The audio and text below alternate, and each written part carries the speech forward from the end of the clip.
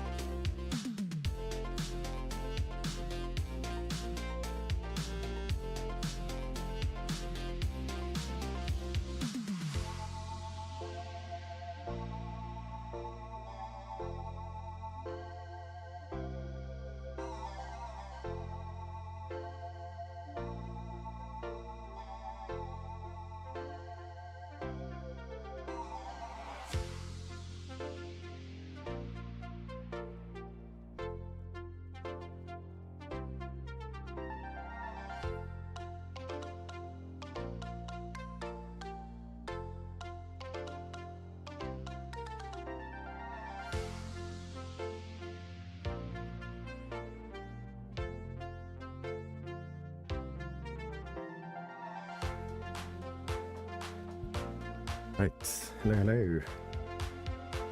Day 2, or kind of, I suppose it's the first full day. I'm going to call this day 2.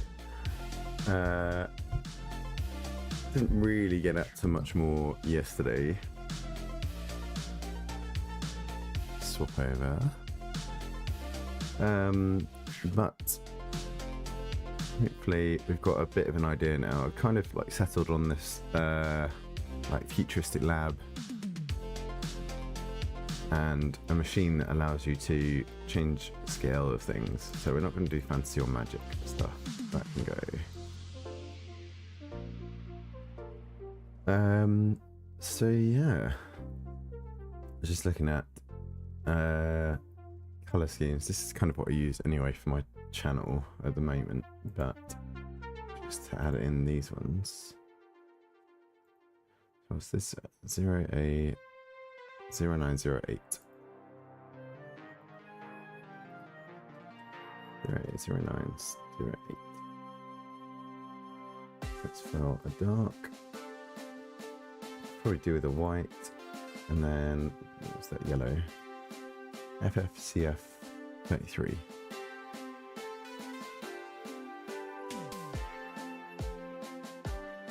FFCF33. Get rid of that last one. We can add more if we want. But let's save that palette.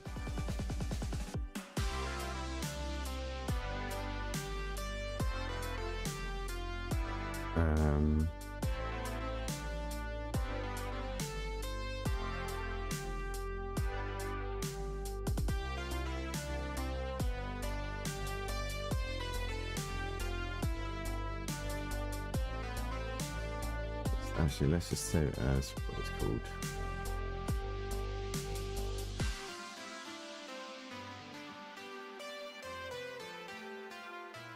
Plus brand. 1x plus brand. Can I put pluses in this? Probably not.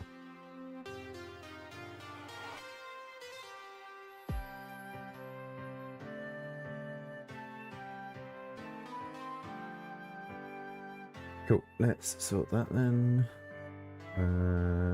Sort by hue.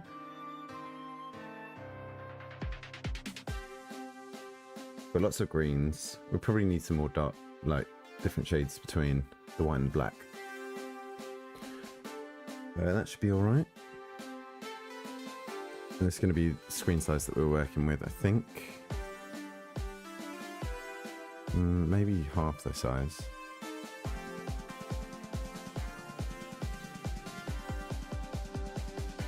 What's our canvas size here? 640 by 360.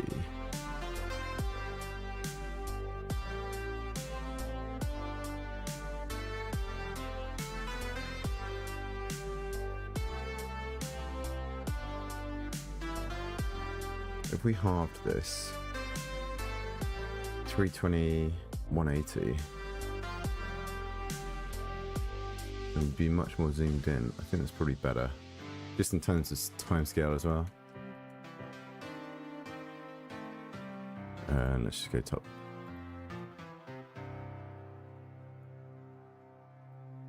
So then each of these, we got 1, 2, 6, 7, 8. It's got to be a 16. 11, 12, 13, 14, 15, 16, yep.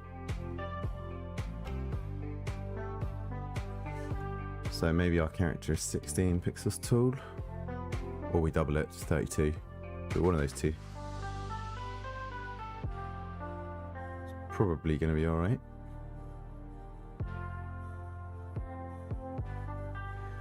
Okay, so rough idea. We're going to have like a machine somewhere in like a lab setting, and some problems to try and figure out our way out. Are these all AI? They are, aren't they? Basically just searched on Google Images for some similar kind of ideas. I think this one might actually be from a TV show. So I think I saw. Yeah, I like some of these ideas. I kind of don't want overgrown. More dystopian lab setting.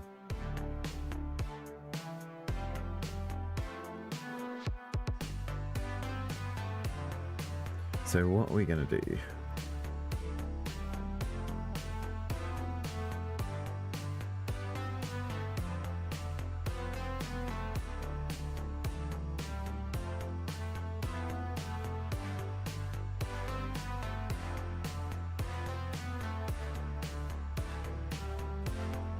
I guess if we just put in some very default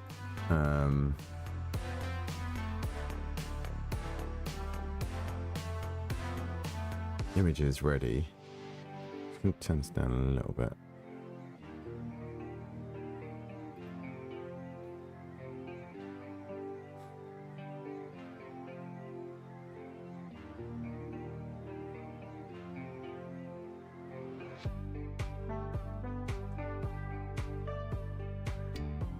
And then I guess we just decide how this is going to work. So I think we're going to swap out our player animation. So maybe let's do a default idea for that.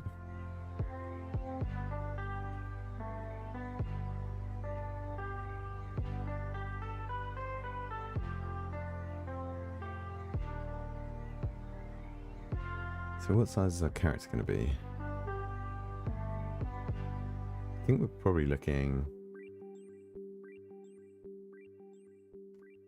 Well, what's this one? It's pretty small.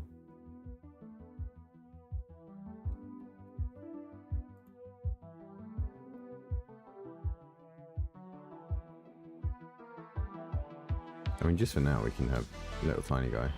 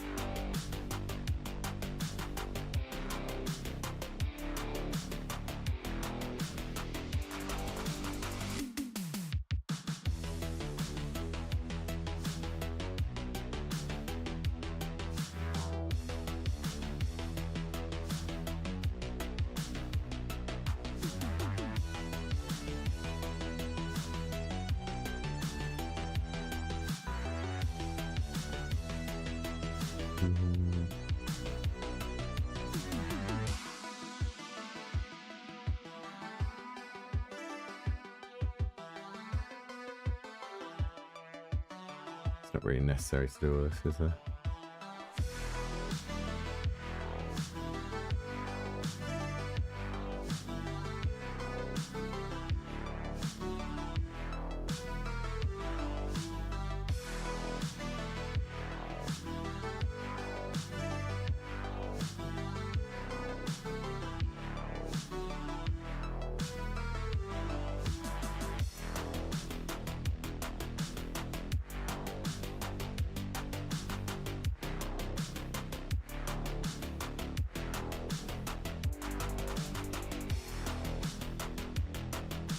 Looking a bit confused. Let's do something like this. So can we export just selection?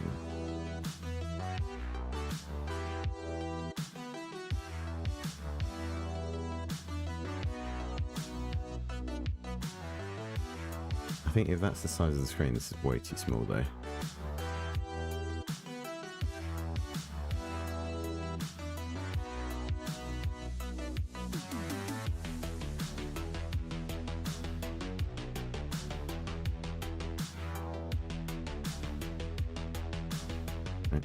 How do we select?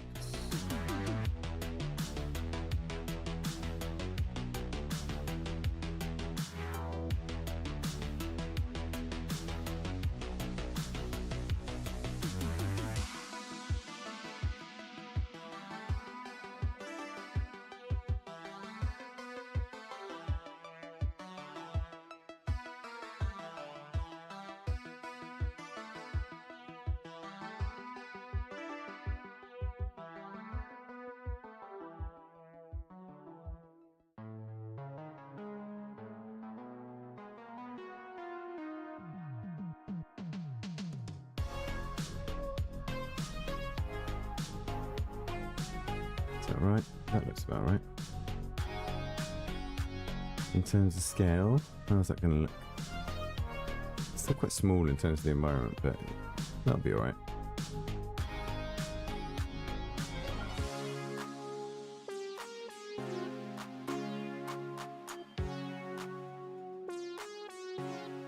So I just select that.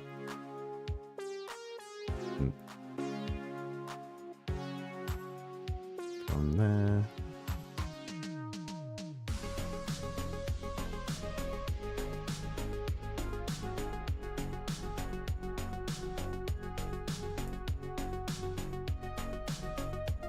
Selected layers, that's another work. Area selection, that's what we want.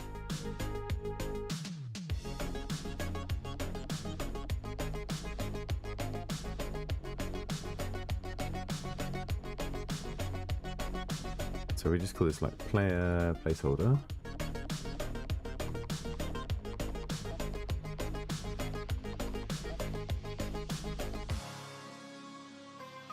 And then where's that gonna save?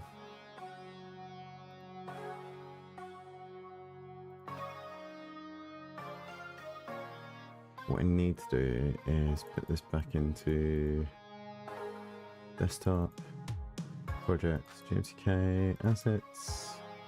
And we'll do a new folder here, which is going to be... Hey Zimni, how's it going? Not too bad. I didn't really do anything more yesterday. I was just more doing some brainstorming, so I thought there's no point really really striving that. What's this going to be? It's going to be artwork, graphics. Let's call this graphics.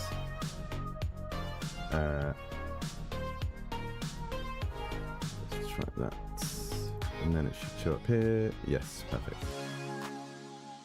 Why is it stretched though? It's not stretched. So I think I'm gonna continue along the idea of the like SCP type lab setting with machines to scale objects. But that's kind of all I got to. Just looked around for some reference images and stuff like that, and then had a little think about some of the design. But yeah, I didn't go too busy with it yesterday. Kind of just leaving myself some room to think about it. But what we're going to do, we're going to replace our animated sprites, which we just want to bring in here, is it? Got to remember how to do this. So it's this one, isn't it? Add frames, assets, graphics, this one. Open. There's only one frame. So bring this down to 1 and 1. 10 by 26. This one, add frame. That's fine. And we're just going to put in some placeholder graphics for the moment.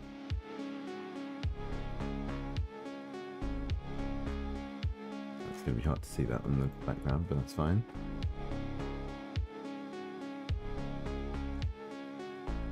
Hope you're doing well.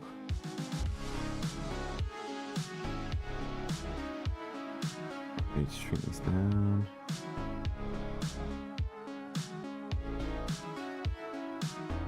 That matches up alright. What's this? Is this our player center? It's going to move everything, isn't it? Yeah. Let's put that on the player. Put this on the player. Good, good. Yeah, I hope you're having a nice holiday.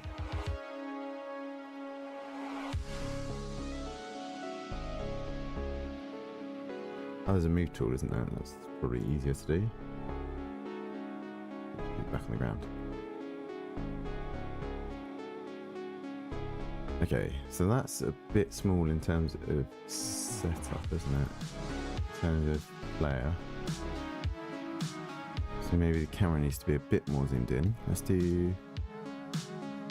Oh no, there's a grid.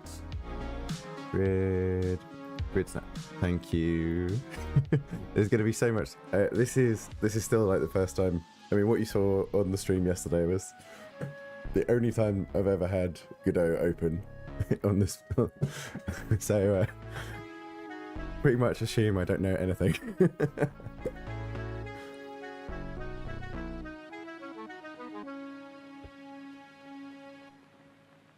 change the size of the grid. Maybe here. Pixel snap, configure snap.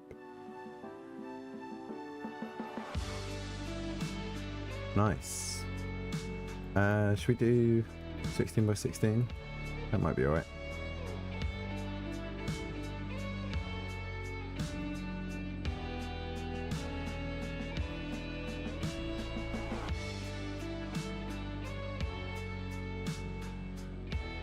Actually, I prefer having the a bit more detail.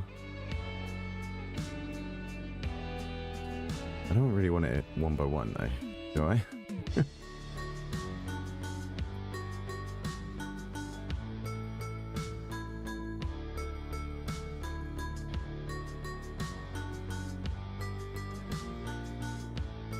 Okay, so we'll see what I'll play around with that and see what I actually want to add.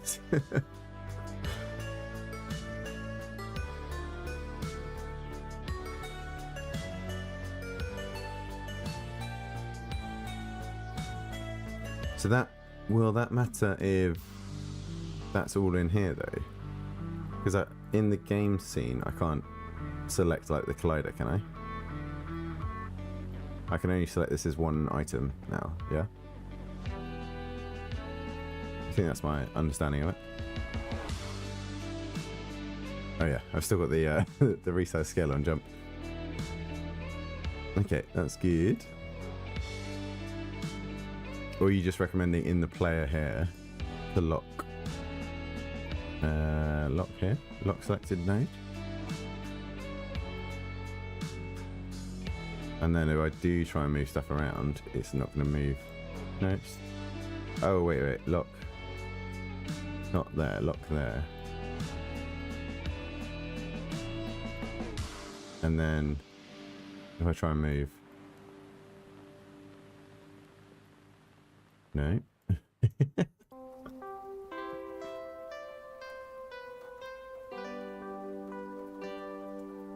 I think as long as I got the player selected, that's gonna be okay.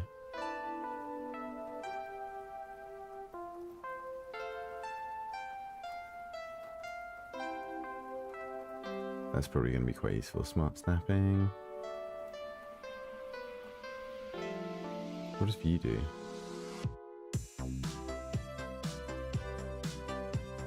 Okay.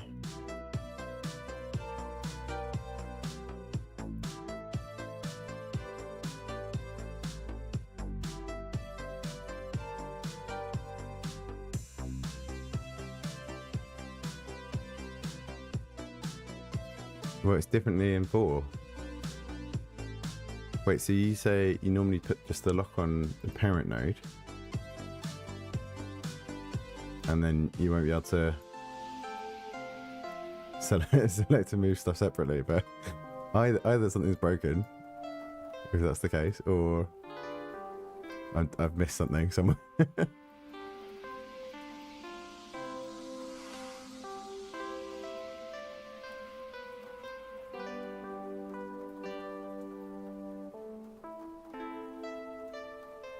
Yeah, it's weird. That's alright. We'll figure it out. So, can I do an offset on the camera so that it's... Yes, I can. I want to go up. So minus... What's that going to be? 90 pixels? Oh, too much.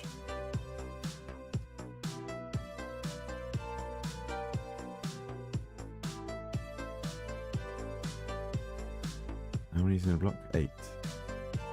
82. Why would it be minus 81? That seems weird. I guess we don't necessarily want that because that'll have that at the bottom. Let's just do like minus 40, that's probably alright. And then how are we looking on size then?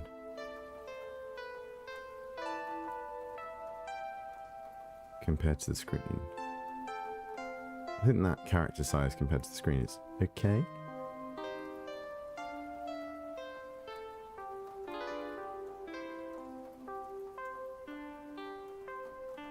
So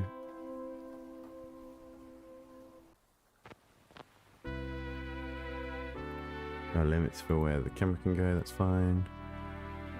Drag, editor, transform.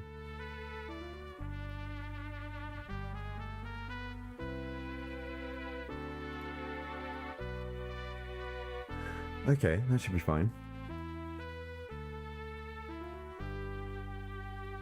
So do we want to use tiles? I don't know if we want to use tiles for this. I think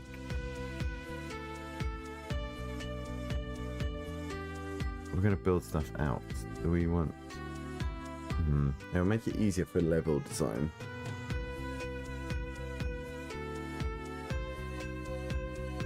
But I think I'd rather just do a background picture and just draw it all.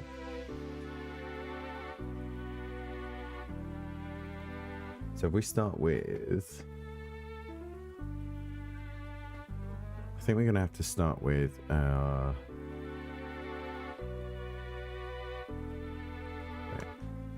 Forgotten how to move around in a sprite. Where the machine's going to be.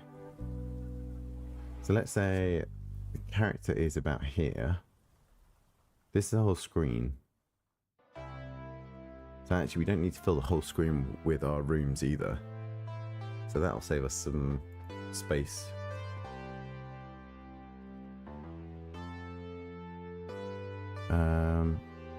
It's kind of moved around a bit, hasn't it? Since the last time I used it. So let's say... Oh, do we have a box? No?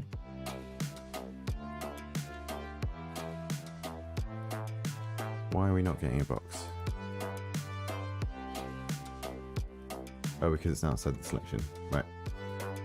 Let's add a new layer. Move this up a little bit. F was frame, R was layer. There we go. So let's say if we're giving something like this.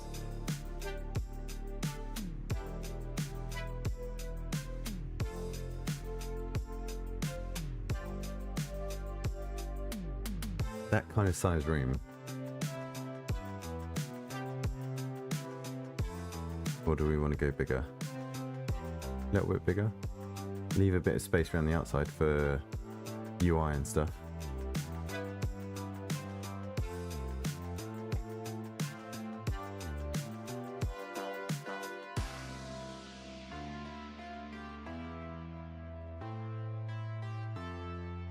Yeah, I think that's kind of size would do.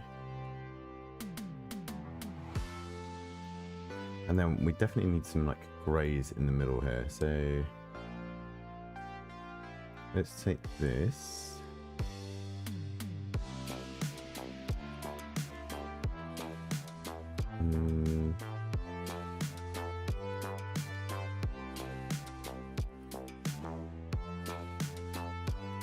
Pump up the lightness a bit.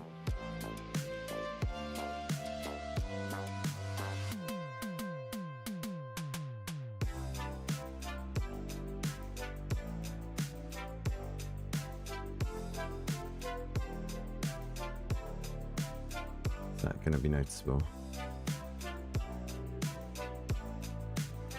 Kind of. Let's get a couple of those kind of colours.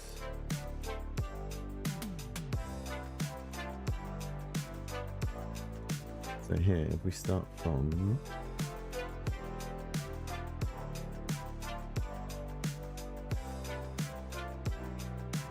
what shade's this? 262.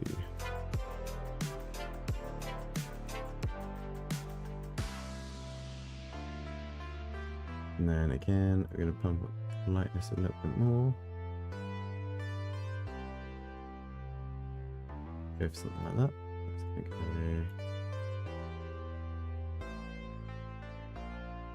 up there. And then, what's your RGB value? 42. And we'll go a bit lighter again.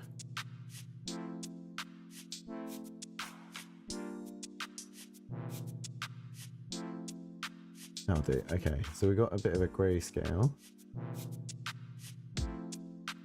He's the same.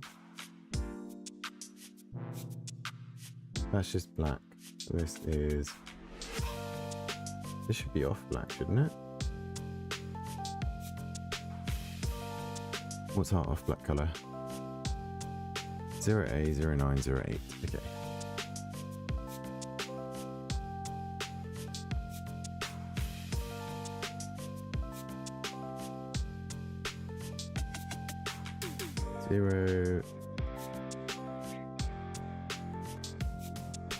Zero A 0908 0908. That's it. Okay, let's lock those colors. I don't think there's going to be any visible difference between the black and that, though. I know on hue wise, but let's go by brightness. Like, if we put them right next to each other, I don't think you can see. No. So let's get rid of this one.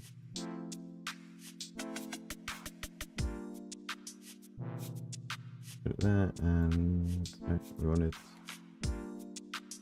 yellow. That's fine. Okay, we're getting there. Sort by hue.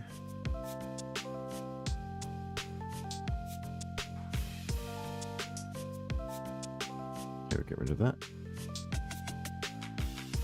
So that's going to be our background. Let's put in another layer, and let's design a little machine.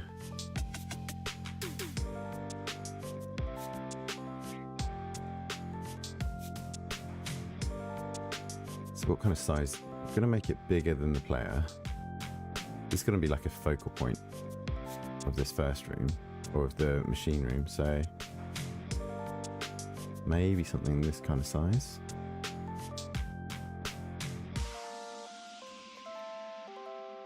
Don't have to worry too much about how neat we're going to be for this. This is just going to be placeholder.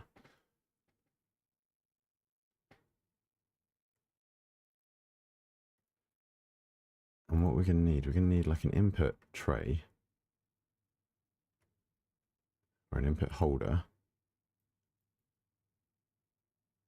and an output kind of like setup.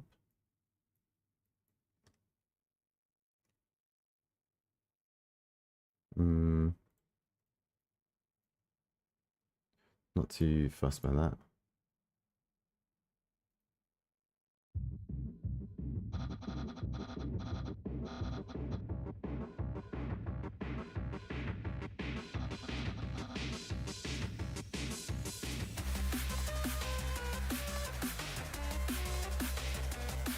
Is that too loud?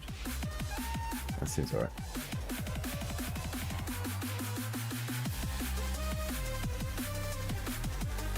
Don't know what this is going to look like eventually, but for the moment we're just going to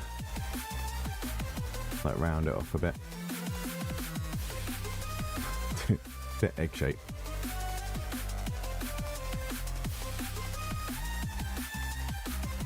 Get rid of the input tray.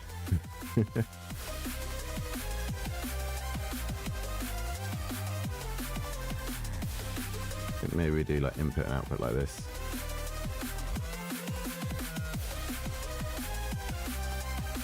Yep. Yeah, this is a sprite. Pretty much how you typed it. Yeah. Just with an extra E. Like that.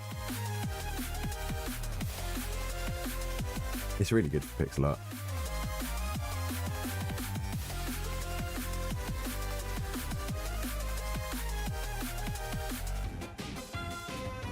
But I just use mouse and keyboard for it all.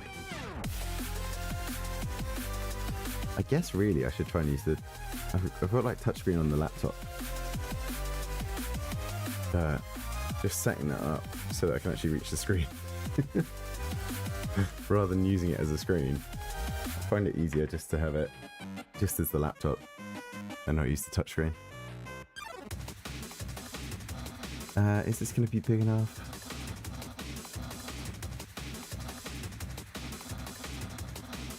I feel like it's going to be a case if the player walks up to one part of it and just interacts with a button rather than like, trying to drop things in certain locations or stuff like that. So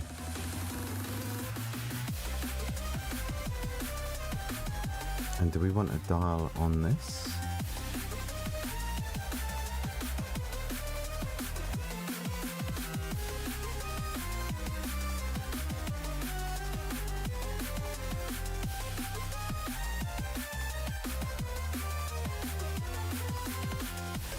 I'm not going to worry too much about what this looks like just yet. So this is going to be size changer. Do we have two different machines, one to make things bigger and one to make things smaller? Or do we just have a dial on this? I think we just have a dial.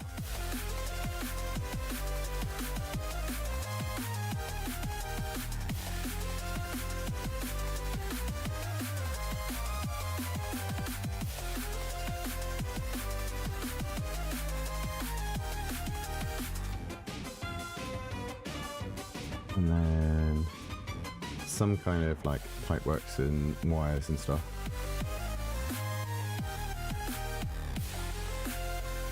But maybe go off into a separate room? I don't know.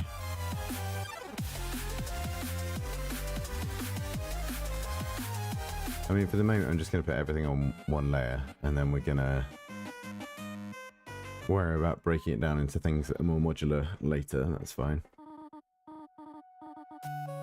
So I also want like doors into other locations. So maybe we do something like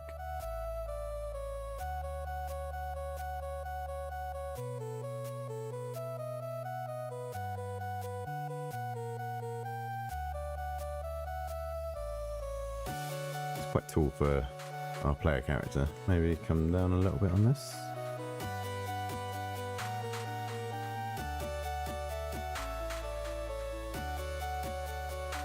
Let's just go straight across.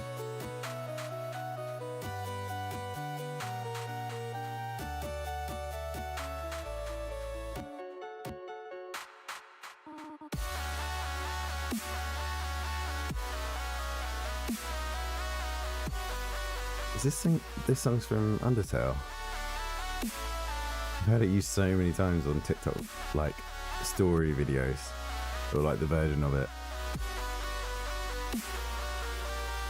I haven't played Undertale yet, so didn't realise that's where it's from.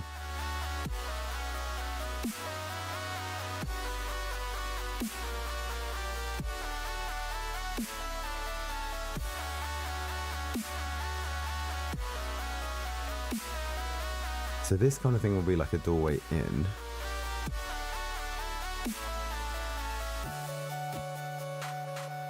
So you can choose to go into different areas.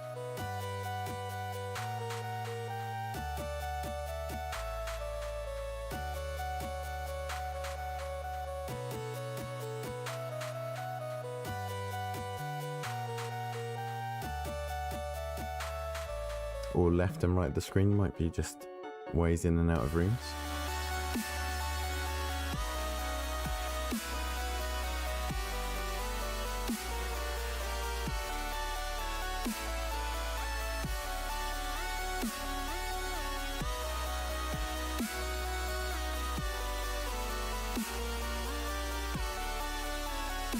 Yeah, sure, let's go with that for the moment.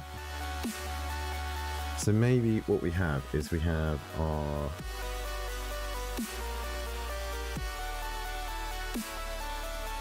item size changer. So something can set the scale.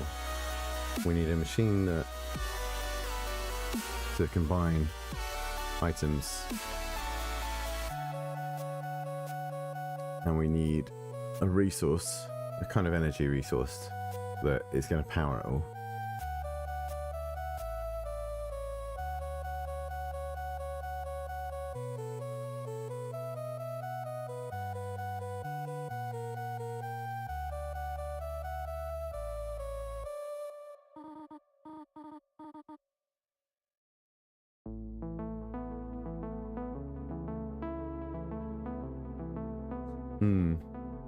Just trying to think of this.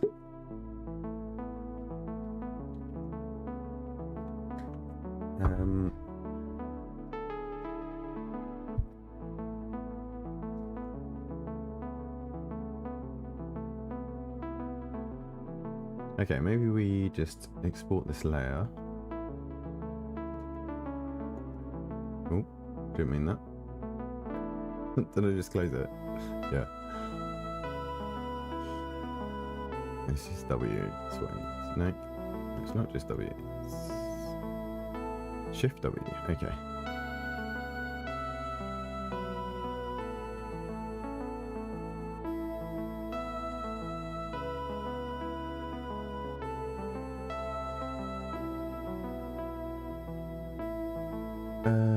Export this.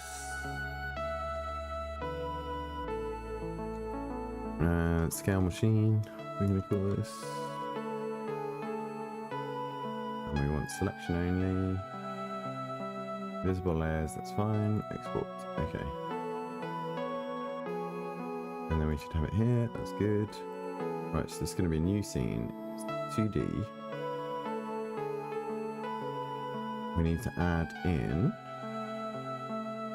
It's not going to have a collider. Shift A, Control A. Okay. So no 2D. It's going to be an animated sprite eventually, because there's going to be some bit to it. New sprite frames, that's fine. And then where's the? Is it animation?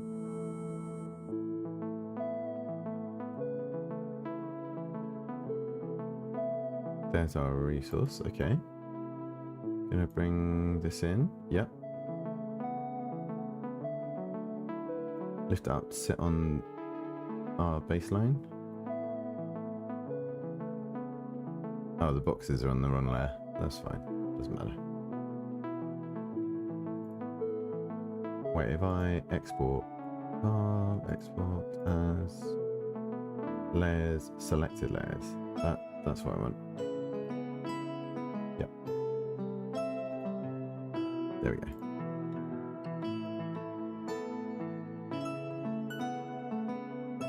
And then we just want an, I think it's just area 2D it's called.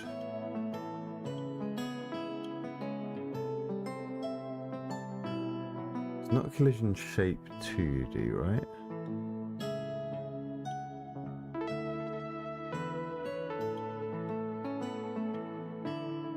I'm sure it was called area something. Yeah, area 2D. Detects other collision objects entering or exiting. Yeah. And then we need to set the size, set the shape of it, right?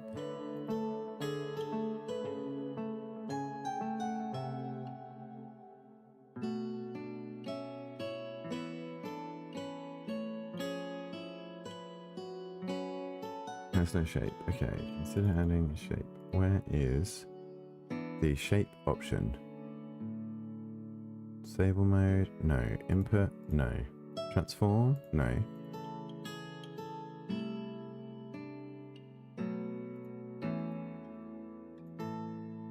Gravity off, that's correct. How do we set the shape of it? This should attach to this node.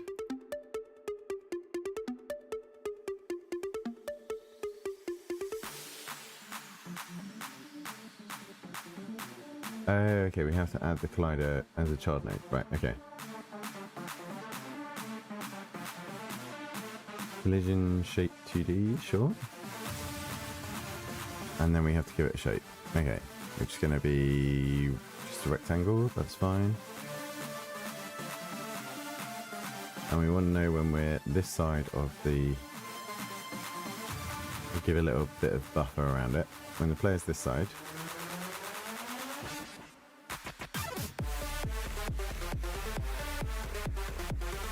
so this is going to be our input side.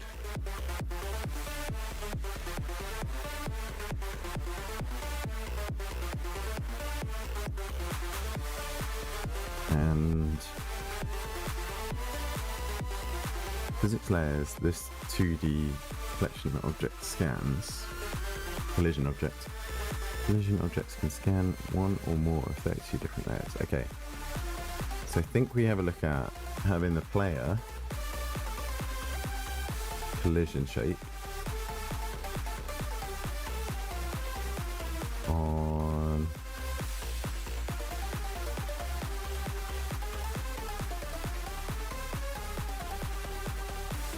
the rendering layer in which this canvas item is rendered. No.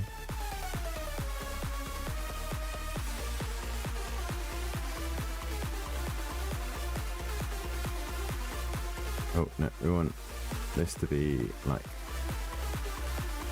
5, let's say, so that he stays on top.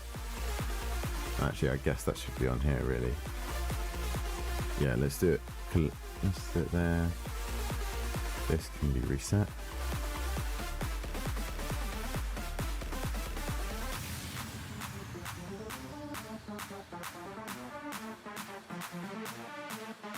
So our player visibility, is it not on visibility?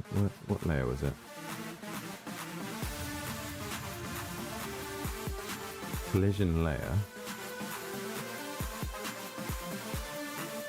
Collision, here we go.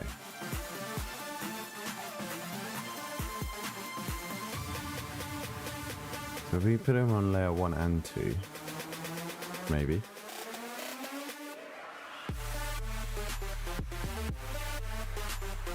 Let's call this our scale machine. Wait, do we capitalize this bit or not? Yeah.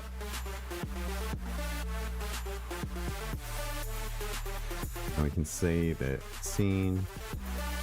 Scale machine, that's fine. And then we want to add a script to this.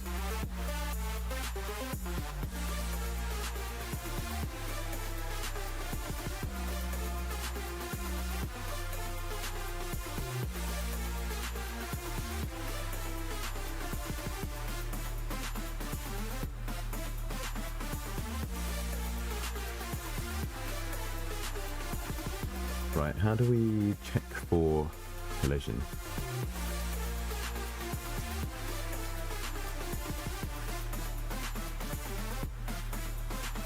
I think this is where we need to go back to our tutorial from Brackies. We're also going to set it to autoplay, and by default this is... So pause that. There was... when we had the coin pickups.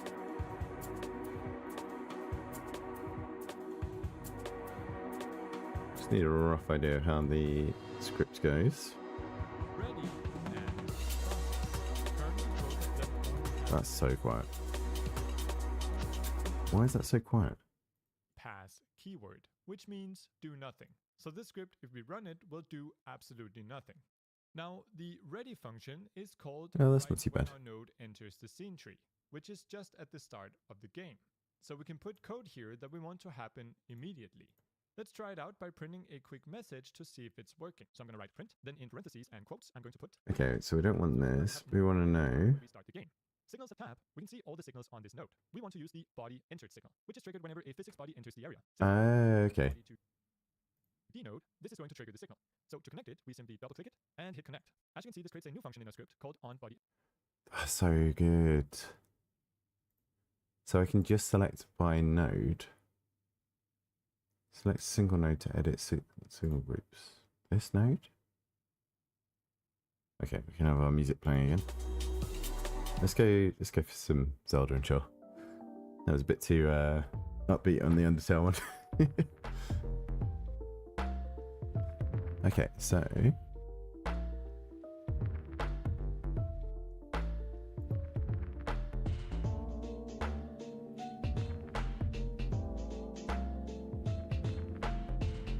double click. What does advanced give us? No.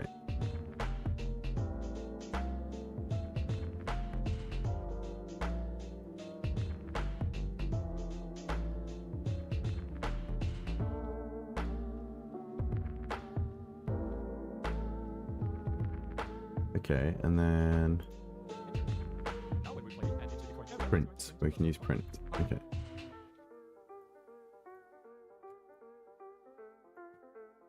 So print brackets.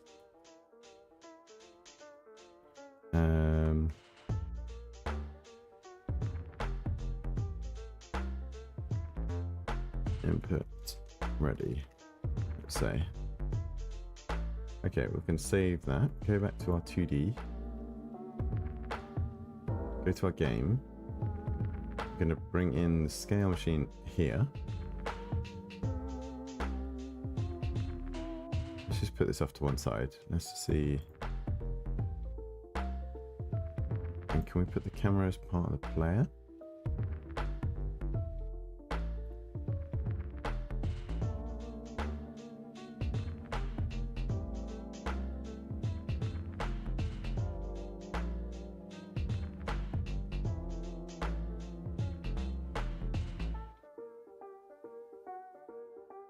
Just position smoothing do. Let's try that.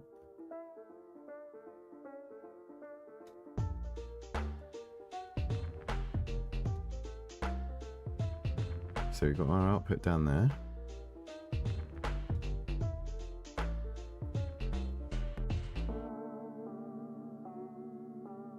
Okay, cool.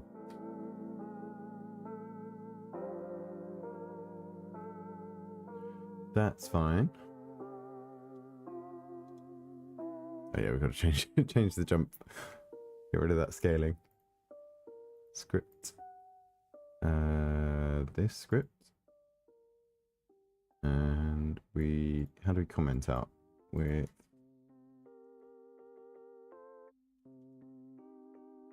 the hash. That's fine. Save that. Does that auto reload? I wonder. How can I test that? Let's say if we do these back to 1.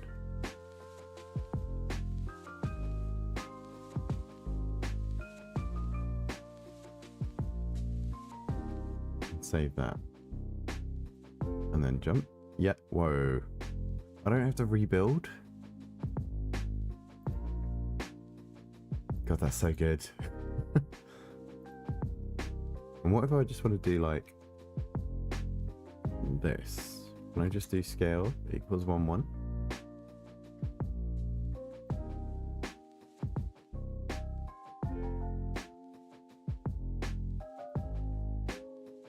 Do I have to say it's a vector?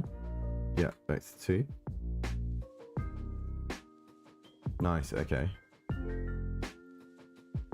So then if I wanted to do something like this.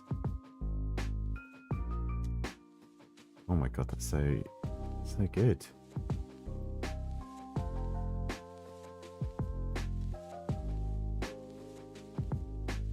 Cool, okay.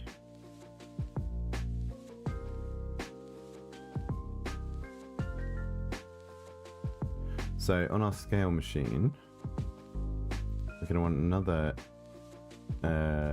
input. Yeah, I can just control D it, that's fine. And this will be, oh no. Oh, are these linked? I don't want to link them.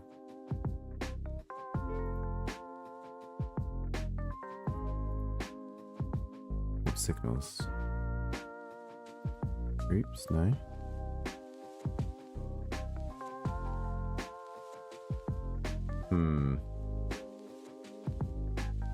How do I...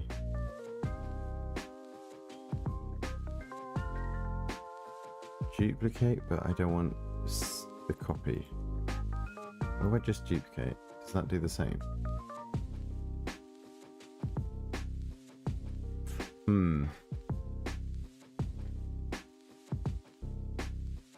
I guess the collision for this can be on the floor as well.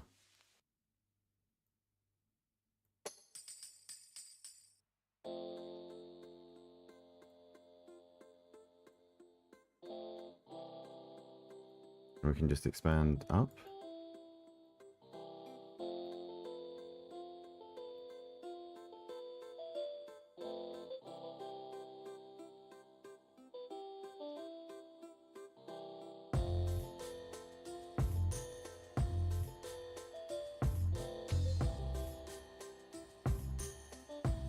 What have we got different on these transforms? There's a different height somewhere. 20 pixels, 21, 21. There we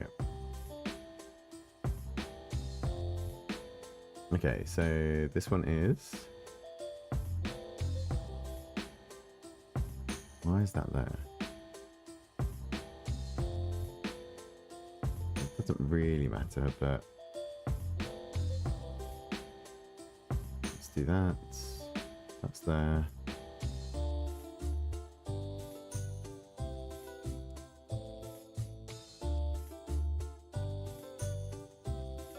That's also there, okay. Now can I move that all together?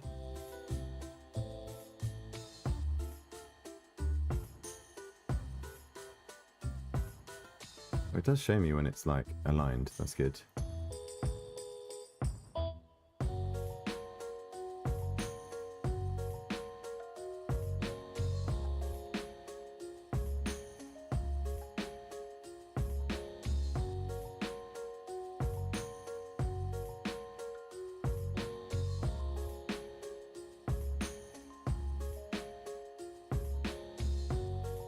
So this is our output.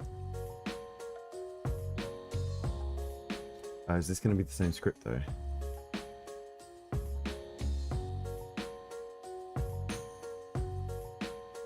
If I change this to output, is that a different script to this one?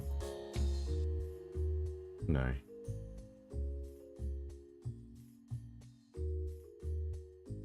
Where are these even saved?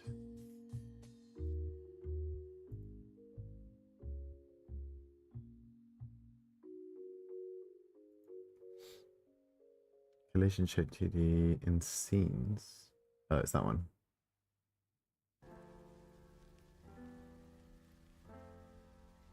So let's move that into scripts.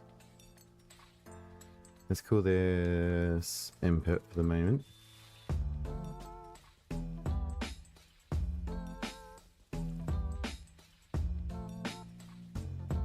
Can I remove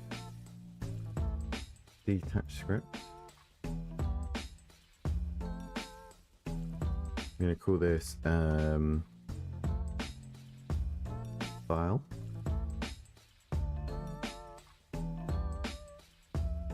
And then can I attach a separate script to it? Yeah.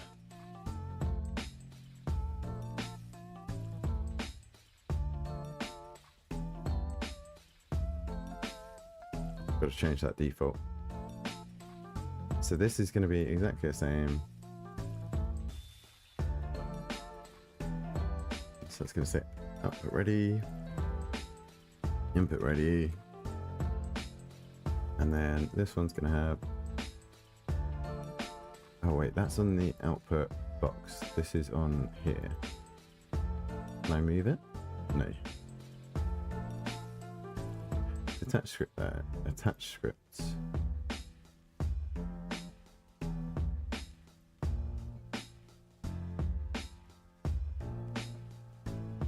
Using existing scripts, that's fine. Load, save, and then scripts, default. Can I change this default to be in scripts?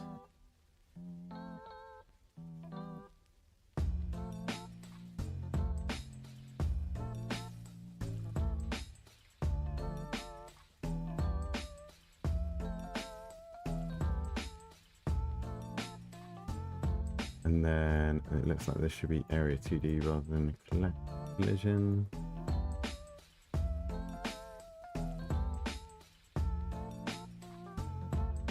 Okay, let's just test if that works then.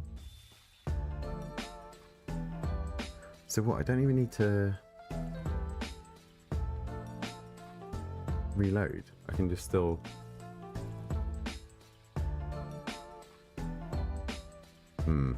I do need to reload by the looks of it.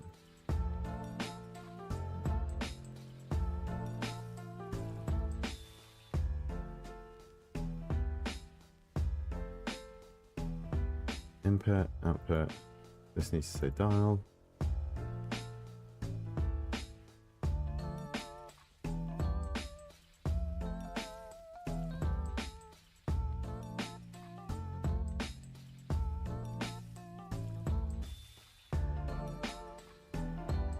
Let's see if that works.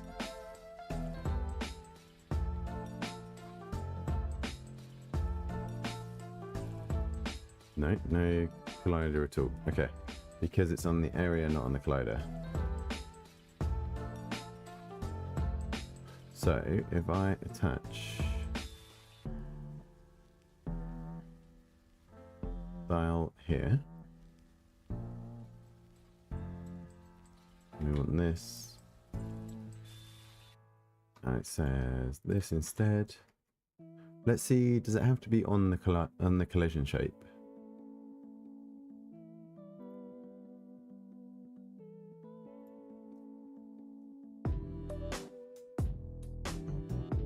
I think we have to reload.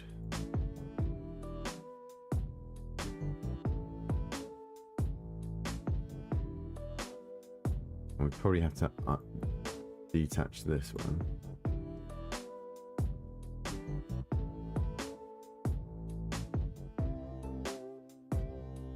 That's why I had an issue. Let's reload.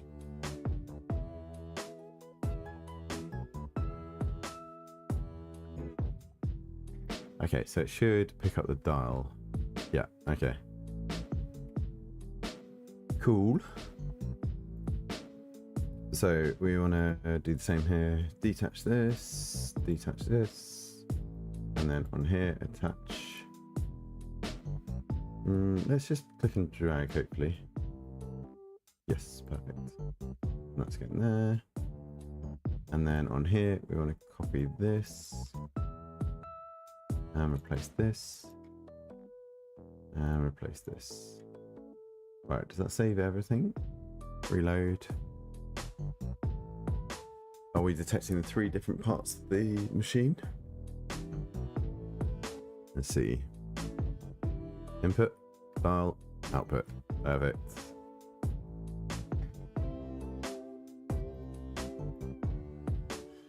So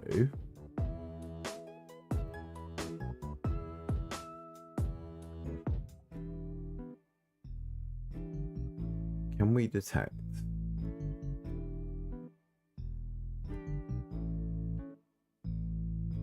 player input while we're colliding?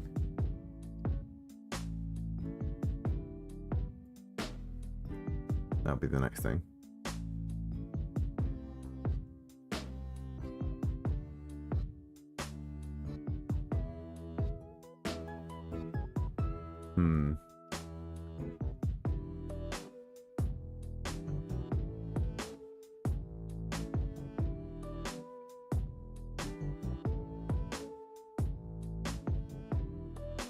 So at the moment, our player input is this stuff.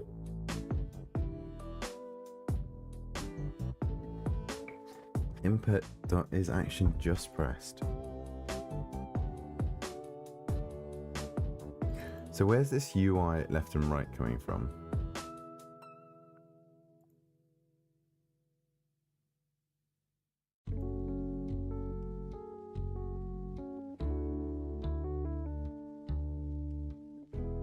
Physics, input devices, pointing, navigation, input map.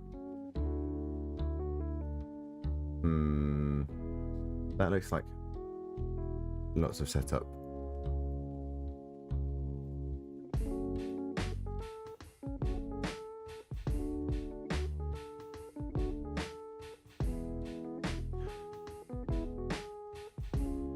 Input event.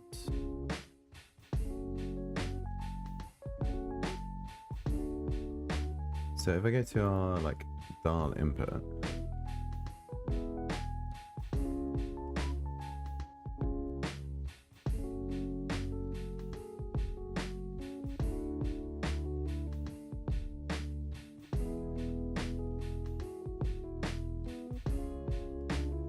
pass input event.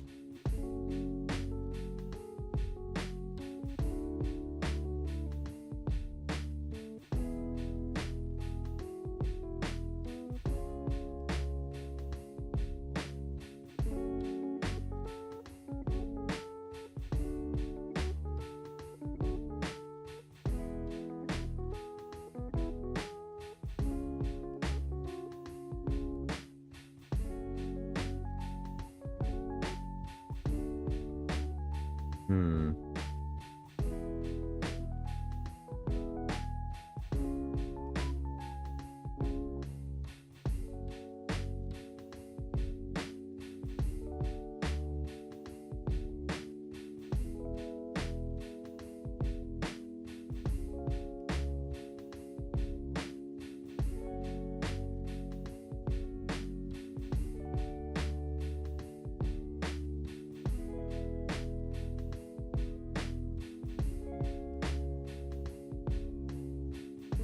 So what's the action in terms of action versus input?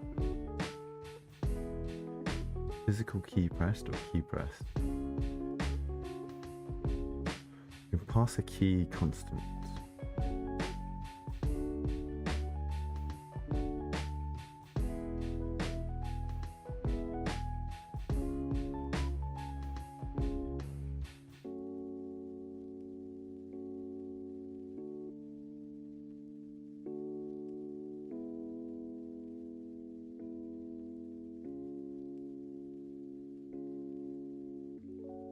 Wonder how easy it is to allow remapping of keys.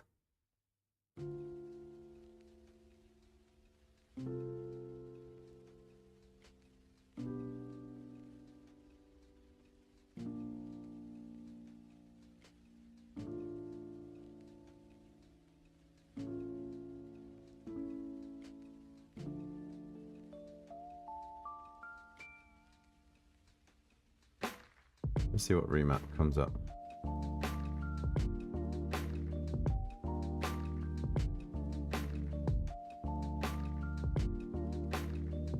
Controls.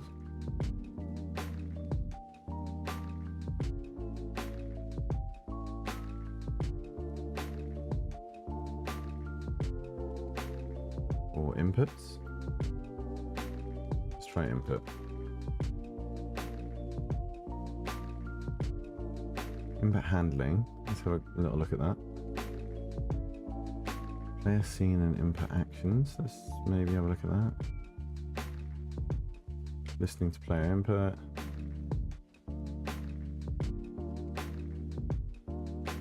I do want to have a look at shaders at some point as well. Is that the whole page?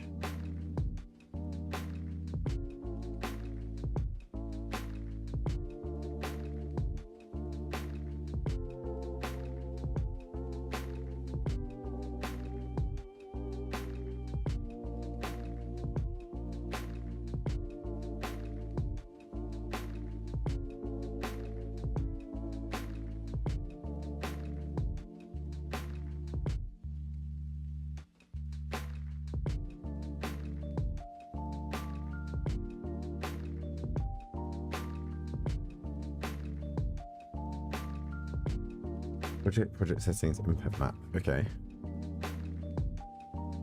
Every input is originated from the user.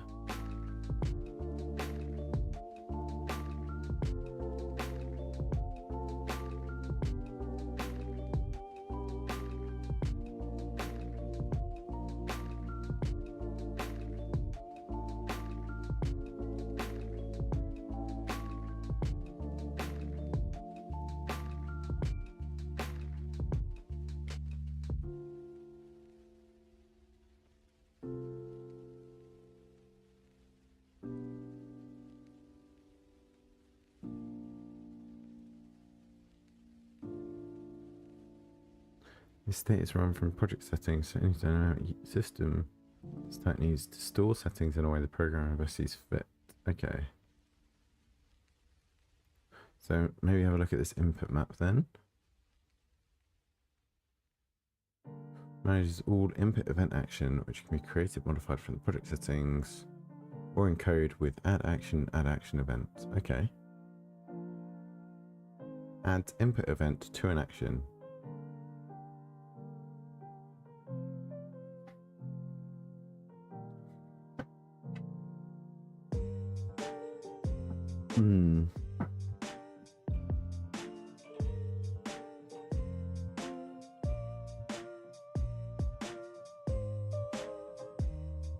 Okay, so this looks like how it's going to do input mapping and all that kind of stuff.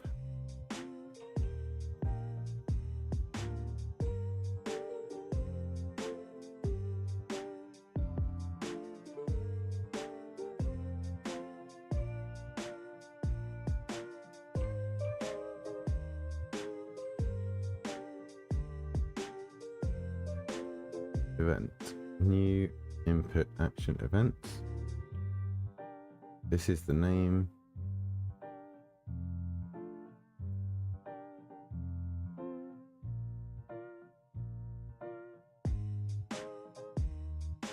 Is that the input?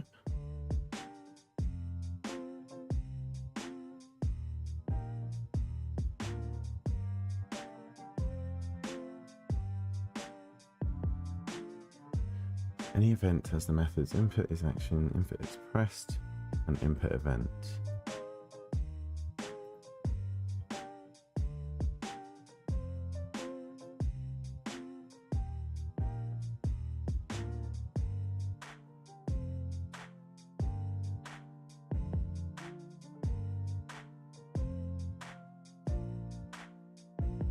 Keyboard events, capturing actions, input map. This page seems to be the whole thing. Events versus polling.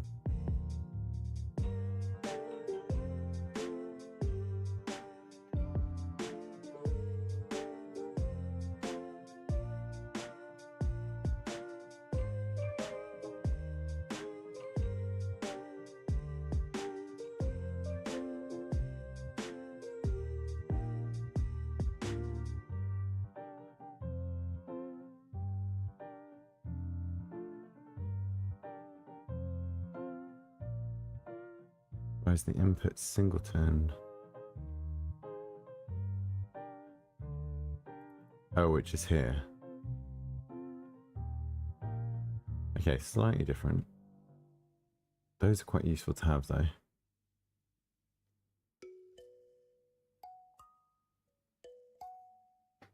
For the remainder of the tutorial, focus on capturing individual events in input. Okay. Input events are...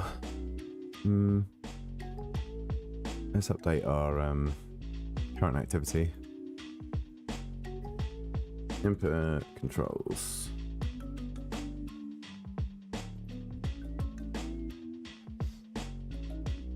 Input events are objects that inherit from input event. Depending on the event type, the object will contain specific properties related to that event. Okay. Add a node and attach the script. When you press keys, move the mouse and perform other inputs, you'll see each event scroll by in the input window. Okay. That's quite useful.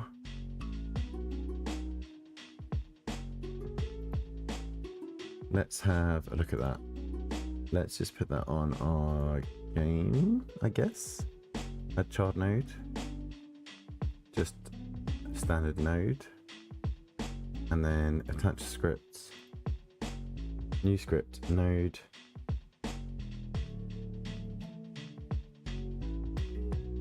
Can I default this to this folder?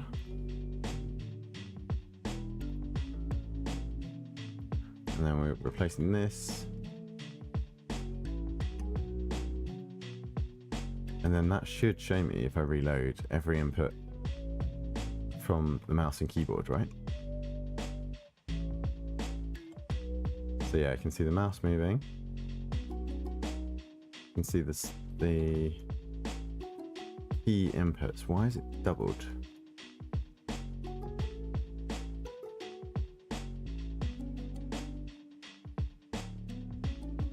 I wonder if that's mouse up, mouse key up, key down. Yeah.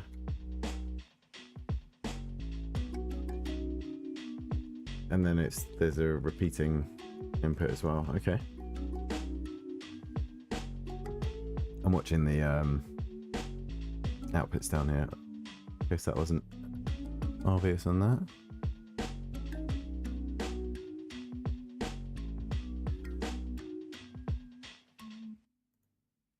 Okay, so instead of that though, As you can see, they're very different for different types of inputs. Input keys, no, key events are even printed as their key symbols. For example, let's inherits from these. As the ability to check if modifiers are pressed, shift and alt. I didn't check actually with mouse clicks. If I hold it down,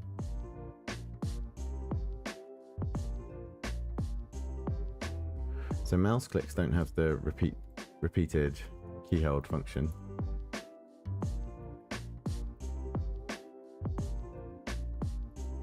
Oh, and that doesn't output. Okay. I've got a middle mouse button that changes the DPI, but that doesn't have an output. That's good.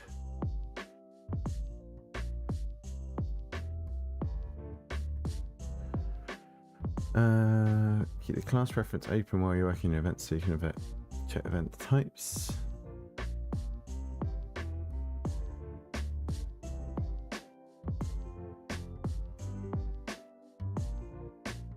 Oh, shift and alt modifiers. Ooh, need the console open. So I do shift. Okay.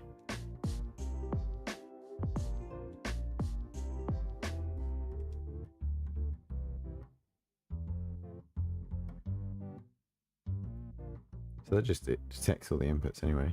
You can encounter errors if you try and access a property on an input type that doesn't contain it.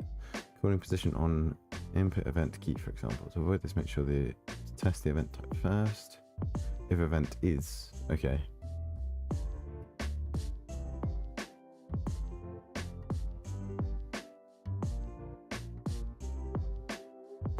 Okay, so you can't get the position property of an event if it's not a mouse event. Okay, that's fine. Input map.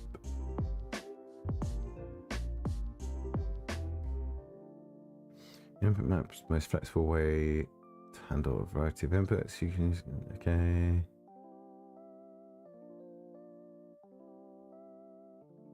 Oh, okay, so that's why it wasn't showing up, because I need the default ones.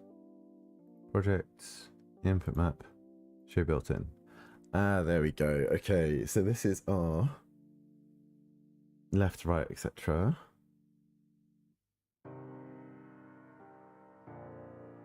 Oh wow, there's quite a lot already.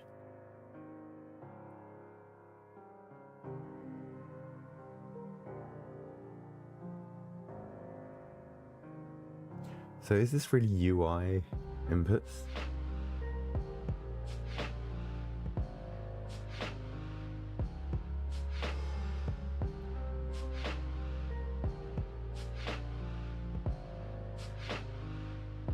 Enter space, yeah. Next, shift tab left. So if we add here, just A.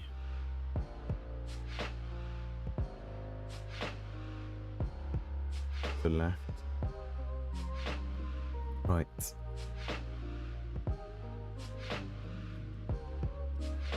No, just W. And down is S. Okay, and then does that mean WSD now? Oh wait, do I have to save it? Close. Reload.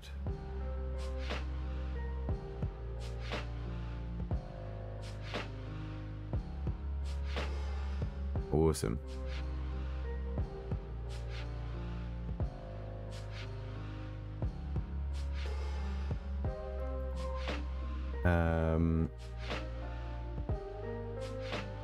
So our player input here.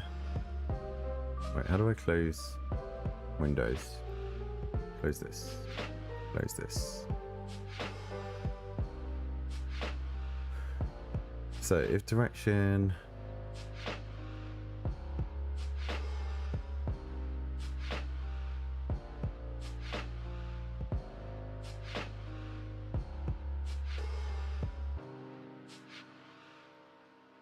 So let's see if this works. If I do like if input dot is action pressed. Oh. is action pressed. And let's say shift.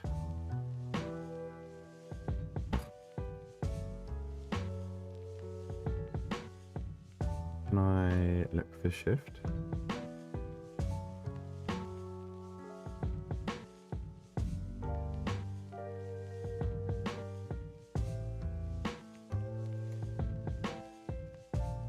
Let's just call this like UI shift for the moment. Then we want speed is equal to 200. And then else speed equals 100. And then in our map, do we have shift here? Can I search? Filter by name. Shift? No.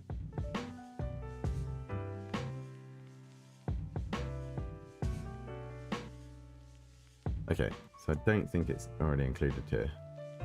So add new action. UI shift. Add. And where does it go? Here. Add shift. Okay. And then how do we pin this?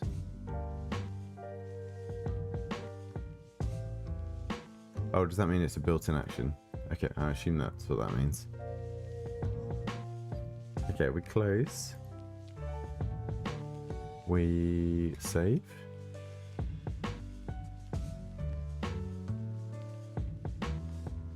Specs code on here.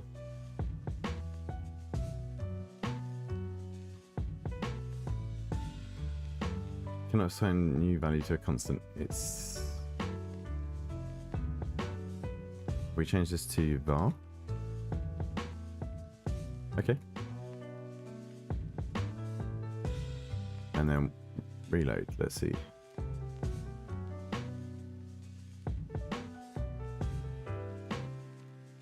So that's left and right, and then that's sprint left, which is faster. Sweet. Nice and simple.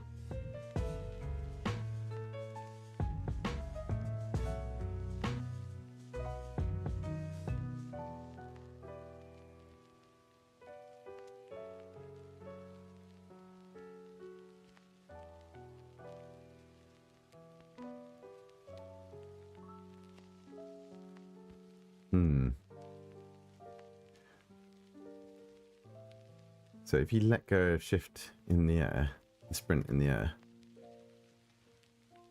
Actually, I should call that UI sprint, shouldn't I? No, that's fine. So maybe this only changes when you're on the floor.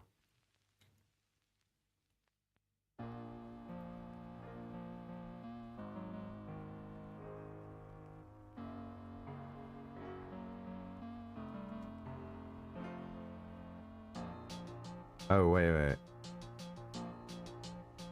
No.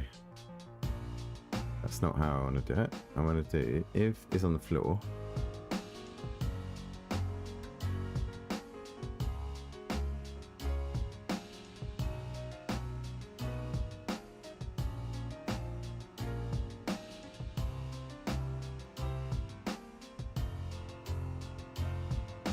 Let's try this. If we do if is on floor,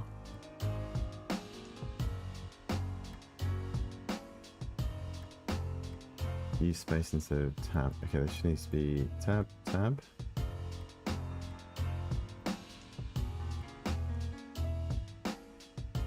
then these get tabbed in.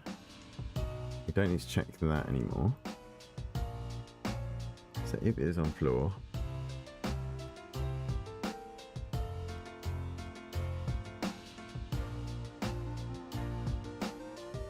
okay, let's try that, see if that works. I assume I need to reset.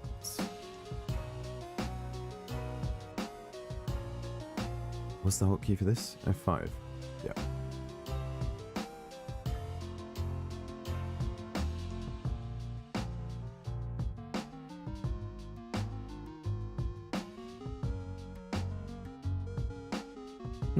Kind of works.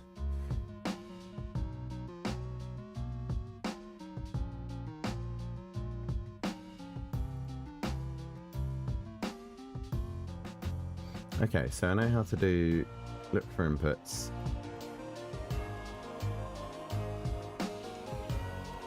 Move and slide. What's move and slide? It doesn't matter. Okay, I'm fairly comfortable with input actions. So let's say as well we want an interact, which is going to be E. So these default ones I think I can ignore. Let's not call this UI shift. Let's call this player shift. And we want to add new action, player interact.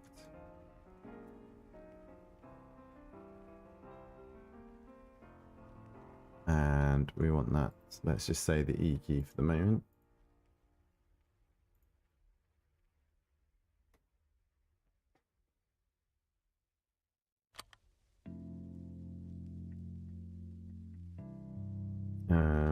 Player left, player right, player jump.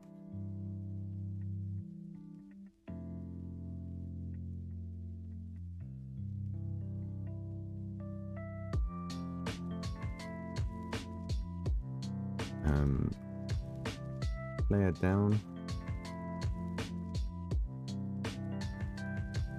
player up, just in case we need those as inputs. Okay, so left,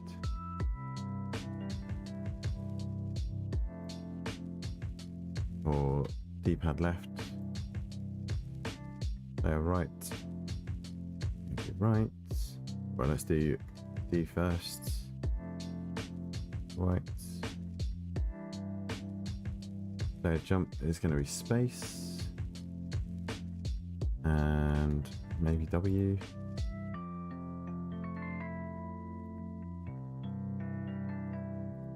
And actually up on the D-pad. Player down. Player down. Can I reorder these? Yeah, I can. Cool. 3SD takes priority here. And player up is going to be W. Keep on pressing enter to select it, but I forget that's our input as well. And up. Okay. So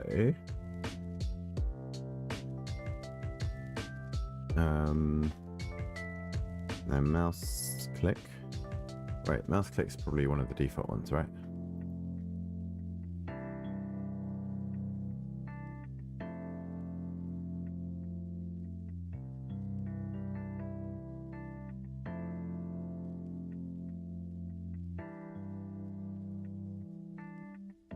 Search mouse. No. Okay, let's do mouse, left click, mouse right, and mouse middle just in case. Oh, spelled that wrong. Cool. This is going to be, no, just a single click I want. Left mouse button, single click. Where's single click?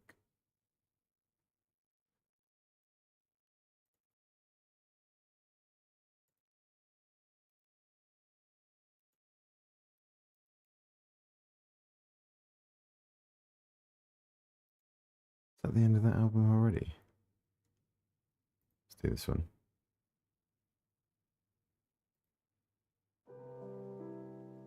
No, I don't want double click. How do I do single click?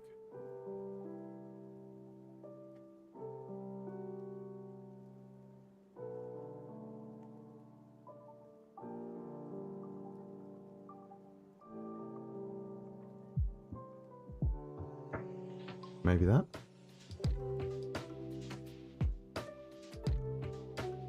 Yeah, that looks right. Now spindle.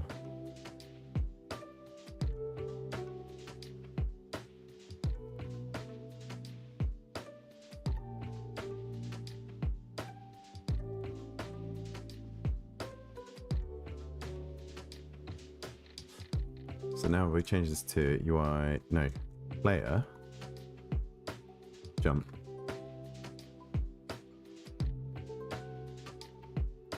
This is now player shift, isn't it? Yep.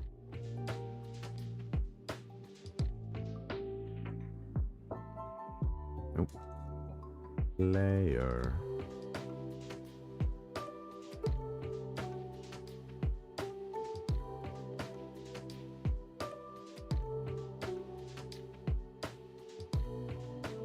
Okay, save all that, rerun. Now I should have same actions, but I can use all the different options here.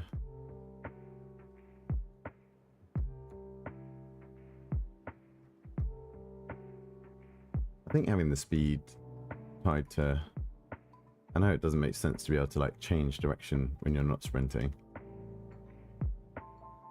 Keep the speed in the air, but that'll be fine.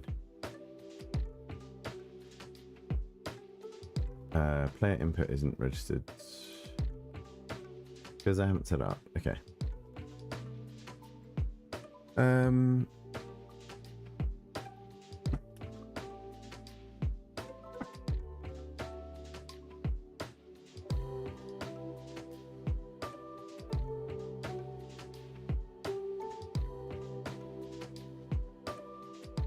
Okay, I think we do a door.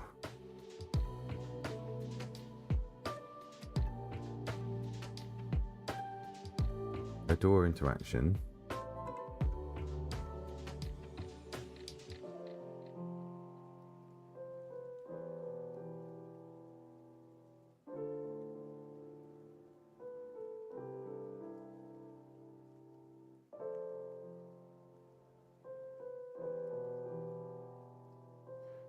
So what do we want to do? We want to do enter door, hide. So left right's kind of done. I want to make the jump smaller. Climb, I kind of want to make an option. Pick up and carry, that's going to be our interact button. Place interact, going to be the same.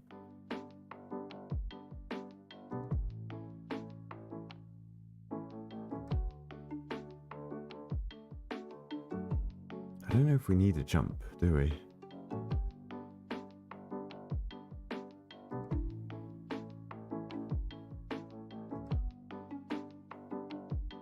I think climb can be interact.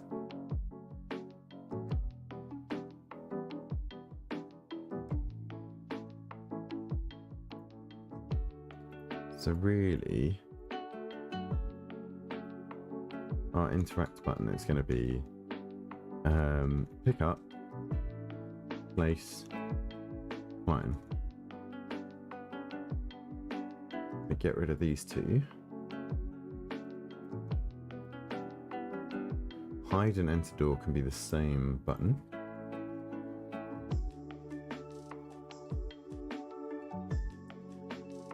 And then I don't know if we want to do an attack. We'll put it down as a question mark for the moment.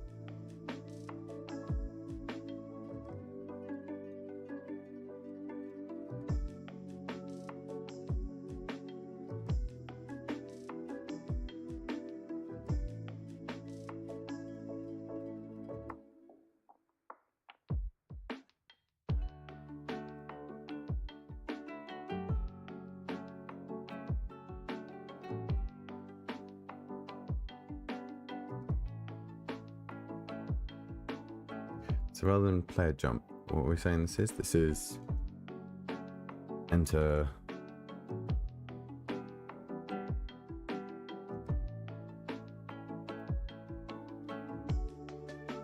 and down's going to be exit.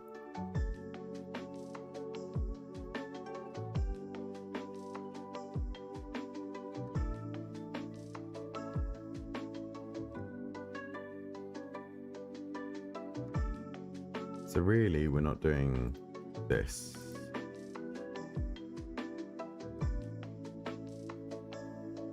So we can just get rid of this for the moment. We'll just comment it out.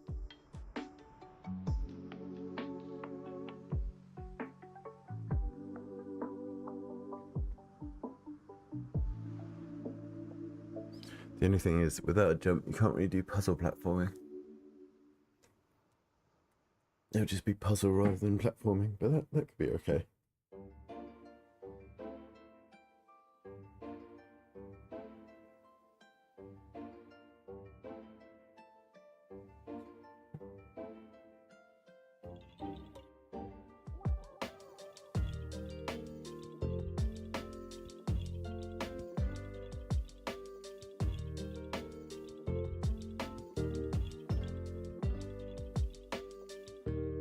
You know what, I think up and down rather than enter.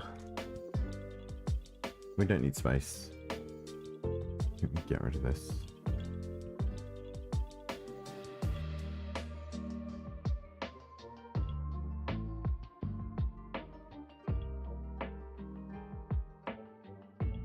Cool, okay. I think we're gonna do a little break in a minute.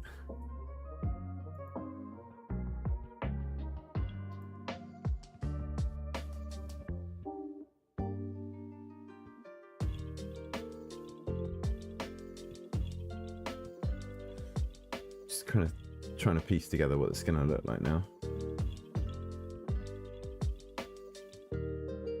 So lab setting, we need horror, dimly lit.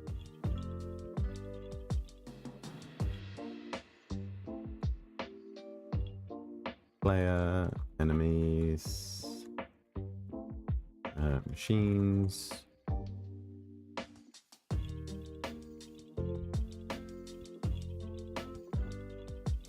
Kind of need to think about what the story is. Oh. Travle really doesn't like scrolling there.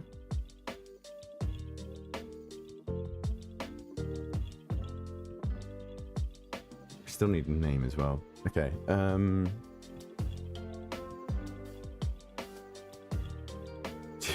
It does look a bit busted, doesn't it? How's it going? Oh, it's fine now. Hello, hello. How are you doing? Finally, trying to do some game dev again. It's been so long. Coming into Godot for the first time and just playing around, so we'll see how it goes. It helps, I think, as well that this game jam's a little bit longer. Runs until Tuesday, so I've got a bit of time to figure out as well.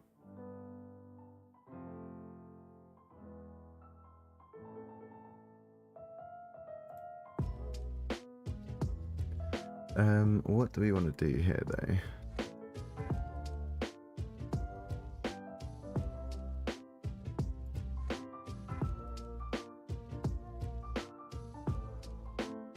So, do we want to plan out more what this machine looks like, or what the levels look like?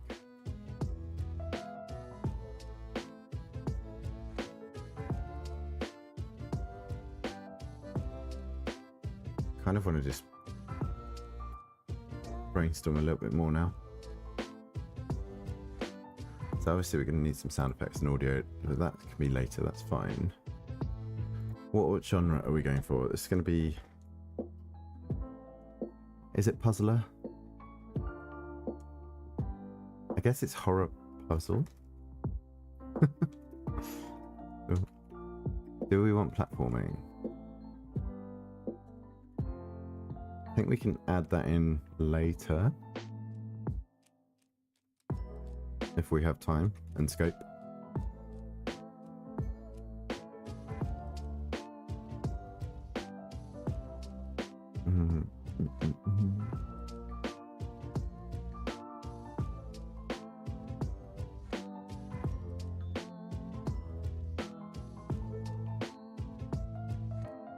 So we're going to have to figure out what tools that we can make.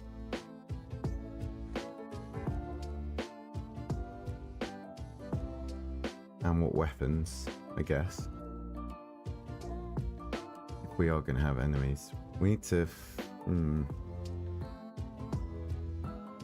It's not really a horror if there's no enemy.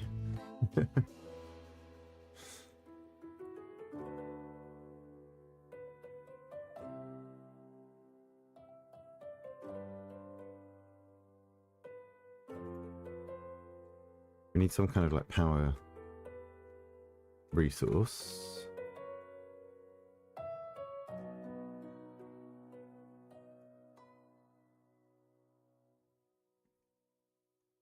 We need some tools to figure out how this works.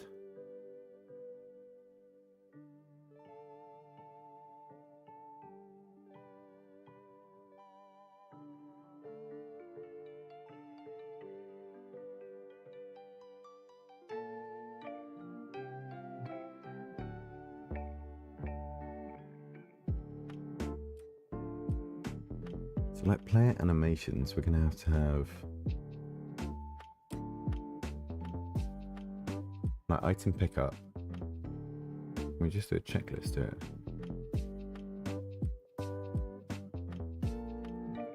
Let's call this animations. So idle, run, hide, enter door. It's going to be the same as the hide, I think. Exit door. Pick up.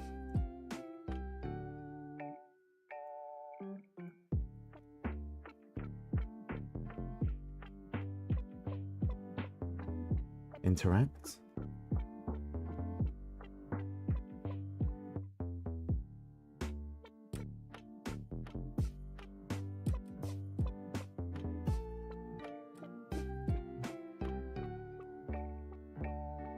Let's go with that for the moment. What rooms do we want?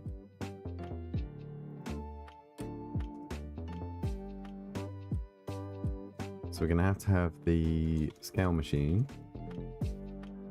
combine machine, power room,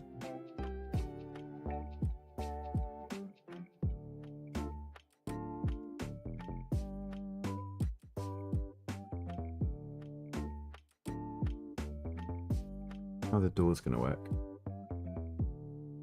Probably just sliding doors. Something nice and easy. It's not really in rooms though.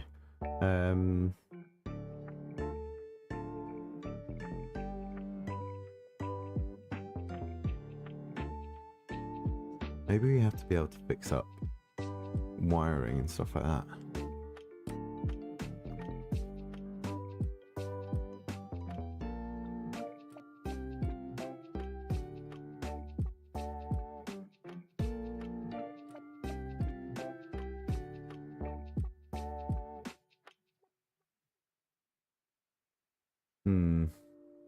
Not sure yet.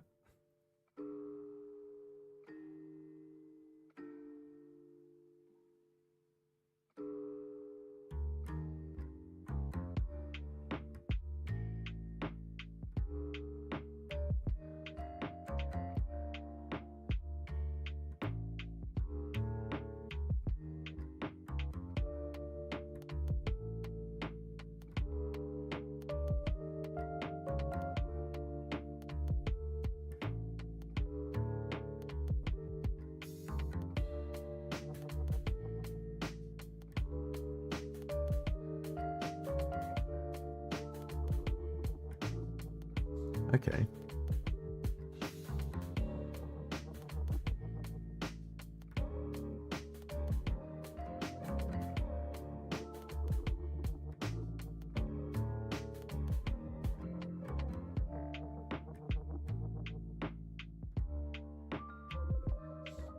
Probably a lot of unknowns in how this works.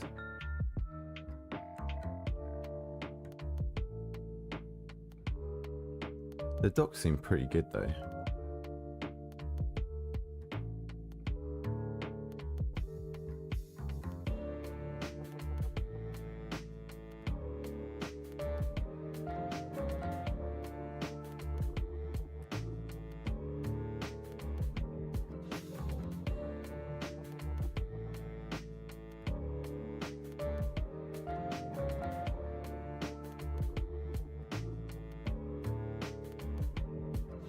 What puzzles? I come up with some puzzle ideas. Oh, puzzles / tasks. Enable power to machines. Maybe we need to fix up some of the machines.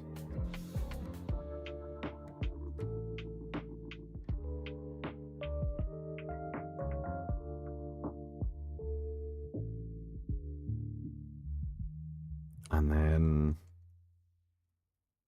discover blueprints.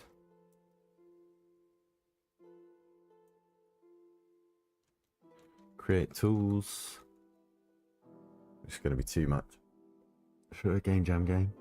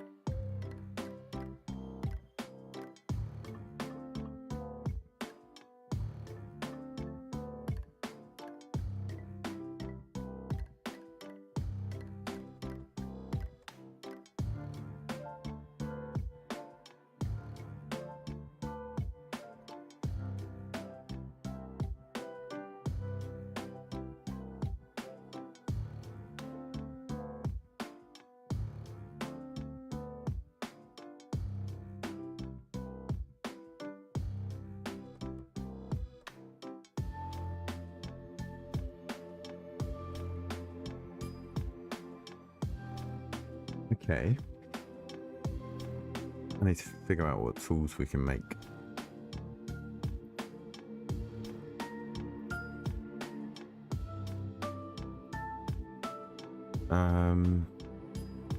What would be useful tools that are going to work in this environment?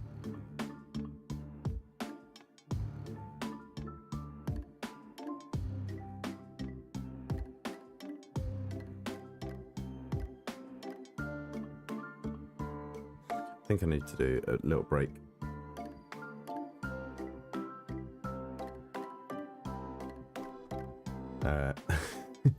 Not focusing so much just now. I think I'm going to do a 5-minute break, get a coffee, and refocus. I'll be back in a little bit. Let's just do starting soon. Do I have a be right back on this page?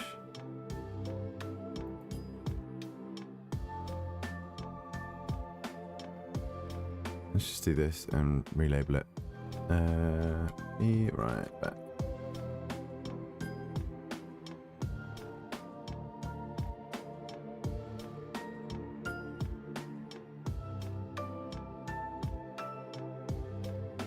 What page should I leave it on?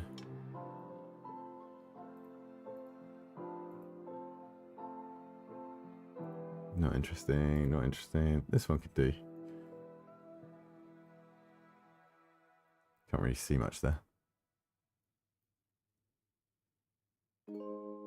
Okay, let's just restart that timer as well. Right, back in a sec.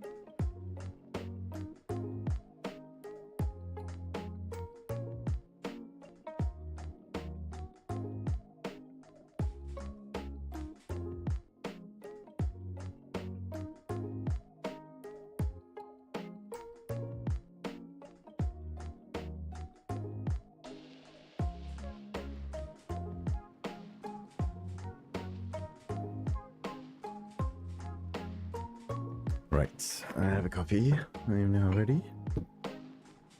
Let's get rid of this. Be right back. And that timer. Nice. Okay, so I think we need to kind of like decide on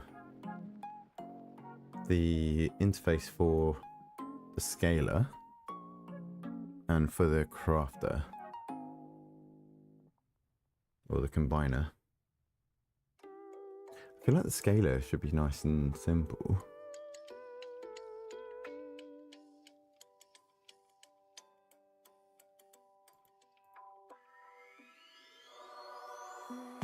Average stream bitrate too high.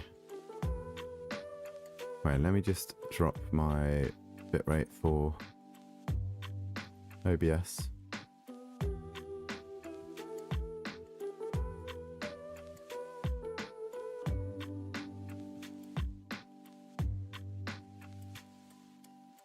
Will that changes while I'm streaming or not?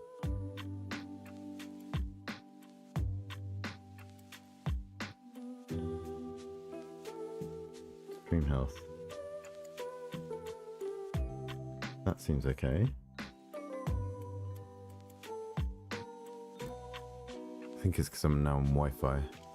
It's peaking a little bit over.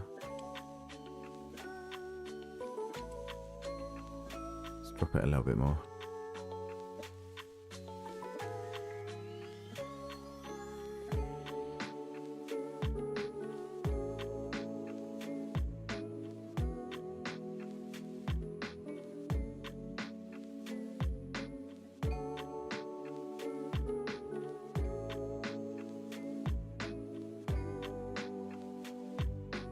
How's that looking? That should stay under 6,000 now.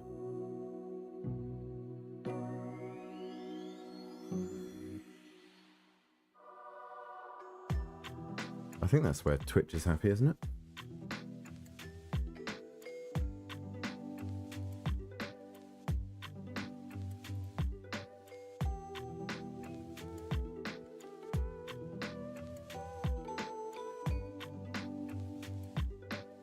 What does Twitch Inspector say?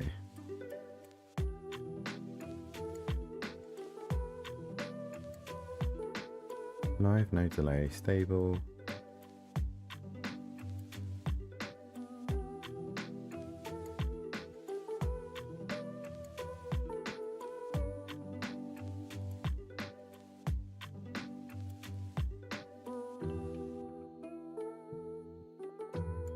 No unstable events. It should be fine.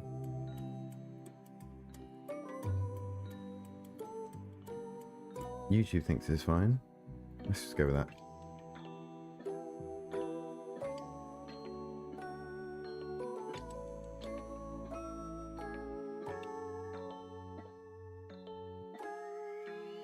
I think Twitch is just being a little bit picky, that's all.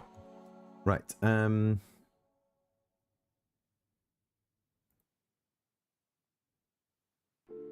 so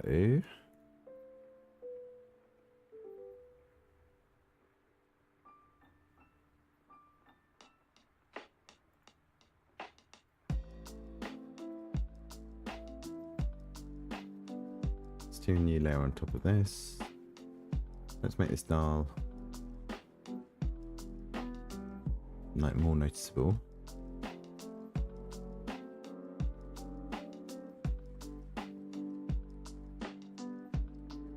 So that can be when it's on.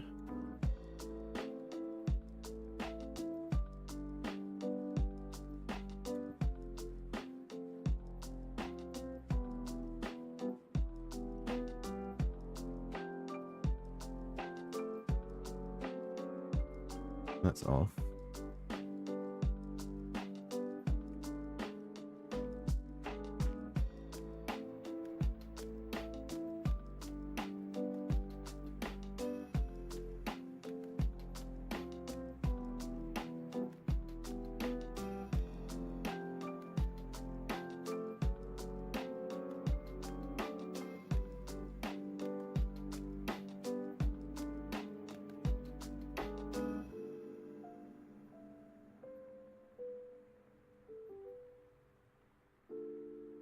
It's still just going to be first pass graphics for the moment.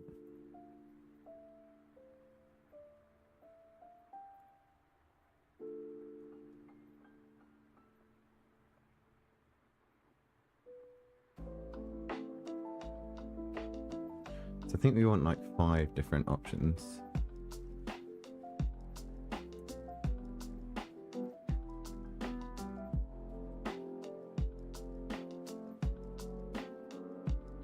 Which I guess can just be overlaid, right? We've got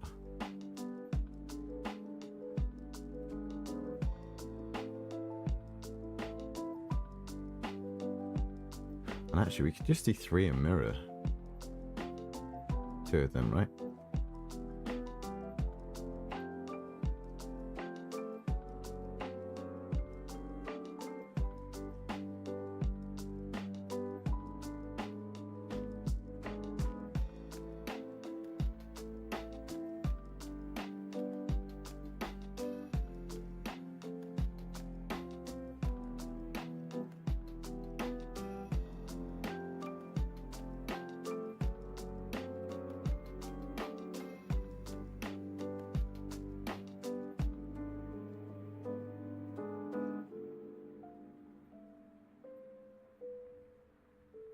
I guess really the dial doesn't even need to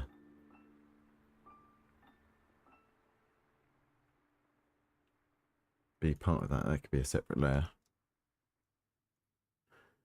Let's just do, if we undo these.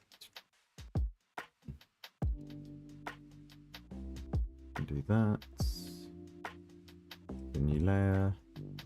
They're going to be copied across to these 2.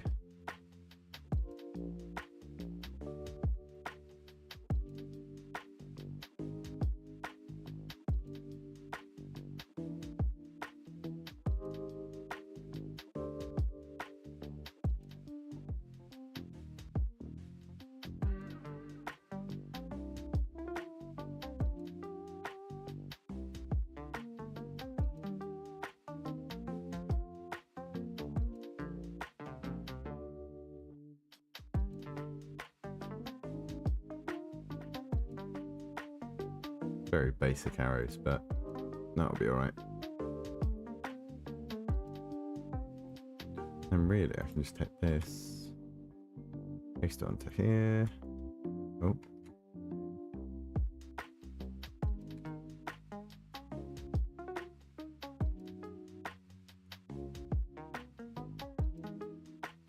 That should be that.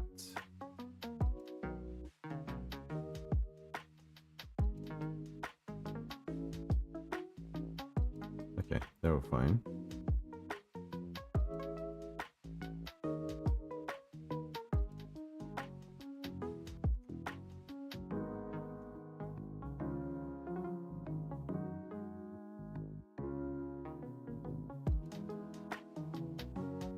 And then same on this one.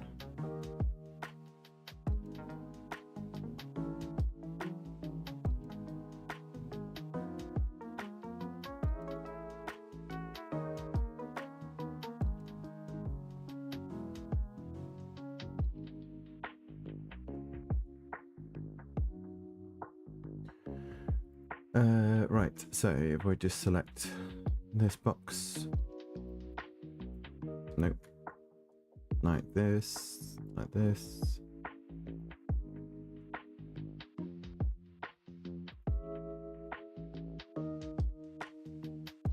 Can I have both layers selected, I wonder?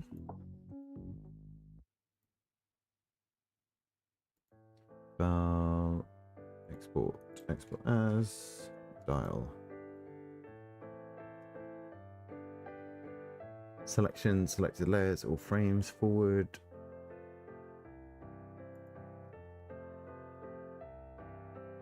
Yes.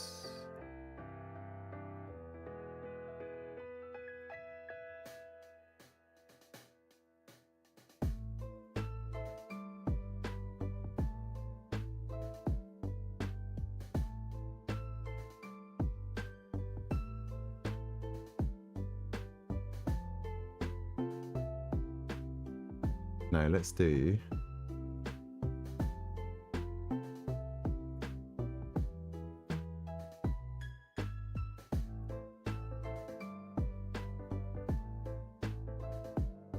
Let's do that as dial.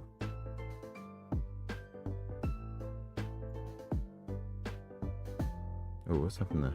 No, that's fine.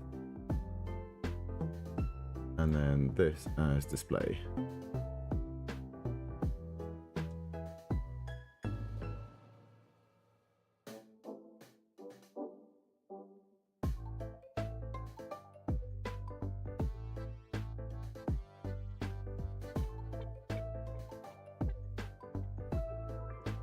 No, that's not what I want.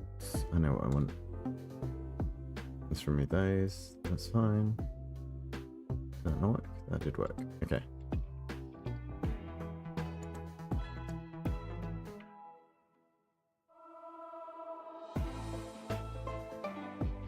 That's what I want. Sprites.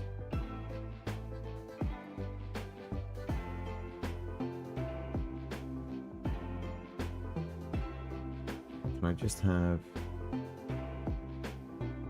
selection? Or do I have to put it separately?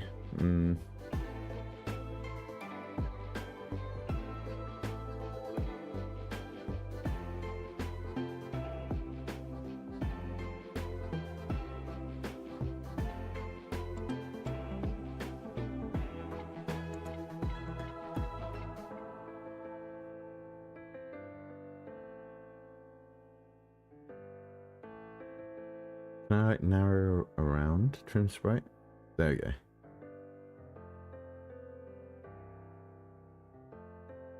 That's what I'm looking for. Okay. Trim cells as well? I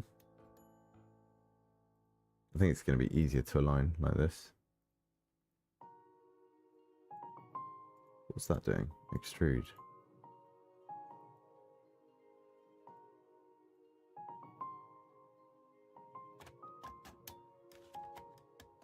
Adding edges, maybe? Which I don't think we need.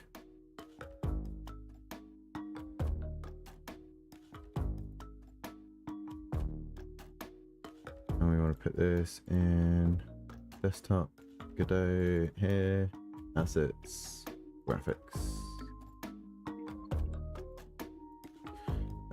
Display.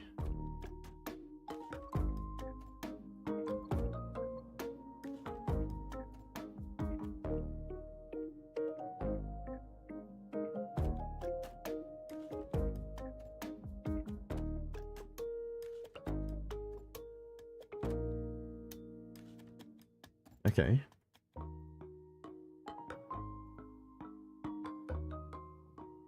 It's not really animated, is it? But we might have it animated. Let's do a new...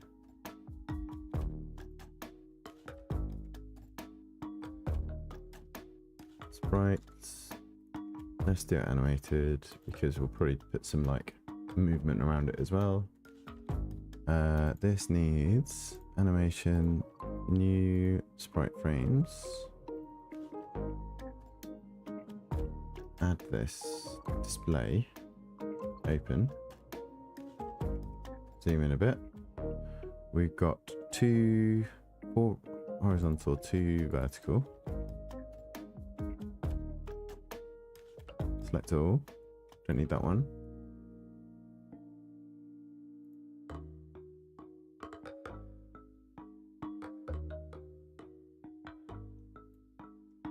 Why is it not overlapping? Have I changed the size of this?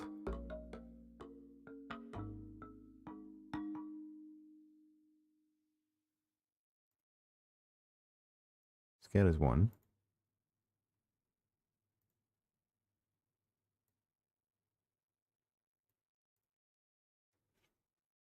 Am I on like a half frame somewhere?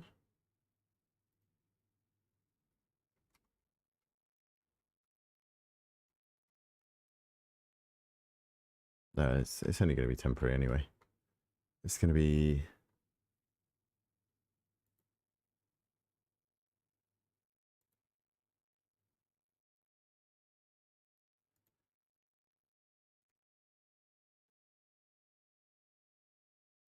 Okay, and then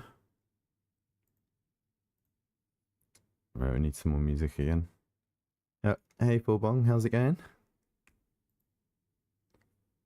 Welcome back.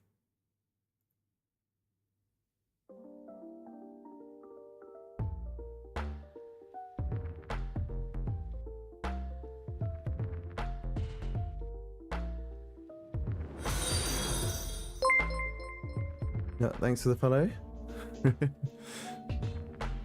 Don't know. Not too shabby even.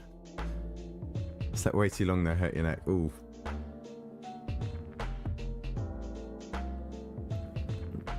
Hope that recovers quickly.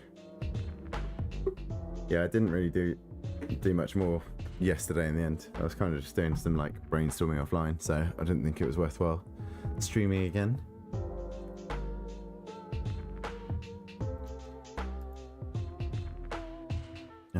So if we're going to call this the display.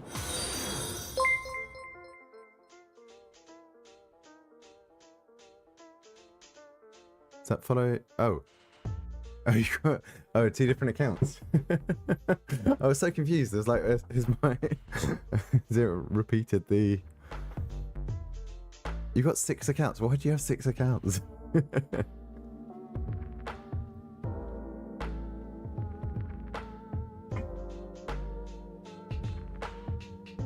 Seems excessive because you forgot a password. Nice. I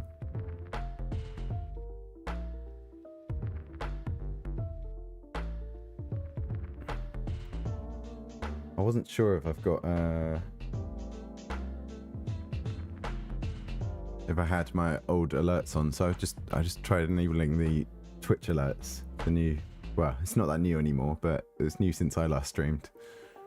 I think I've still got the Stream Elements alerts on as well, but it's alright, it's not too bad having a couple on there. Right, so what do we want to do? We want to just have this display and then a duplicate for the file.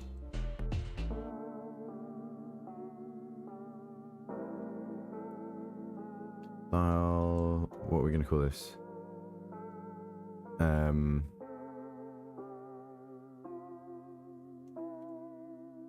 Style, graphic style. I'm not. Well, I've kind of got an idea. I'm thinking still along the lines of the whole like blueprint for tools thing that I was looking at yesterday. But basically I want to set it in like a lab environment, and you've got to find elements to combine and set to the right scale. So it's going to be like a machine to change the scale of things, change the size of items, and then a separate machine that you can use blueprints to combine items to make tools that will help you navigate the environment or something like that. It's kind of still a very rough idea. So I don't quite know how it's going to come together yet, but I'm just going to start making something and see what comes together. So that's kind of the plan. I'm thinking maybe a bit along the lines of like an SCP lab, if you know about the SCP stories. So potentially there could be monsters and entities wandering around. I think I don't want to put in combat.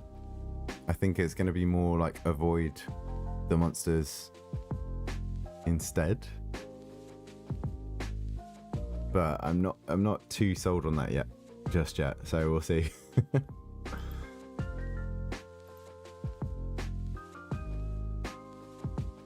But at the moment, I'm just like a bit messing around in Godot and seeing how that works.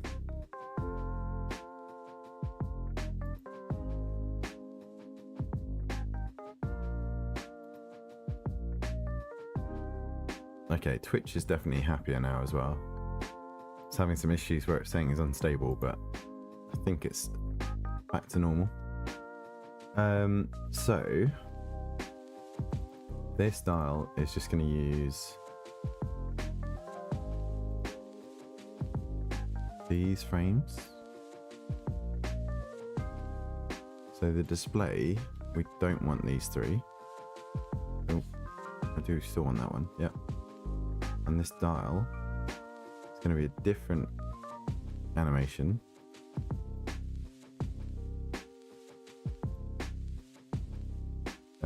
Need to split up into these, and we just want these three. Oh.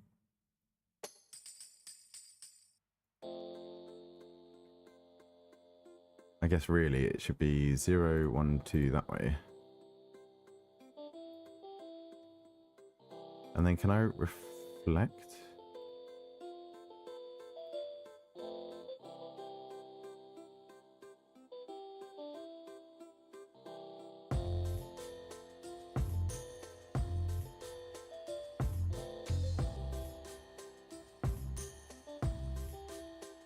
Let's put that. And then I guess we need 1 and 2. So I suppose it's not really an animated sprite, is it? Can I change the node or not?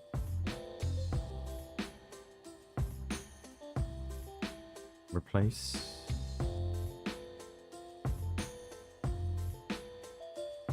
You're revamping animations so they look good in 3D. Ooh. Sounds fun.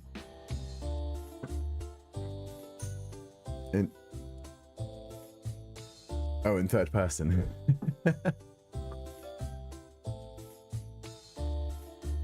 Do you do game development as well?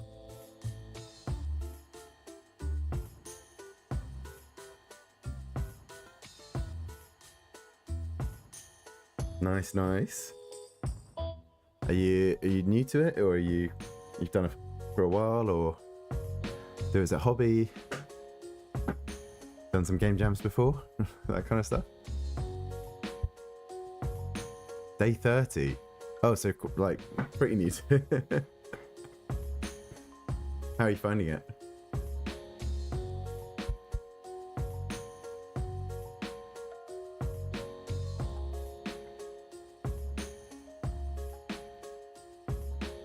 Easy peasy. Nice. What kind of game are you making?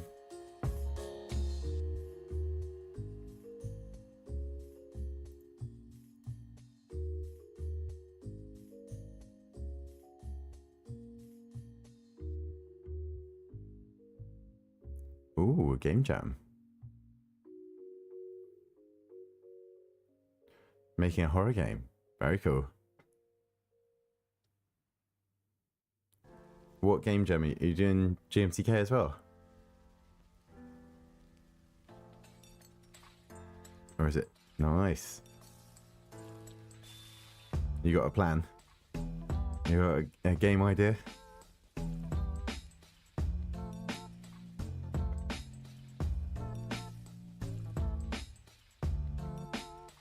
Nice, nice.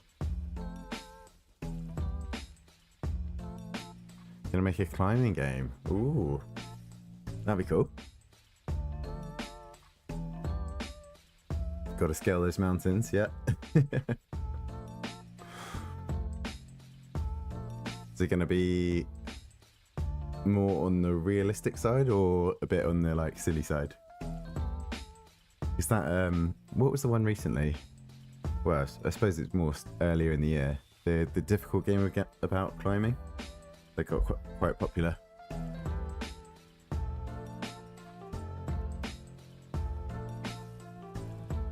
That was who was that? Was that Ponty Pants who made it? More like Zelda climbing. Okay, so there's gonna be like a stamina bar, that kind of thing.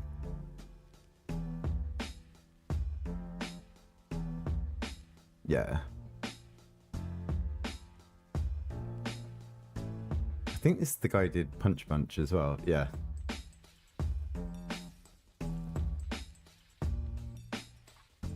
So you got to reach the right place in time. So you can have like different like sections of the climb that you've got to reach in time so that you can save your progress without falling too far. Is there going to be like one fall and you're dead?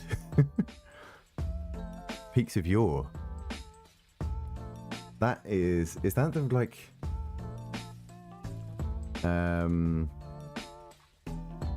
I want to do it before I click on this.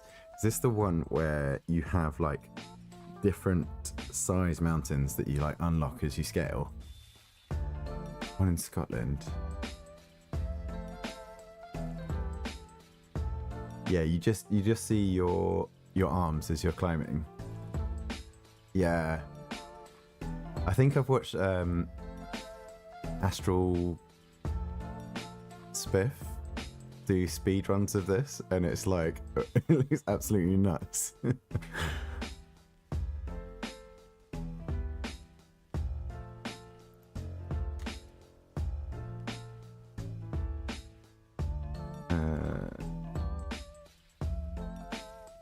Was it? Yeah.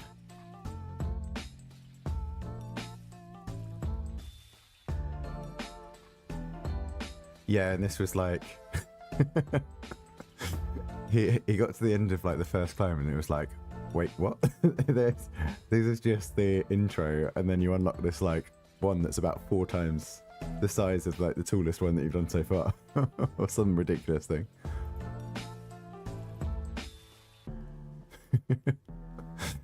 It's quite a fun game, it looks like.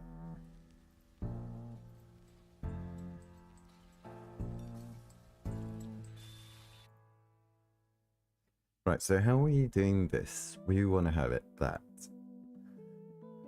when we do our collision here, so this script,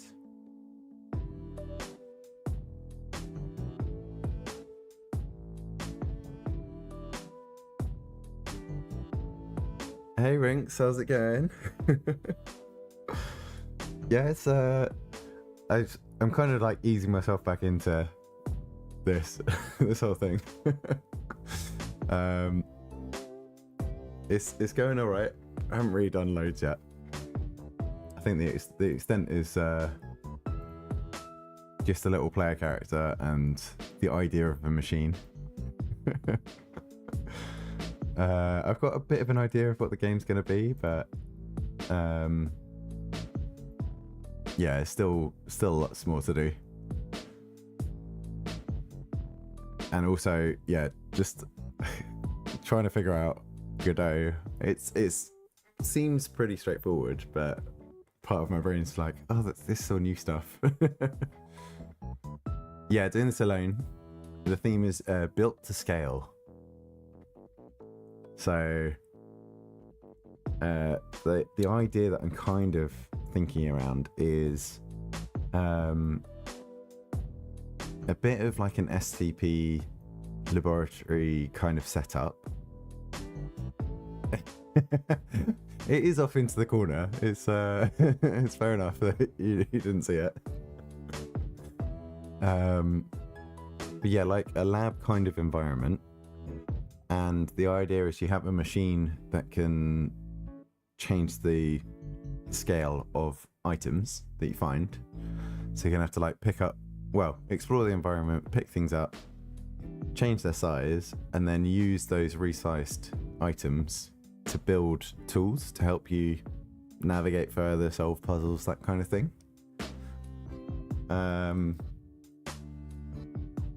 No idea what I'm going to do in terms of puzzles or enemies or stuff like that. I kind of want to avoid combat, I think.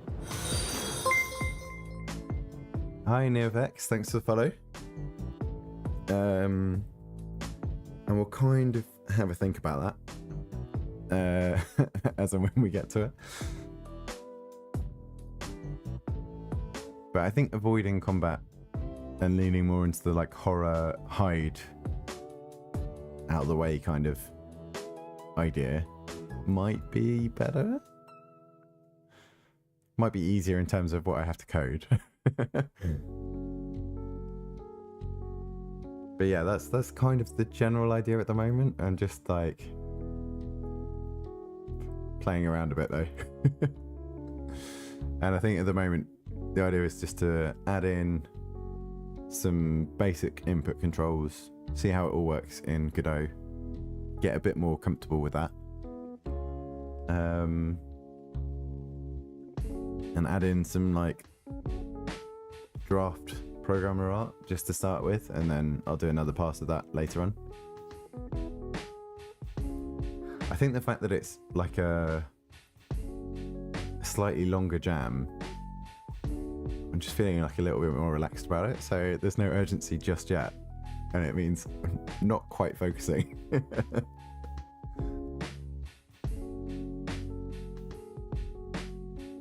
But yeah, I'll get into the groove a bit later on today. Sleep? What do you mean sleep? Oh, on the on the schedule. Yeah. Well, that was part of the theme announcement, was it? GMTK Game Jam 2024. He specifically said right now. Your goal over the next 4 days. Or was that an earlier one? I can't remember where he had it. I think where he had an announcement about like making sure you get loads of rest. Thank you. How have you been? It's been a while.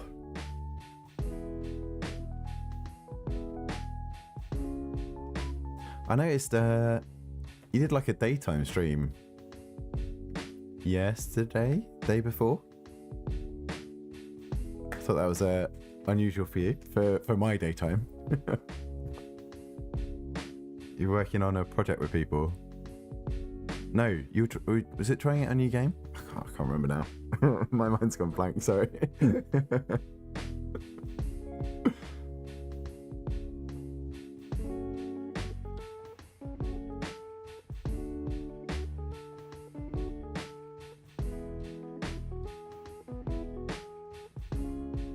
Ooh, playing a new game. What was their special occasion? Is it just that, just for that one game? You're not changing your you're up until 3. I mean, that's about the time you normally start my time, at 3 a.m. on your streams. I'm trying to get back into the whole like streaming and my old sleep pattern. So now that I'm off some projects that I was doing, I think I might be able to get back into that. So hopefully you got a code for the game. Oh, but they wanted you to be on at a certain time so that they could watch, or or you're just interested in playing it and you felt like staying up late.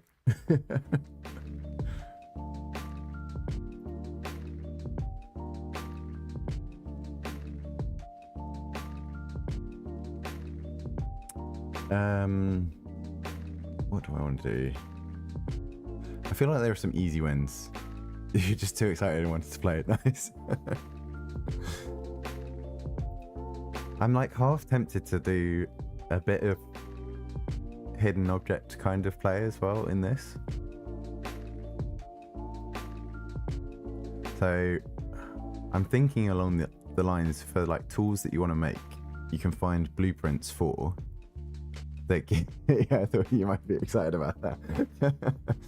So like tools that you want to make, you find blueprints for, and they have like rough designs of what the tool will look like, and you have to find stuff in the environment that you can then resize to be the components for the tool. So it could be stuff that is kind of hidden in the background. But I don't know how complex that's going to make the pixel art stuff, so I'm kind of like thinking about it at the moment. But I think when I start doing like the first proper pass of what the graphics are going to look like, that'll be where I decide yes or no on that.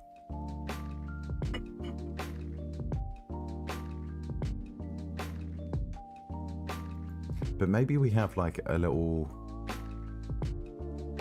like the interact button can be like a search. Make it Tetris shapes. Ooh. That actually could work quite well for the combined stuff. Yeah. So the actual items themselves, the like graphics of them would be built around those Tetris shapes, but I can actually put like detail in it.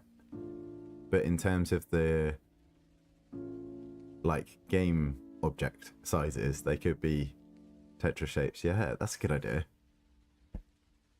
Ooh, I like that. Thank you.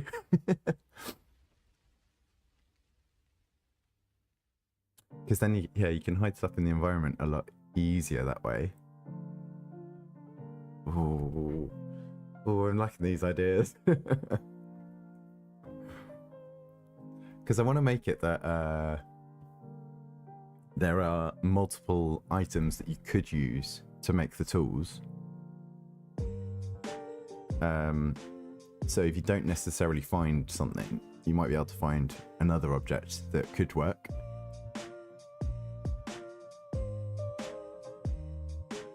I wonder what we want in terms of like a blueprint and crafting options.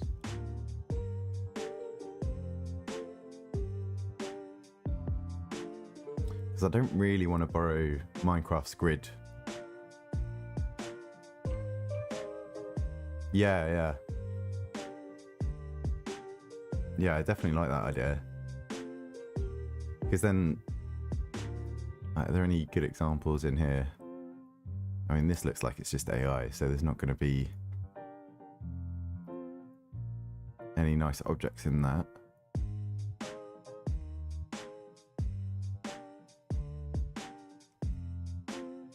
Okay, this one must have something.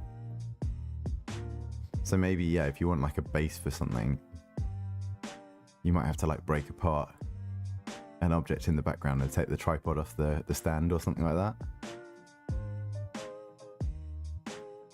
But yeah, more based on the tetrominos would be good.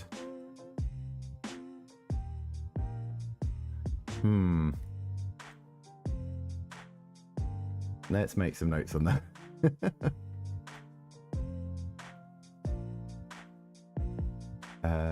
What do we want? Blueprints for items.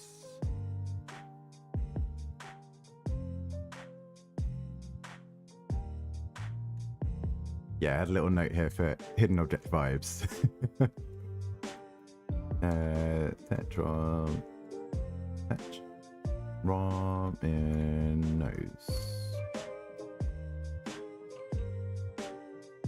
Doesn't like that.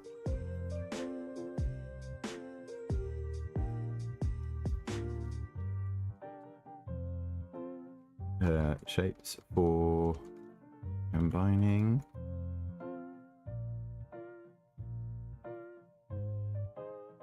Nice.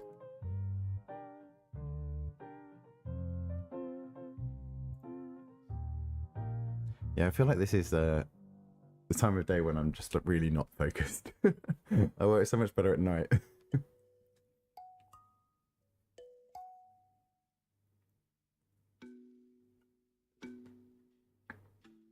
So I need to think of things that I can do while I'm not focused, which is normally the pixel art side of things.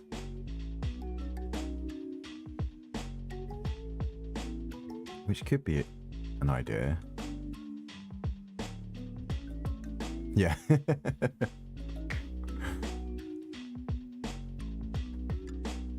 Why not just, yeah, like dilly-dally through the day?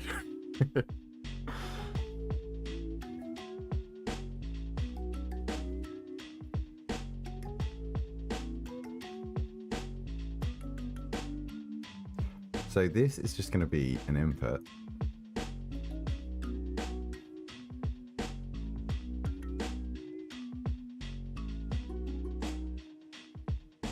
So you can put an item in, set the scale, and you get it out at that set scale.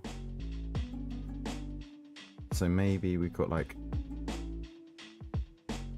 default size in the middle, and then there's 2 sizes smaller and 2 sizes larger.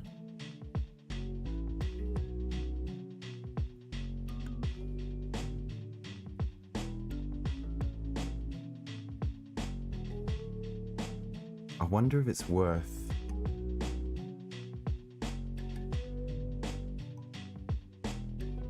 can either have the option that you can, that this is just a size multiplier, or if it's a set size dimension. If it's just a multiplier, then it gives the option for the player to continually increase the size of something as long as they've got the power to do so. So I'm thinking about using like some kind of power resource. So you can't just, you don't have infinite scaling options.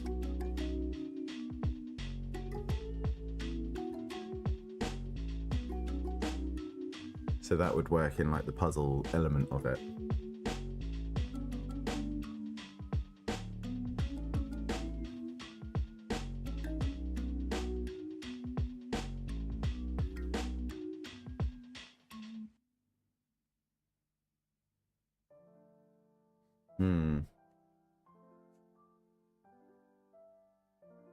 It's just this stage that I'm always really slow on in game jams. It's like actually coming up with the idea and figuring out what to do.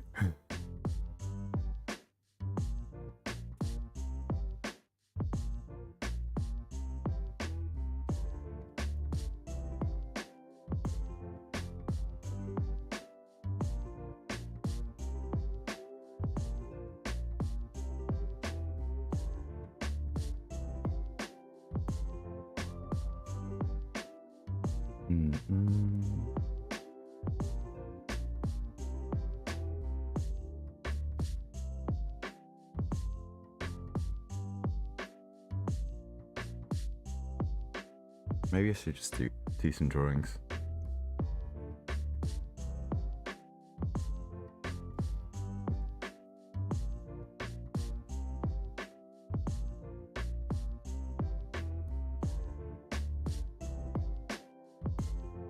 Let's do our doorway.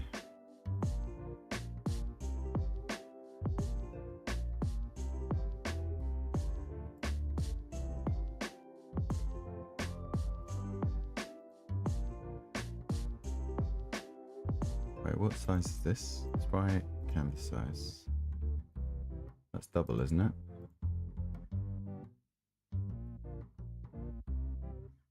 $320, $180.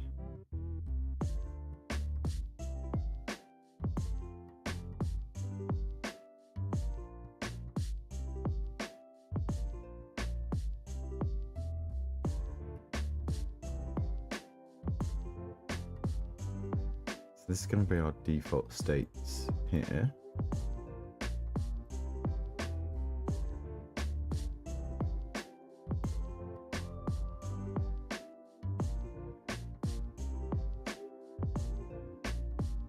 I guess default is going to be 0. No change there. Where's our players? Players on layer 1.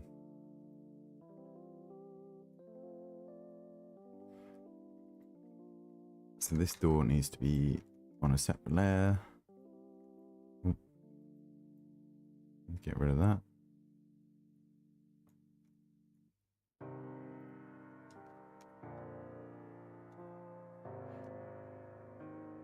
Let's work on a little door and see what we can do.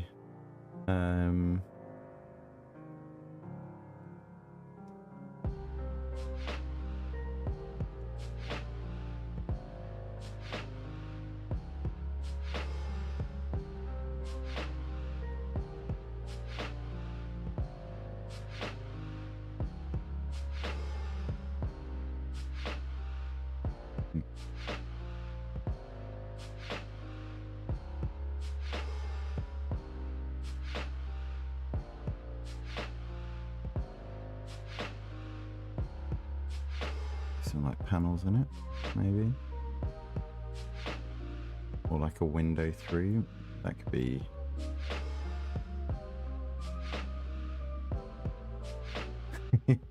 Finish your popcorn. You know, movie night.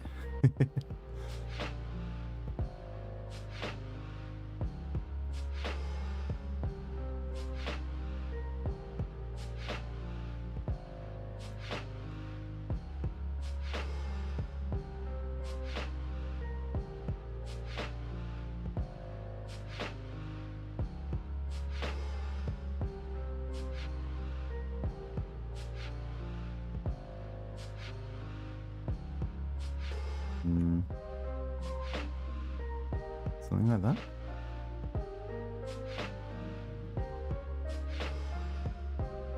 I think it needs to come to the very end here.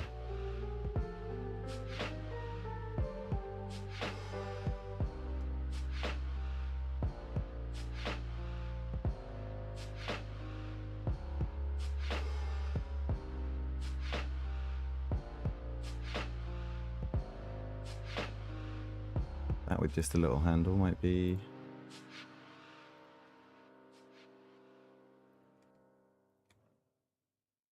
enough as a door.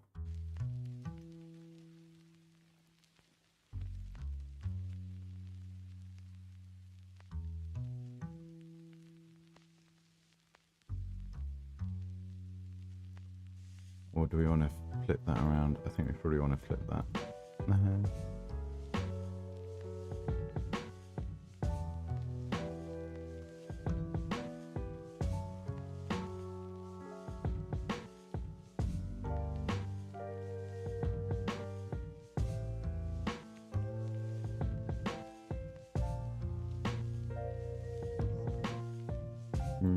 Don't know if it needs any more there. That could be alright.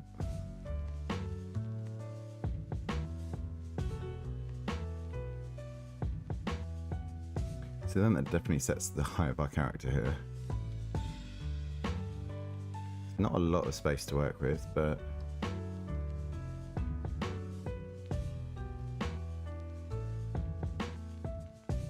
that should be alright.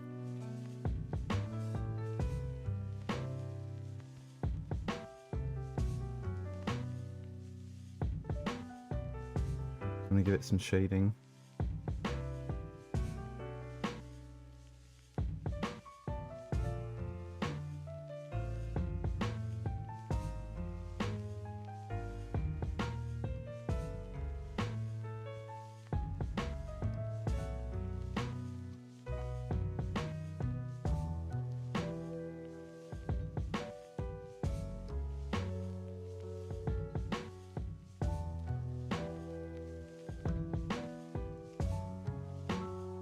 I think this needs to be a lot smaller.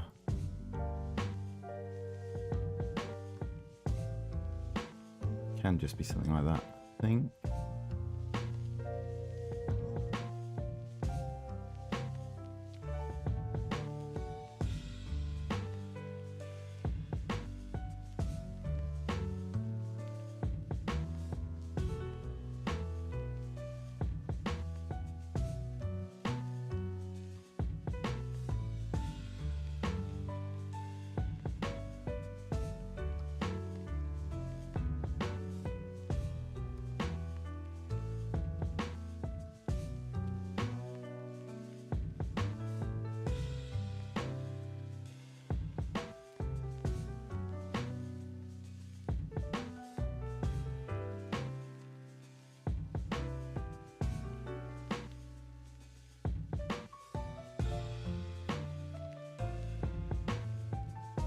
Don't like that.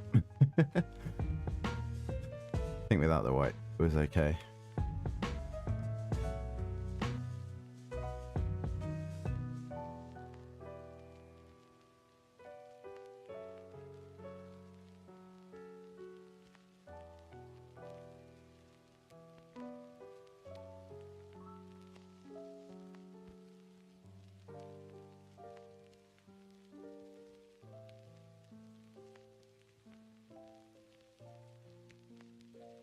Do the same shade twice.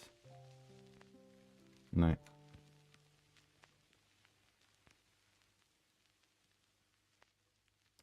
Maybe I need something like that.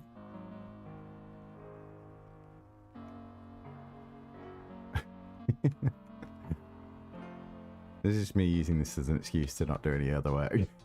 It's 100%.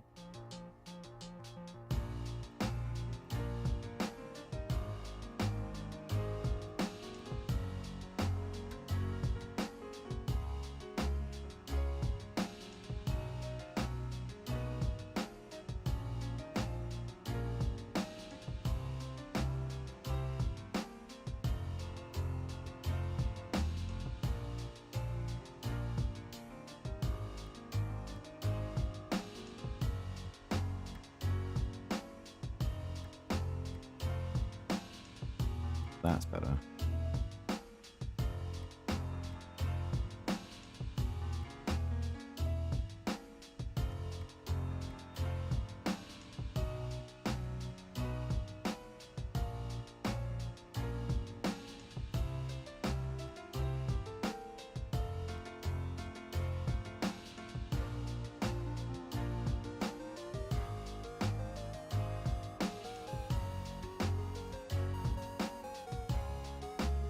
Nope, won't fill.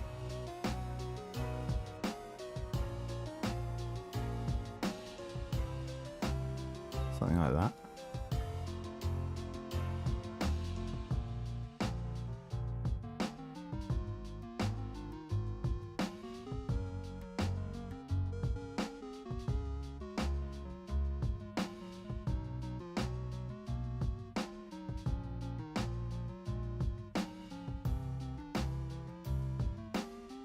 Get rid of this background.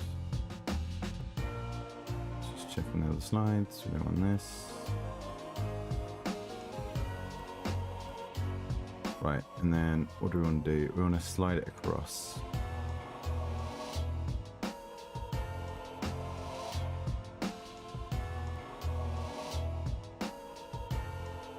It's probably going to go to about there.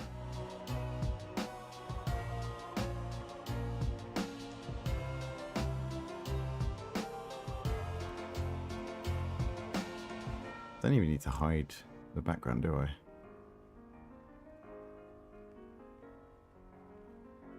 was kind of thinking about putting another layer on top of it. Let's just say this is like a blank wall.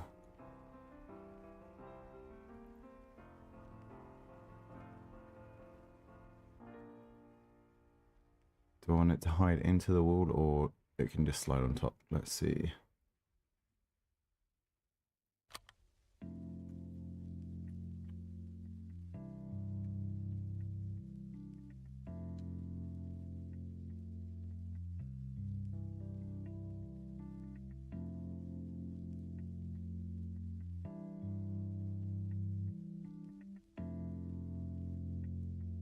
Doesn't have to go all the way, does it?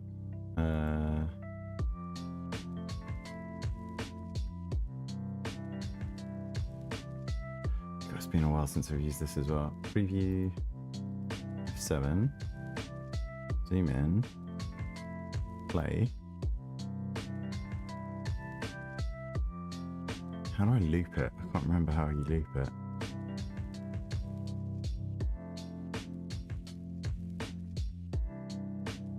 I think I've got to give it a tag.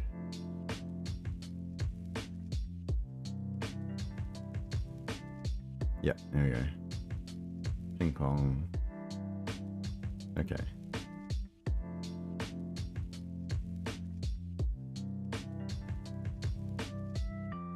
That looks good enough. Maybe it goes a bit further in when it's fully open.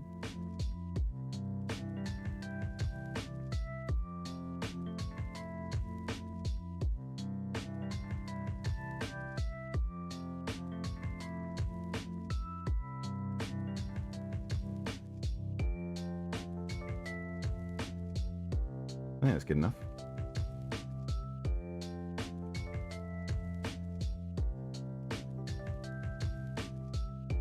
But yeah, do we want that without the door though? Without the wall? Does it slide in front or does it slide?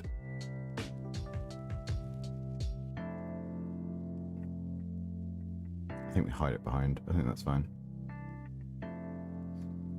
But that also means background of this. Do we have like a dark layer behind?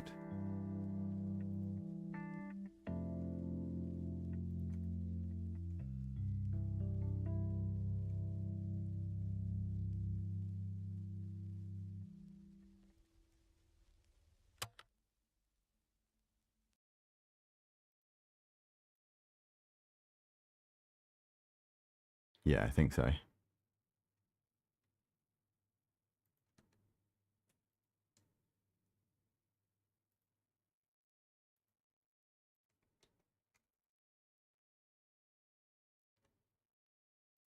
Oh, no.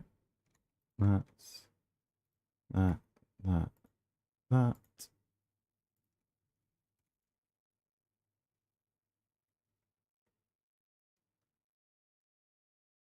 I think we've got to the end of our music. Let's put something else on. I wonder if there's a way to queue up multiple albums.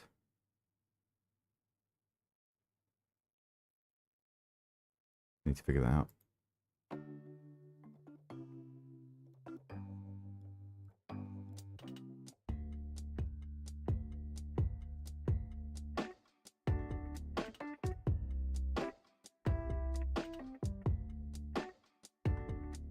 That's all right.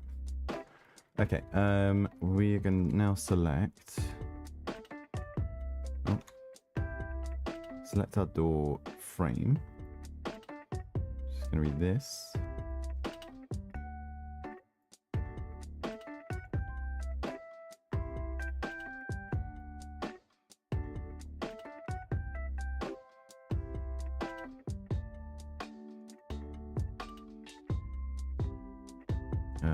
File, export sprite sheets. Yes.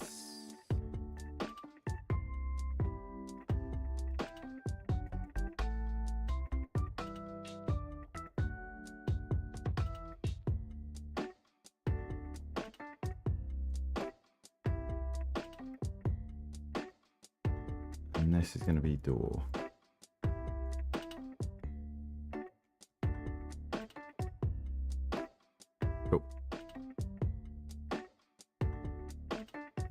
Okay, let's do a new scene here. 2D. It's going to be door.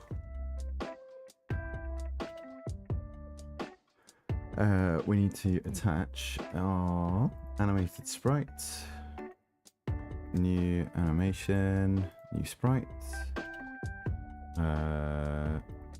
Click on that. This. Door. Open. Horizontal is 1, vertical is no, other way around. Horizontal is 4, vertical is 1. Select all frames, add frames, zoom in. I want to move the center. No, the center can be there, that's fine. I think the frame speed needs to be a bit faster.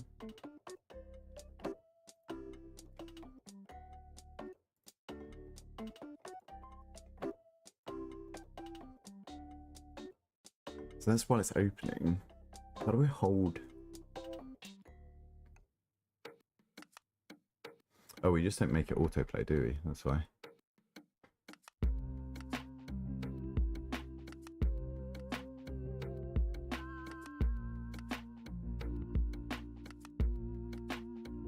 Don't loop. Play.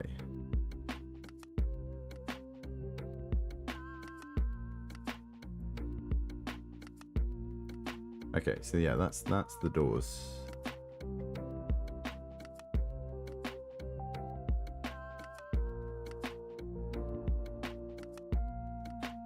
Okay, let's save that.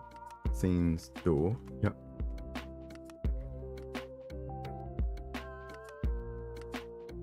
And then we need, similar to this, so we need an area 2D with a collision shape. Can I just do a collision shape?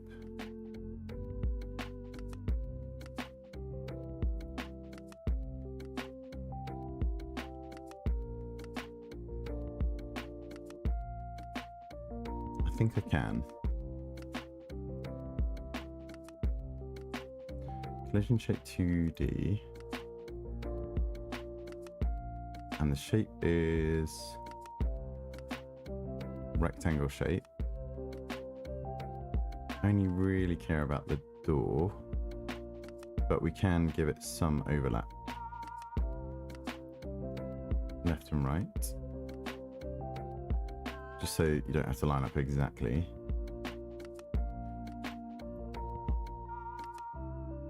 Although it's any overlap with the colliders, so actually it doesn't need to be that forgiving. Not one way, not transition. What's it complaining about? Oh, it does need, okay. So we need to add area 2D.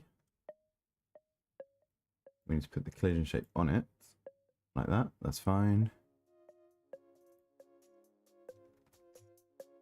And then we need to attach a script to this.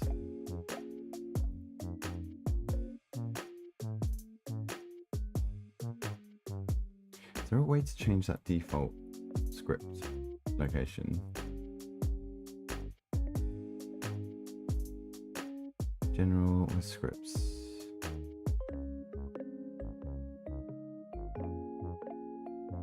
Editor, pointing, file system, avoidance.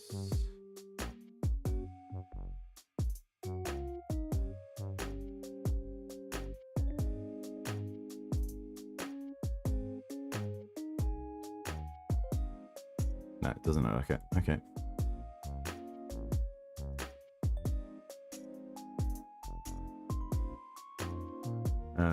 Godot, change default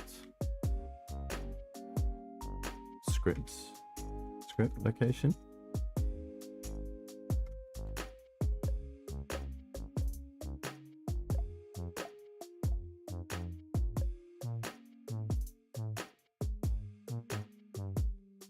It's 5 years ago.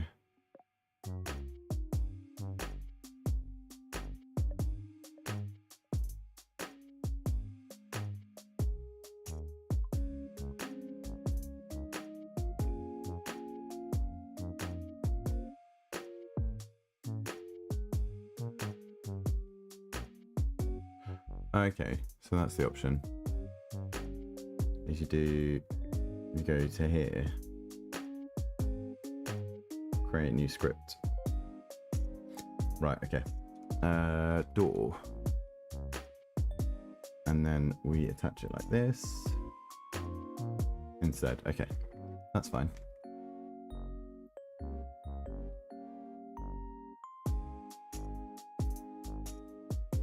Right, and then if we look at this,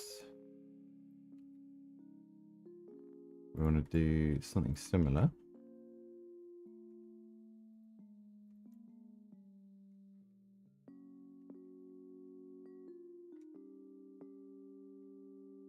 Right, how do we look for input from player?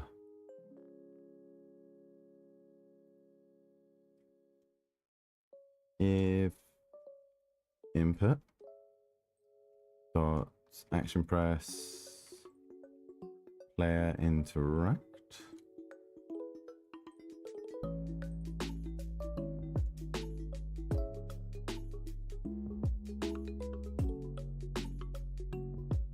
the var is open.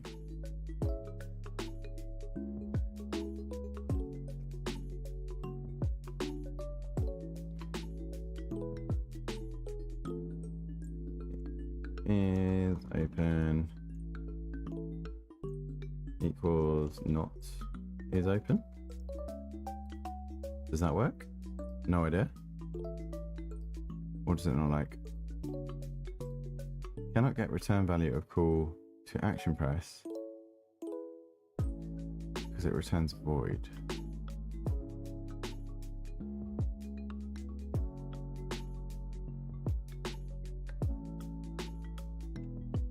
If is action pressed.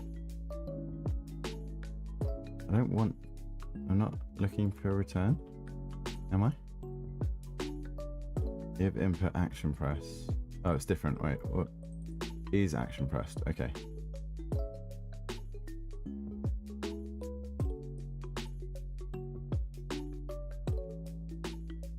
Is action just pressed? Player interact. Yeah, okay. That's fine.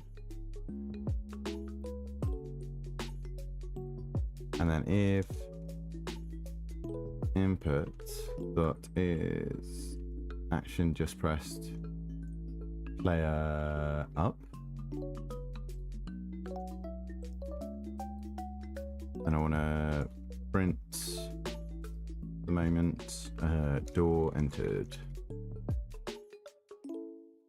Let's see if that works. So in our game, we place a door scene over this.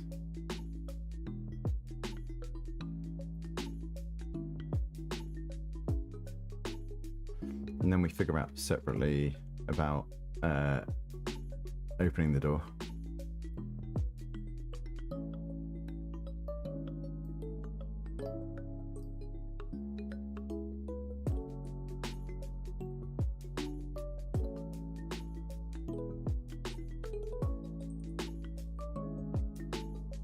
We've already changed this. Yeah, that's good.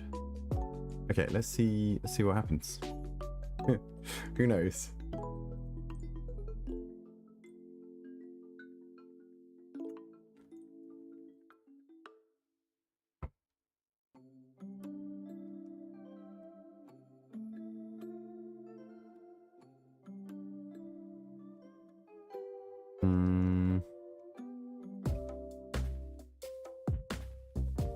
I'm getting the input ready. I'm getting the dial ready.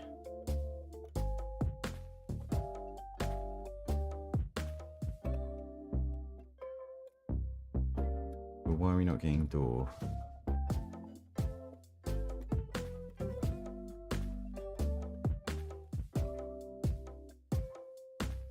Did we not save it with the... What's different?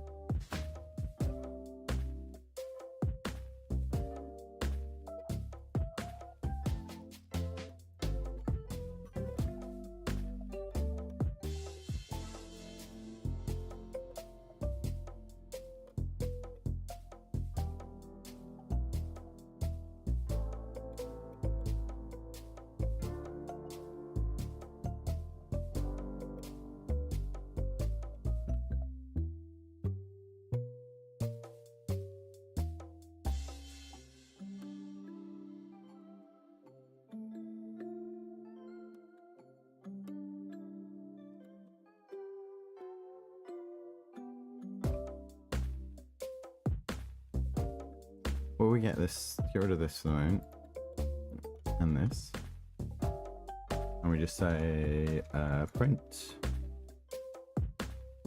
door status toggle.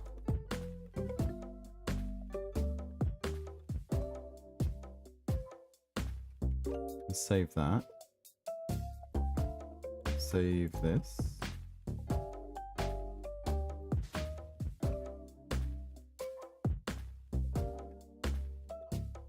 And rerun.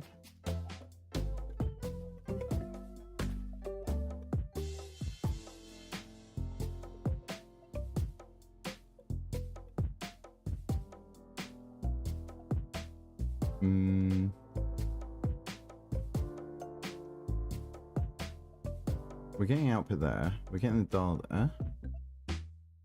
So we've got 3 colliders on this object, which is similar to the other one.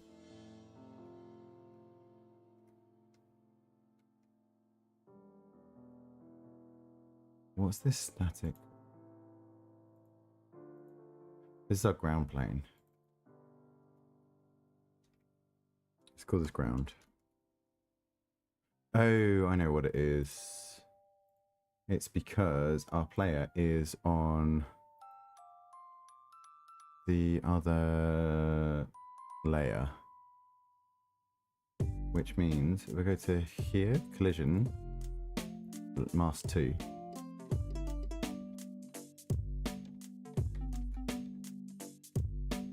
Then save this. Do I need to reload it? It might work. No, I need to reload it. Let's see how that goes. Hopefully that was it. No.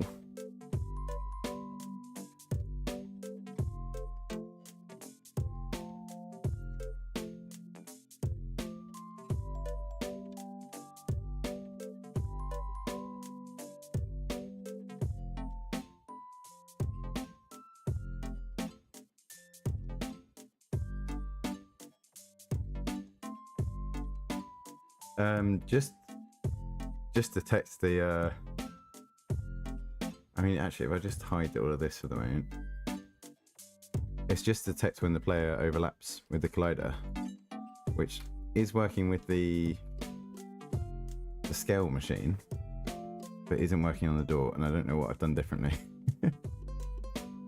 So on here, we've got these area 2Ds, collision shape 2Ds, and the scripts on them are extend the collision shape, on input body entered. Oh, control K, brilliant, thank you.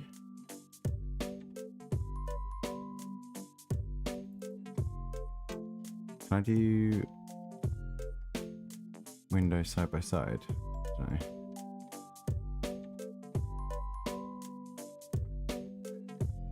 So that should be identical to this, right? Ah, but this has this thing.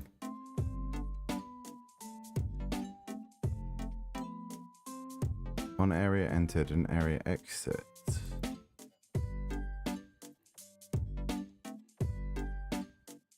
Can I add? It's because I just copy and pasted, isn't it?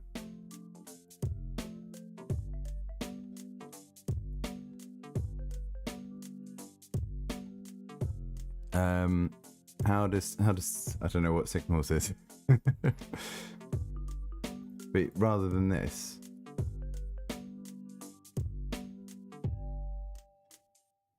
if we go to the door here,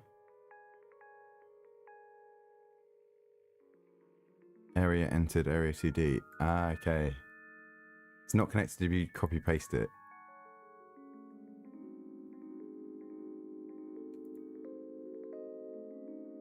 Right.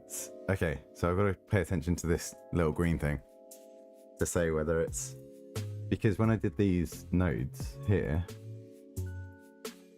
the output, the input, and the dial, I just copy and pasted the scripts, I thought, but maybe I did something different.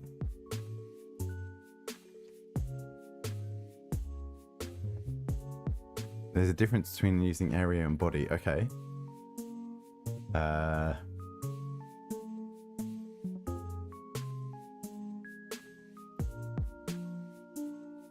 Let's have a look. There's the... How do you get docs? Emitted when the received area enters this area. And then input body... So body entered. When received body enters. Body can be a physics body 2D or a tile map.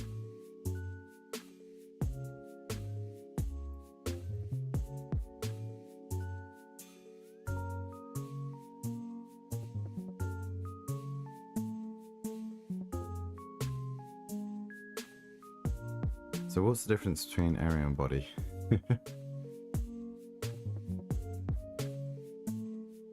Oh, okay, so it's whether or not it's... So if we're only looking to detect the player though, then input... No, body is okay in that situation, I think.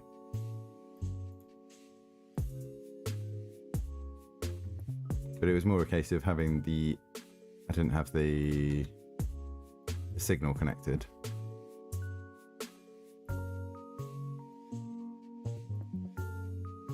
So you said Control K. So good. And we need this back.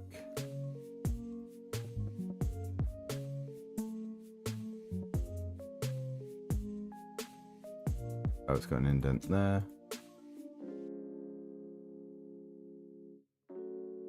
Makes use of tabs and spaces. Where's there's spaces here? That's why.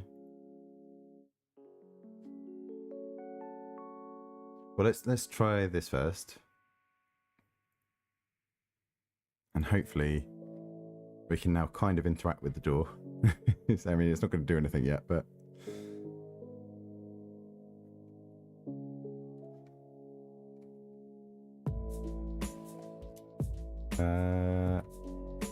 Not detected.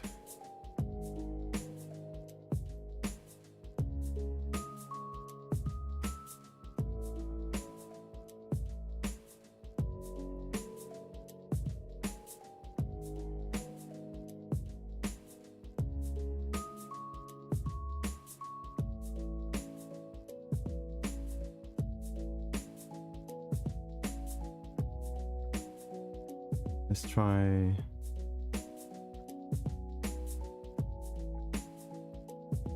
Wait, how do I disconnect that? Let's try connect this.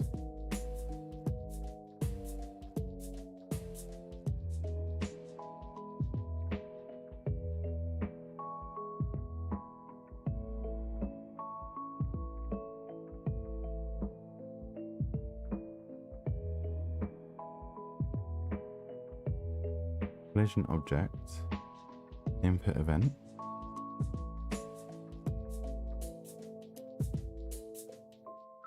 You need body entered, no area for player in the door.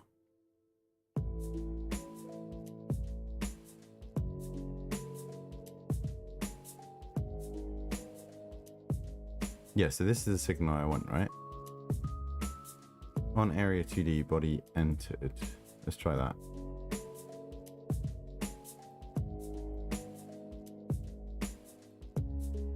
Get rid of this pass.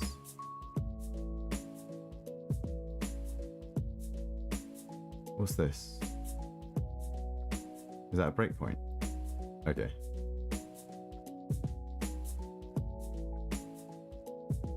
So this should detect.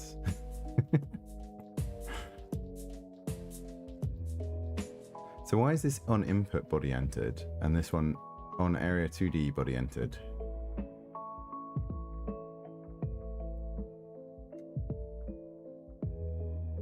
Because that works, that one. Oh yeah, door ready. There you go.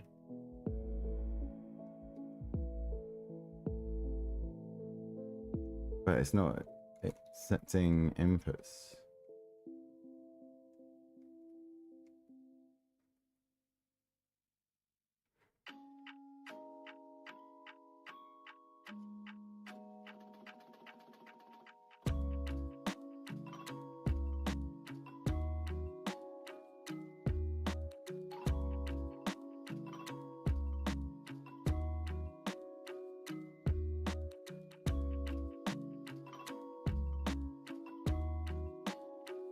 So is it not detecting this?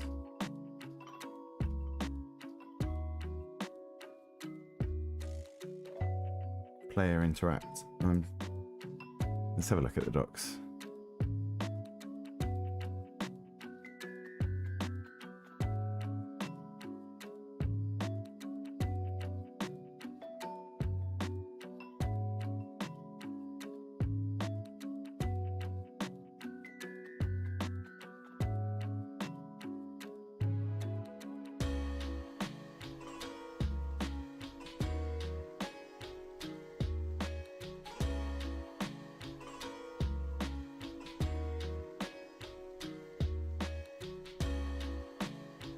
Preparing for collisions, right.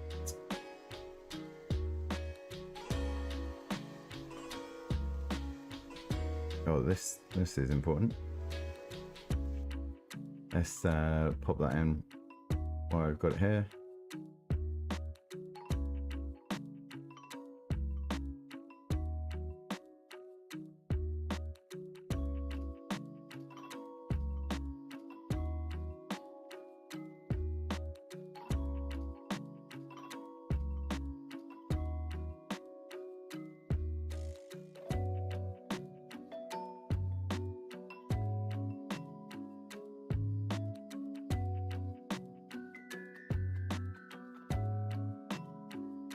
Actually, let's just quickly test that, just to make sure.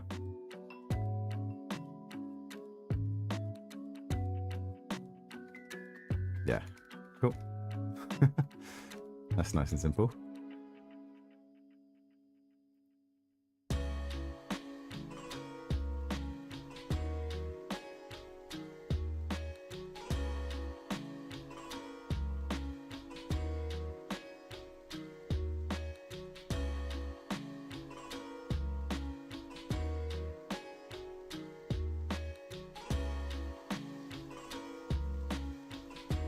Right, we want the player to detect when it's hit by an enemy. Haven't made those yet. Okay. Can you use Godot signal functionality to make it work?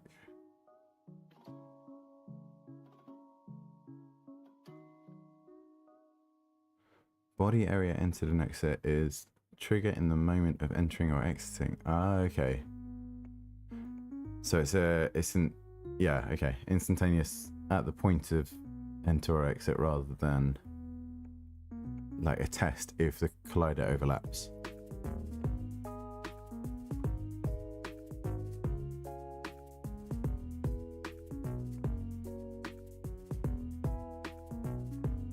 I mean, the easiest thing is just to be check for player in trigger zone Godot.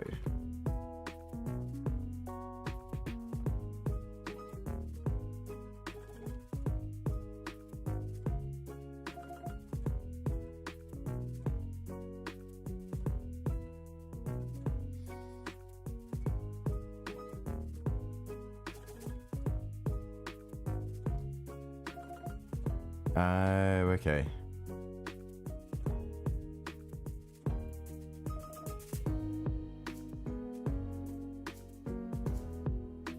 Right, so where we've got our player input,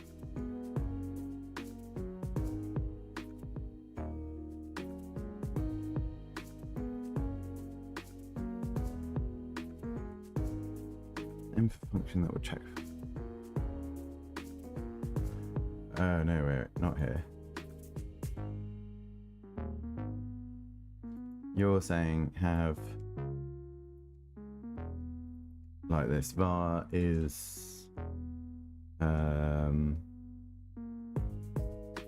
var player detected, let's say, equals false.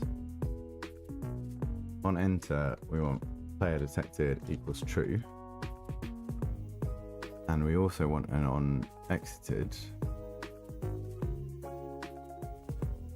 which we say player detected is false.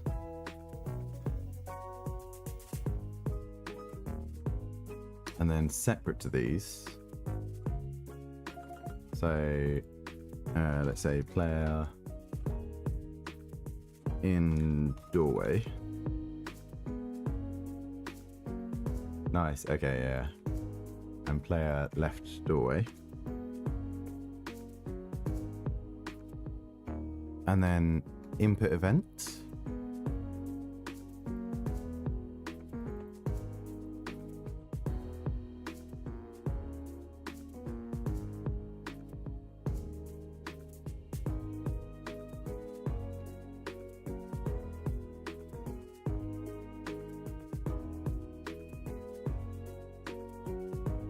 Something like that. It might not be input event.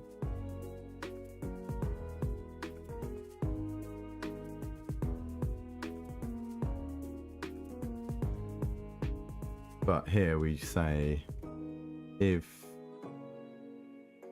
player detected, and then we insert all of this. and then a colon needed. Maybe. Let's give this a try. I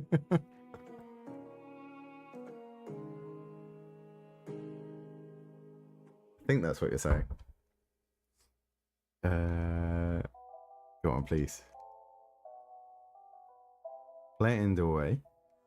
Player left doorway. So then if I press up or interact? No. Wait, have I got something that will show? Yeah, should be outputting these.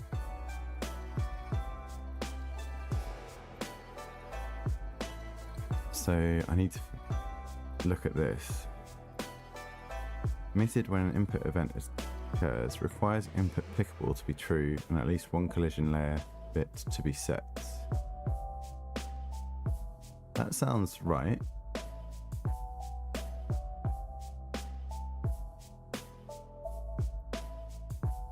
Let's just see if we are getting these at all.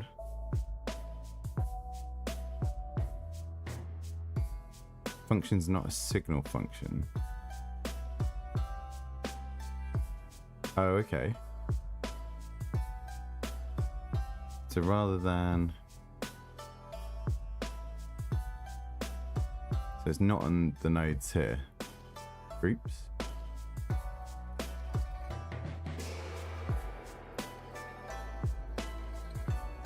So if I disconnect this... Oh, does it automatically disconnect? If... Input event. Ah, okay. What's this? Oh, it's just a node input.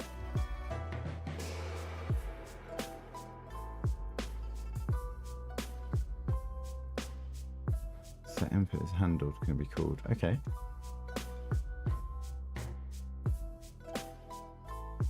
So signals are for like interactions with. So wait, I can disconnect this one.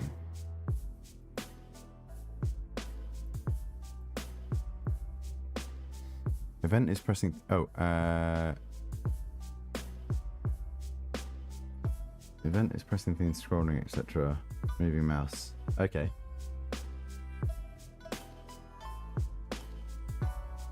So I think those should be set up though.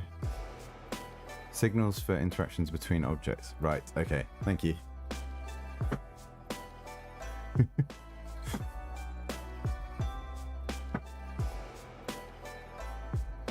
Right. Player in doorway. Door entered. Nice, okay. Door stock is... Yeah, perfect. Thank you. Right, and then if I want to interact with this... Oh. Also be careful right now, any door enter... Any body entering out, so you have more bodies like enemies, so you need to differentiate between them. Ah, yes. So in the Brachy's tutorial, it suggested doing stuff like this. So the mask being layer 2 and the player being on layer 2. So all enemies will be on layer 1, but the collision mask only being layer 2 should only detect the player, I hope.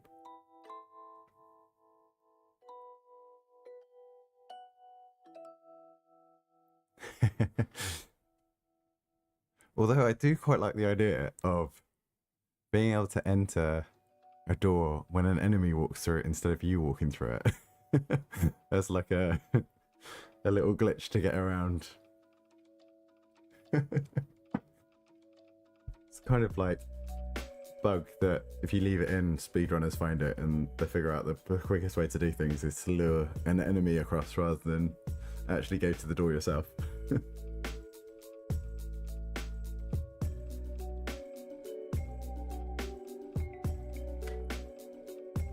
Okay. So then how do I reference the animation?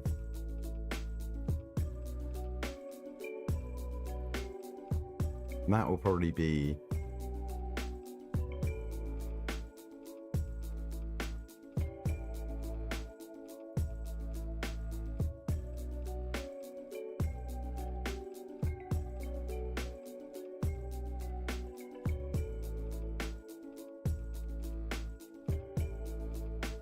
Let's have a look. Trigger animation.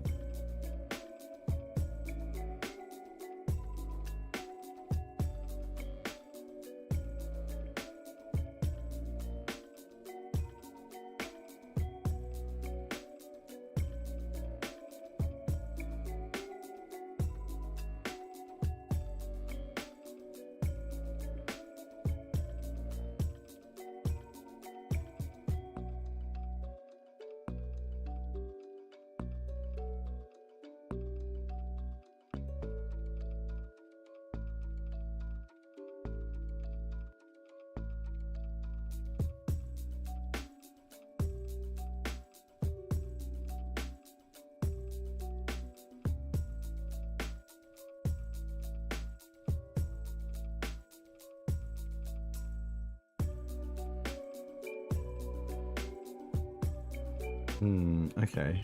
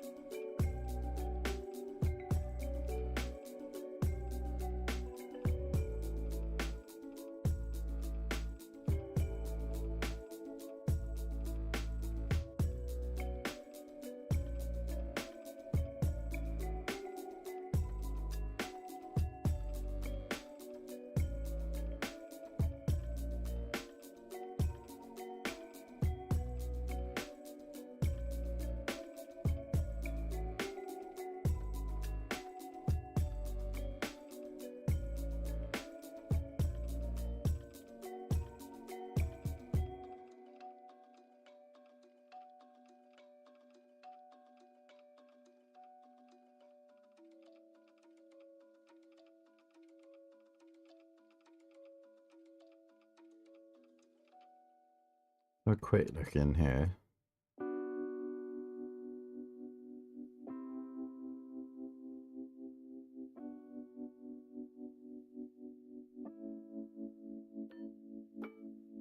Case, well then we want to check if our direction is less than 0. Then we can use the else if or elif keyword. So else if our direction is less than 0, well then we'll set animated sprite dot flip age to true.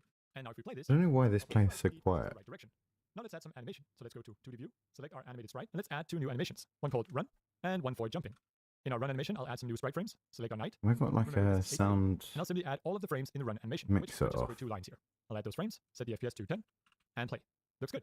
Then for the jump animation, I'll also add a sprite frame. And there are a bunch of different ways to go about this. But in our case here, I think we should actually play our jump animation when No. we're just in the air. This means that this will also play when we're just falling off a platform. And for this, we could use a very quick looping animation or simply a single frame. I actually like this one from the roll animation, so I'm just going to use that. Then in our script, we can of course play these animations. So after we get the input direction and flip the sprite, let's add a new segment, Which which is going- message?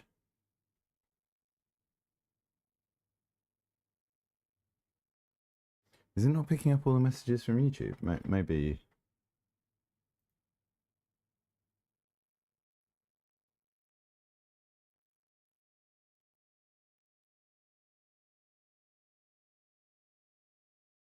As in, which message? What I've got is. Can I undock this? I don't know. You can see those. Oh no. I don't know, on my YouTube live chat as well, it's not come through. And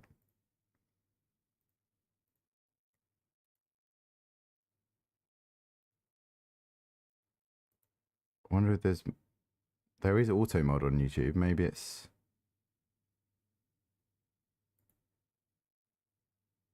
I don't know why it would do anything different.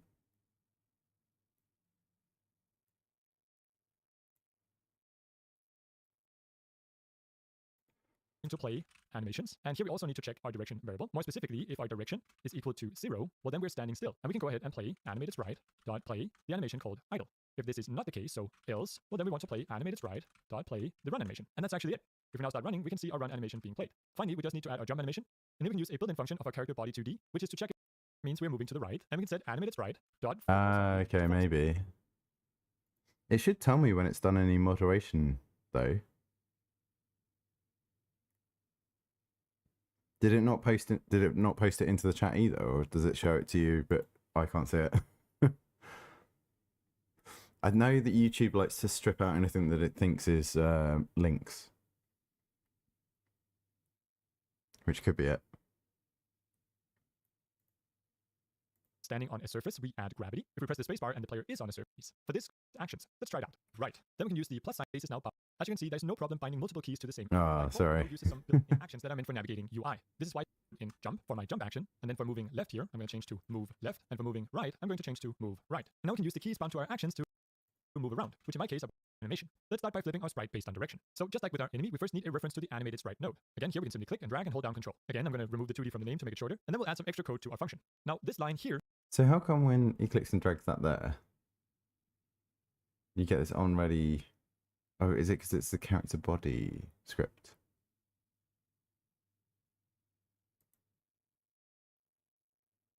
Because when I do this, we just get a path to the sprite. Does it have to be part of that, maybe? No?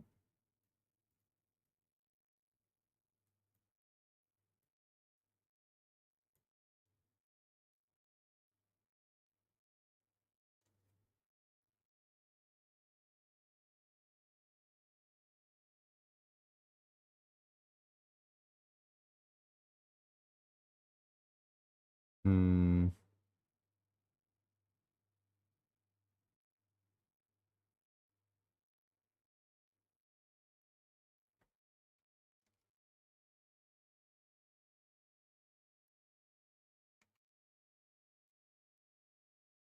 So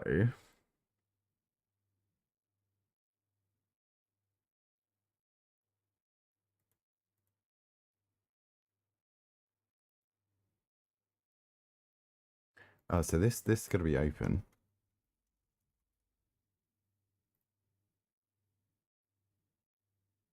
And I can add another animation, right? So can I drag this animation in? No.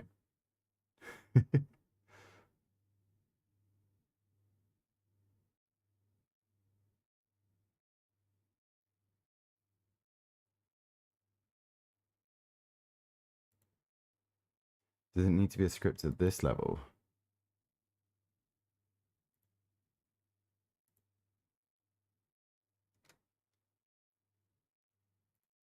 No, I don't really want to do that.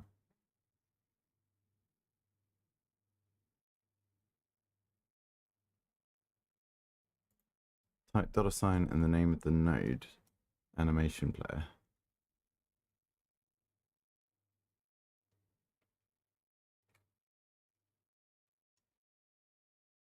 It doesn't like that there. Is it because it's on the collision shape that I've got the script though?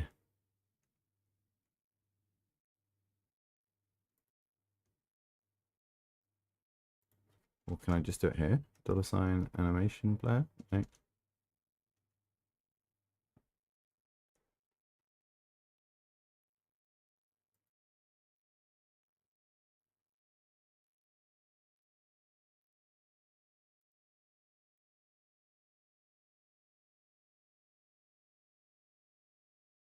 Script's best attached to the main node. Okay.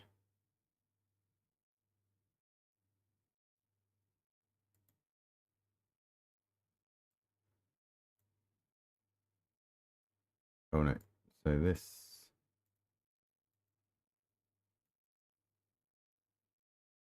Wait.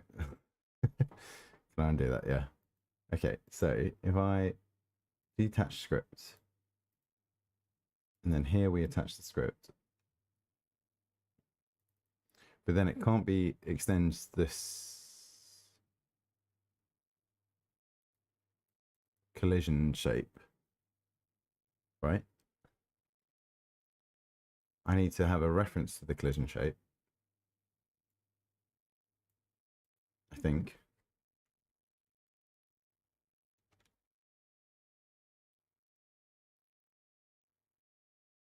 Oh, right, okay.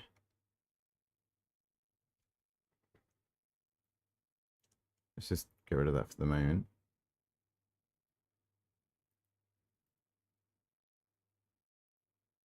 Change type. Area.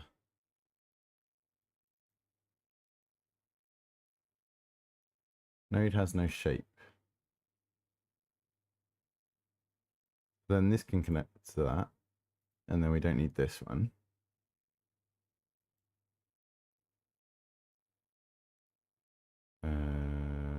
Delete. Right, okay. And then let's just make sure that mask is right.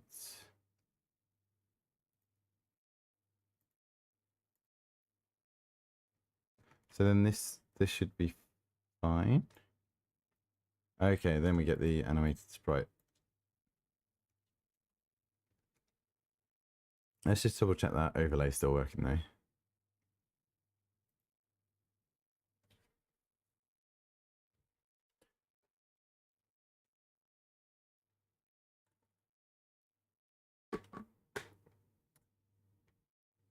Right. So then you need to redo, but this needs to be extends area 2D. And then need to redo the signals. Okay. Right, okay. So on area, can I just click here? No.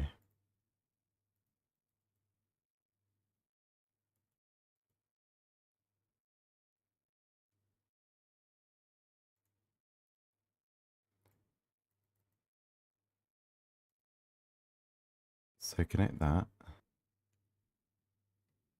And then can I cut this and paste it here?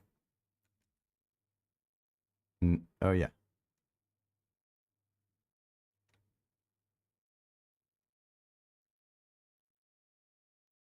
You do animation with sprite node and animation player node, not the sprite 2D. So if we go to this,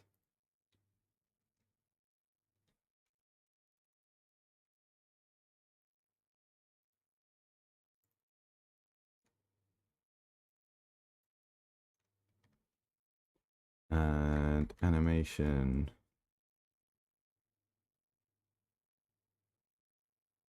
player.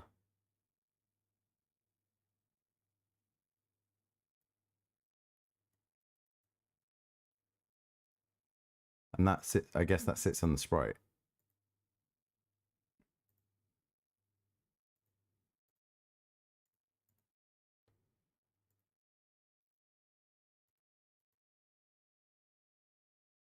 New image texture, I guess. Resource path.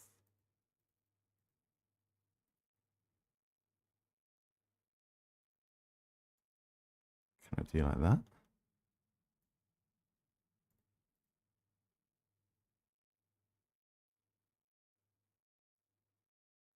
They're next to each other. So not a child. Pop it there.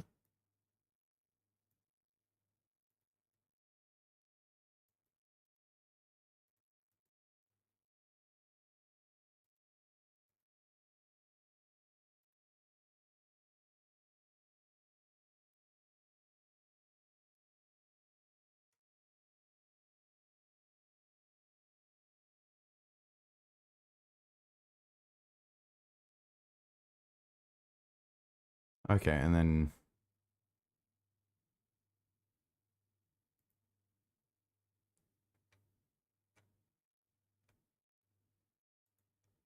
region, maybe. Edit region. We cut it down to the door.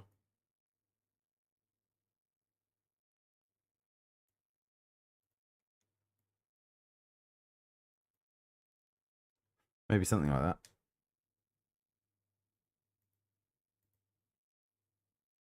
Get the music back on.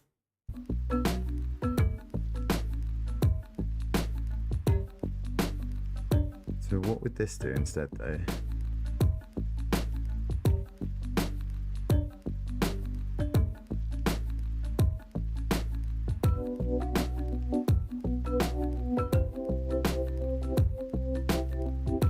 Right, yeah.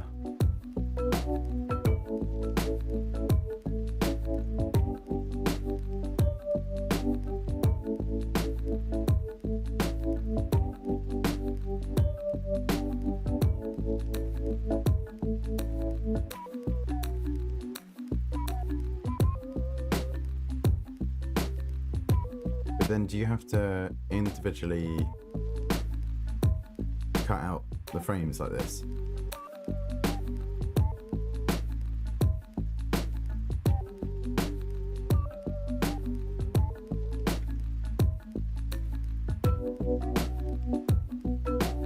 Or is there a way, is there a better way that I'm not looking at here? Are you using sprite sheets or are you using individual sprites?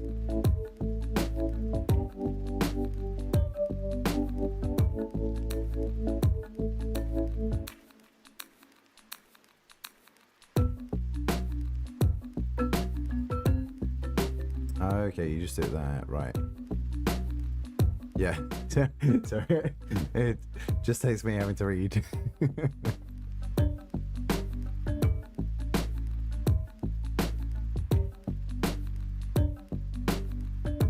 Right, if we get rid of this animated sprite node then.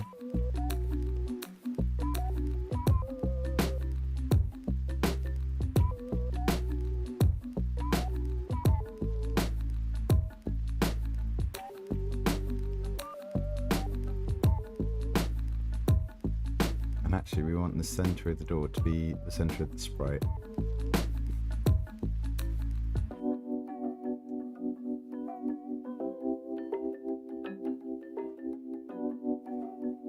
And then if we go back into the script here,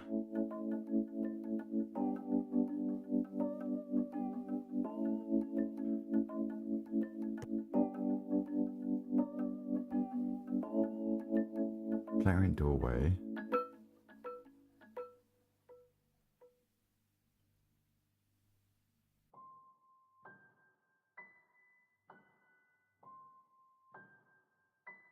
So we don't want this. We want to reassign this as well, don't we? Node here. Area exited. Oh, you can't click and drag these, can you? Do this. You connect that.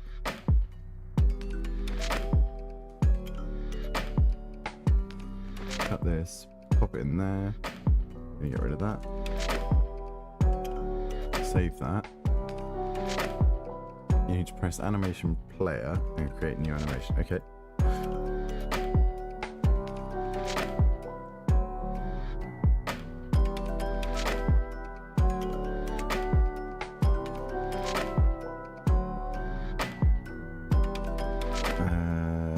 Animation down here, maybe?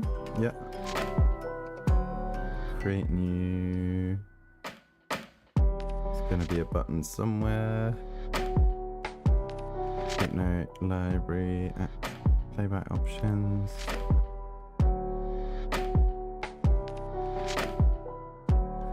Yeah. Especially as where do I find the create new? Is it here? Is it just this drop down?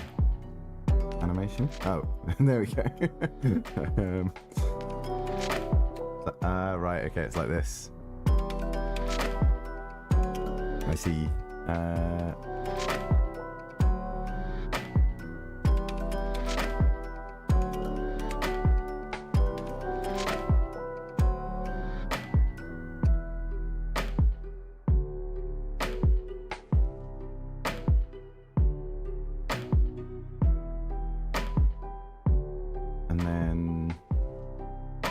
How do I get the different sprites?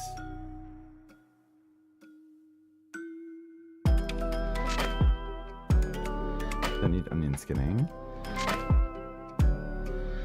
I need to make nodes. Now switch to sprites. Press key next to V frame or H frame. Okay. This. Okay.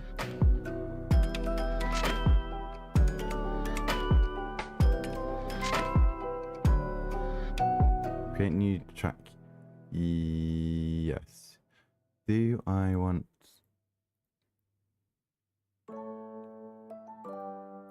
So then we go to this.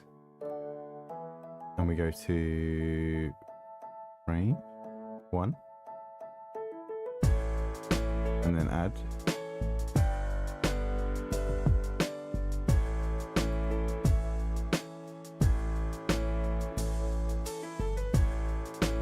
Where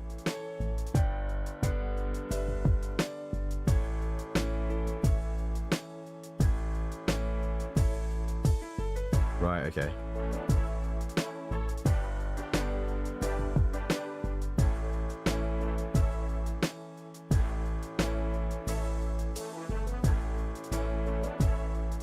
Time 0.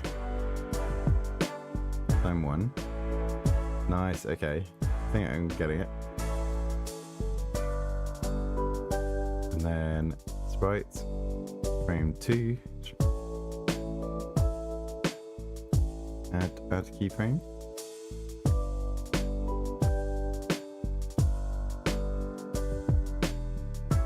Right, then I add.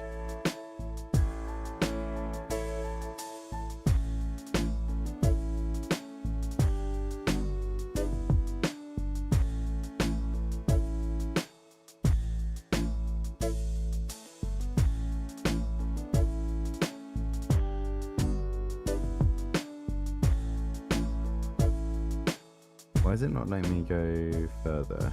Do I need H frames in here? I don't think I do. Delete that. But why can I not go further?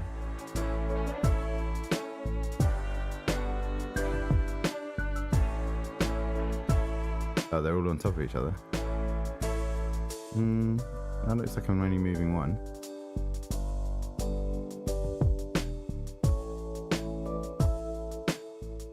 I think because I've only got 1 second as the frame duration, right?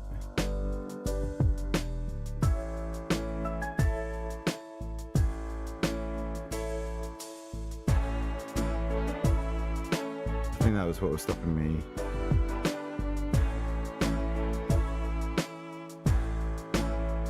Yeah, there you go.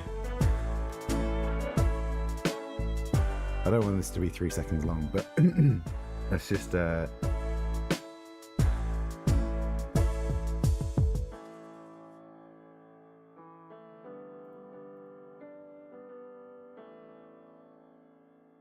I've done the same frame twice somewhere here as well. This should be value 1.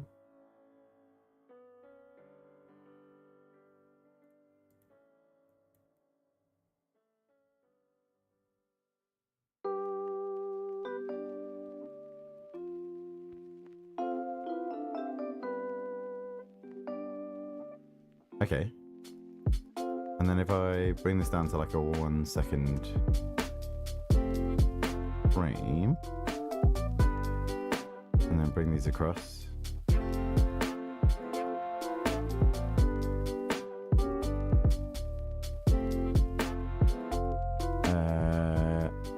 Next to animation length, oh there.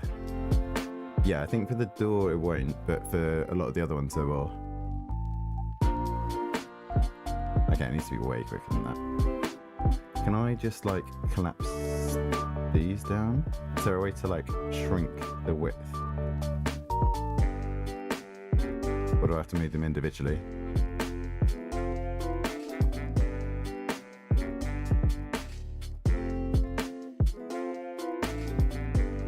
Oh, it's not too bad doing them individually.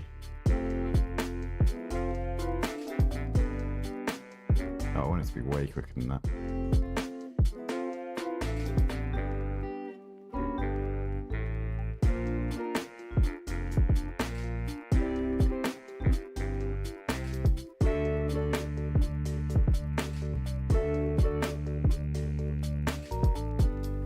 Might be even like this.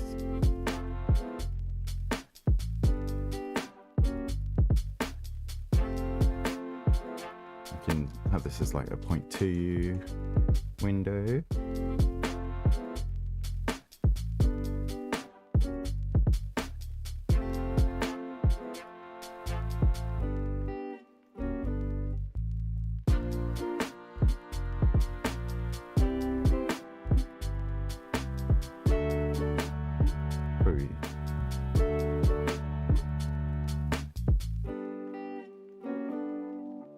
Nice. Cool. Okay, so then that... Do we need to call... That's the open animation. And then if we go to the script, we get a reference to the animation player.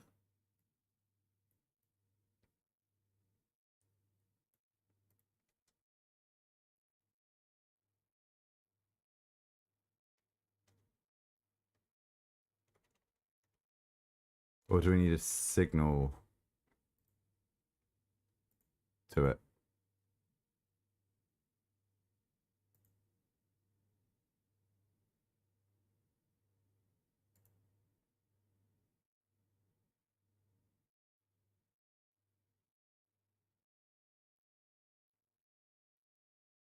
These albums are way too short. Keep on like clicking them.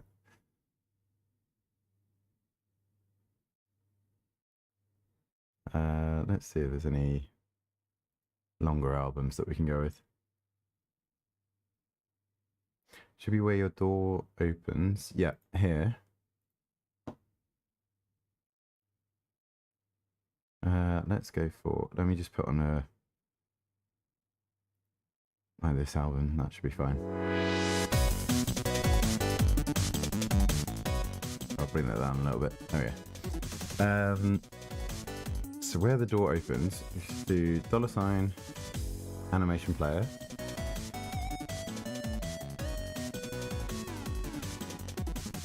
Dot play. Oh.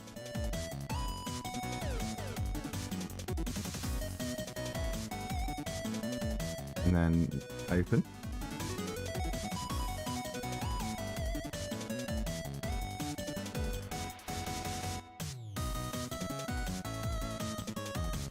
And that should maybe work.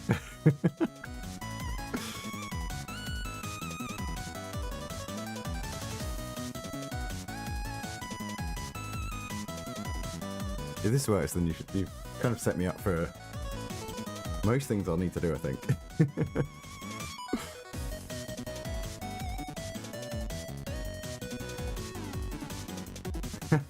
Nice.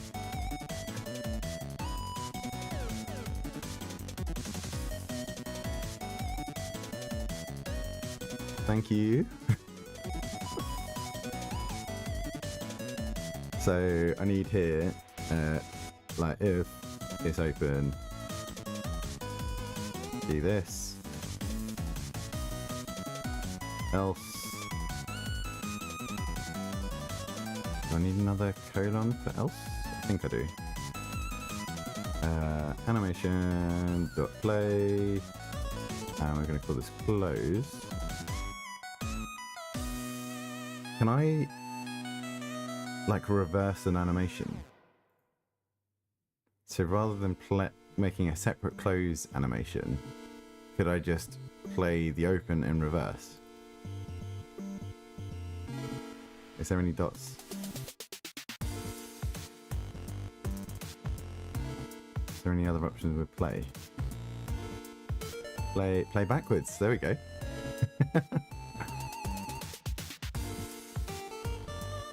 Play backwards. Play underscore backwards. Please let this work. That'd be great because it saves so much time making animations.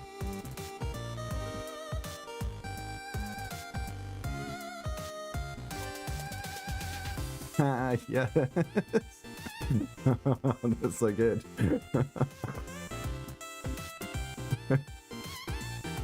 Oh, there you go.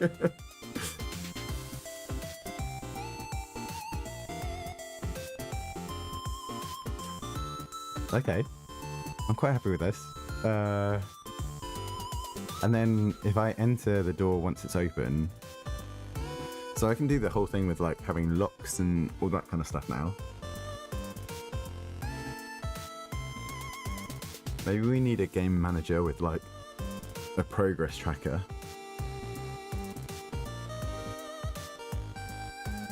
So like if we found certain keys and stuff like that, then that allows us through.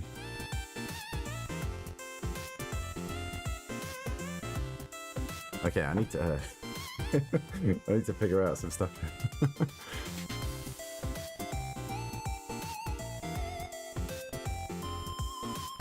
I might actually. I'm gonna stop for lunch in a little bit.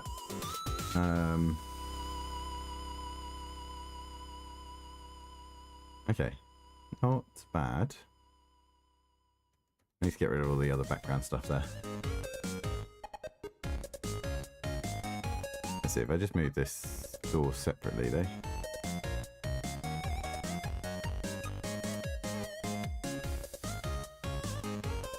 So why has it got black background there?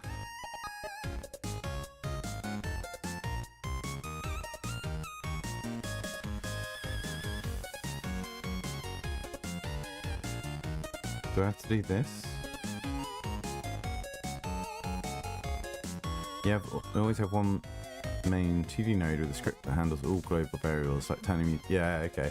So like a game, basically a game manager node. Why is it open?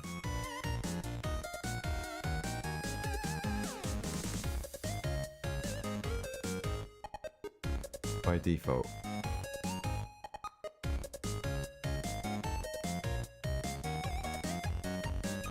Was the first sprite I selected not...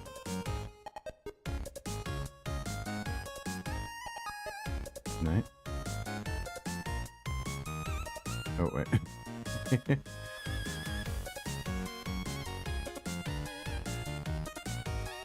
Go to... Oh, there's no on start.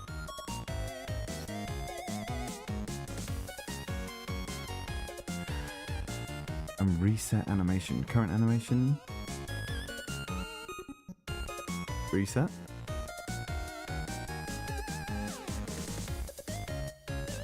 Oh, because this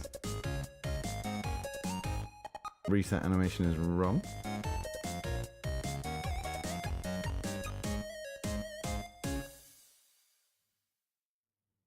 How do I change this? Right.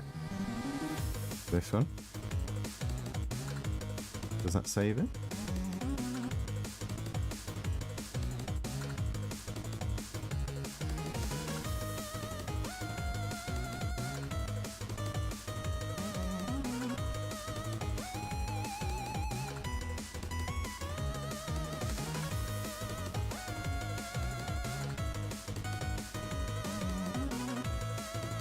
Reset on save.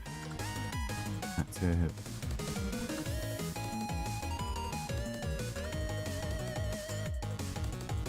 Ah, here we go.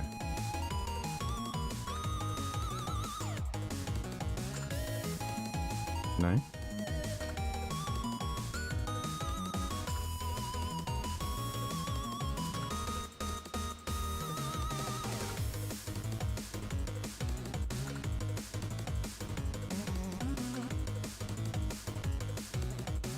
Edit.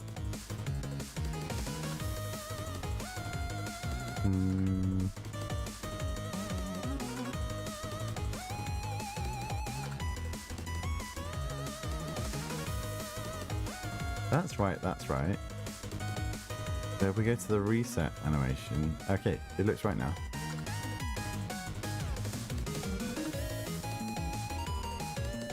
I think that looks right now.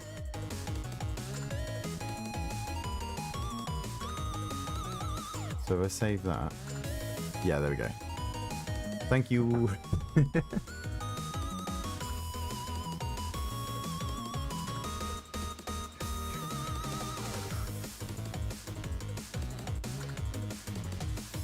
God, it's weird going back to these these playlists that I used to play on my old streams. Like, I haven't heard these streams for a while. These songs. Okay, nice. Okay, so that can be the basis for a lot of things. We'll do a little like door frame around it as well, just so we can plonk it into other environments. And also I might just delete the rest of the door when it's open.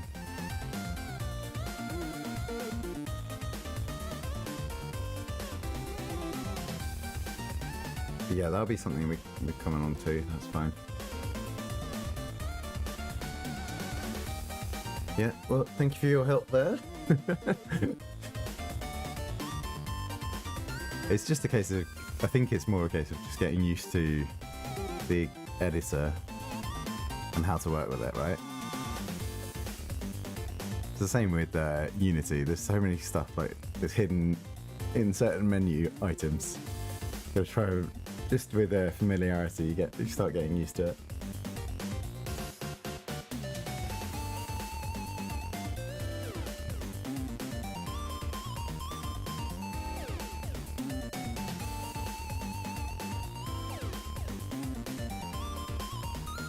Okay, so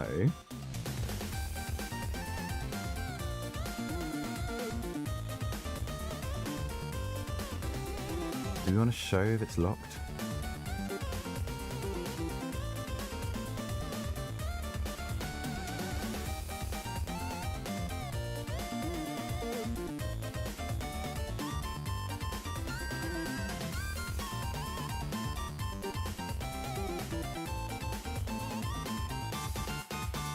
Maybe more like that. Although it needs something here.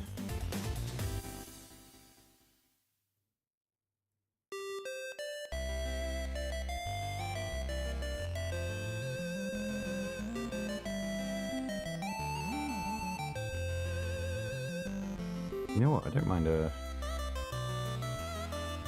straight line across it as well.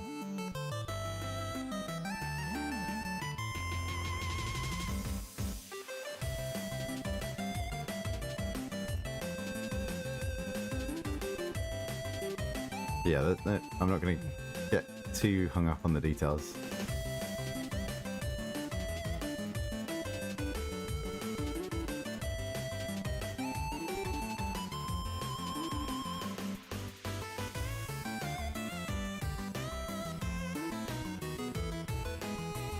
Okay, we don't want that there.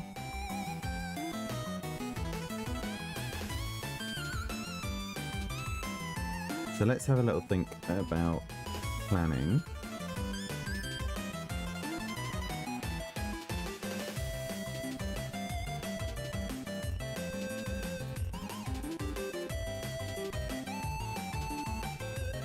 Got that audio a little bit.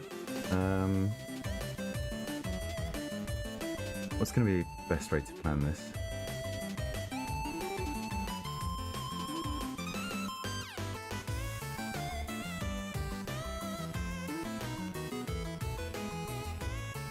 I do like Rinx's idea of the Petromino's shapes.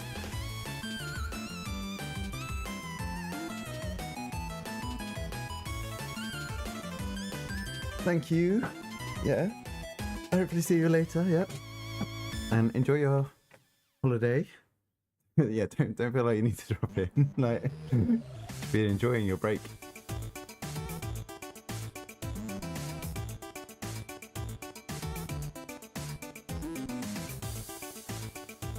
Yeah, thank you for the luck and for the help.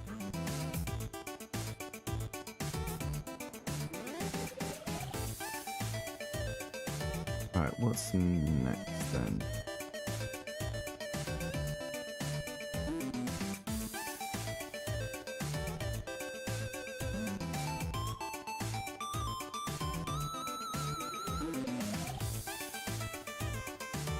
I feel like if I start drawing some environment stuff, that will give a better idea of what we're looking at here.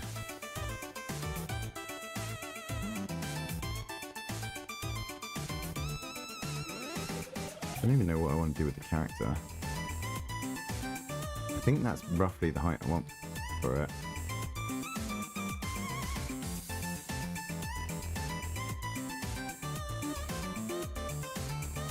Maybe bring a little bit of extra space.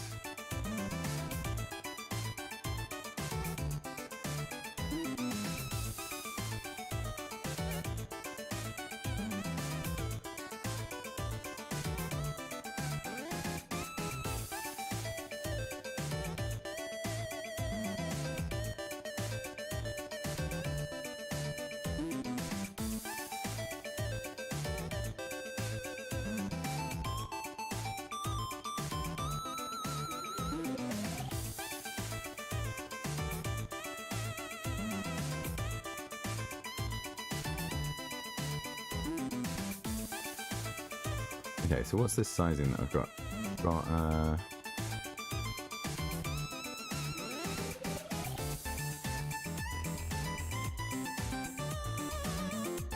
32.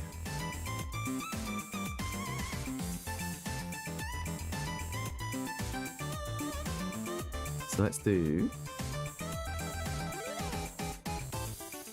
16 by 32, and then we'll add a bit of padding around that as our new sprite.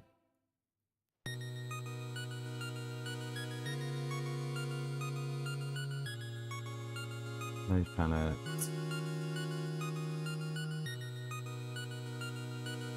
I should put this.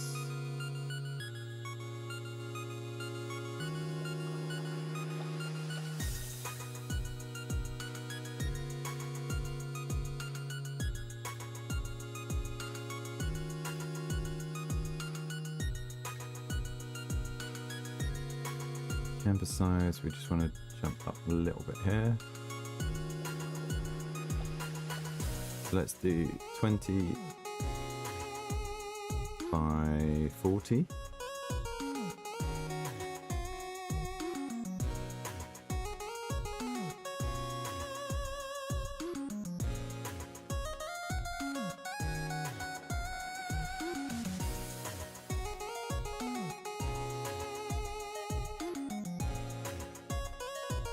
And can I just copy this layer in? I can't remember if I can just do that.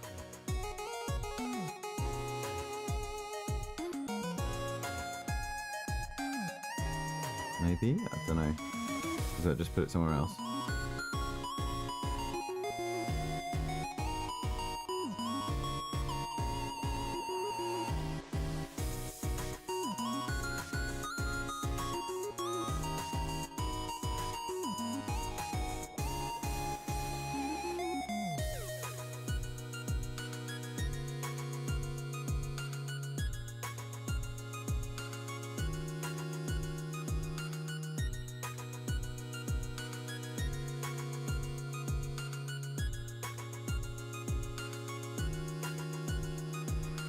Right, let's put the background layer on. Tile guide is going to be called.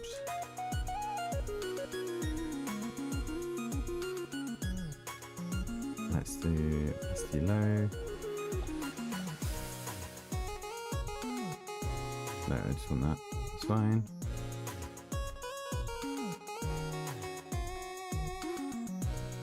Let's just use a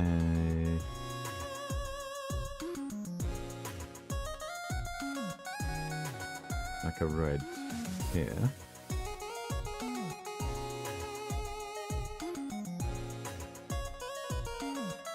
So what did I do across? I did 20.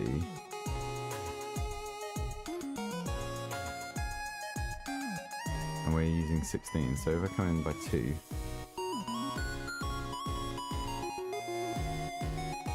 that's our distance we're working with, and then 32 is where? Up here.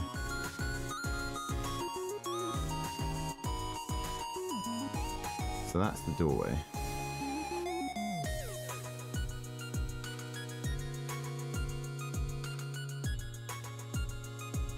So that's kind of what we're working on in terms of sprite sizes.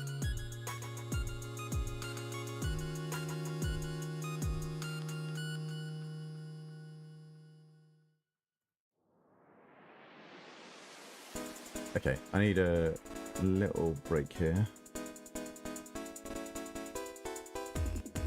Let's save this in our project. Insert, graphics, layer.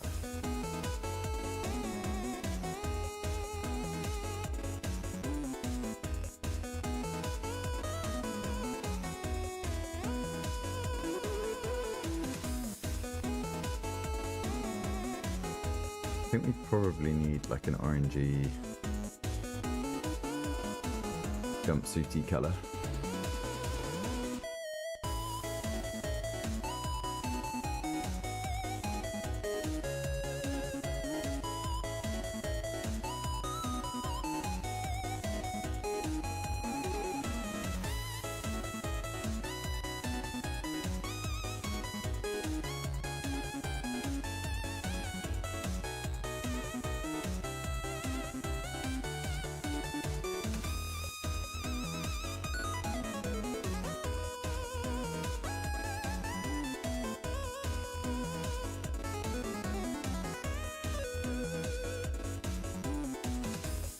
But yeah, I'm just gonna do a break to do dailies, and then I'm probably gonna wrap up stream, get some food for lunch, and then we'll continue on after that.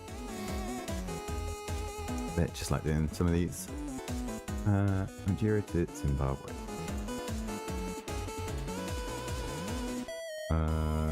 Central African Republic.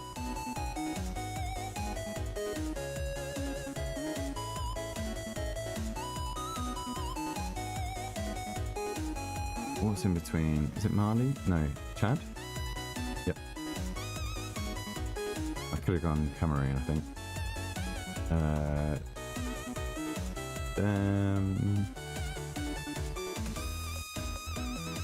And then what's going to be to Zimbabwe? Namibia? Nope. What's here? This is Angola. Wonder if that's touching. Oh, no. I'm going a bit of a roundabout way here. I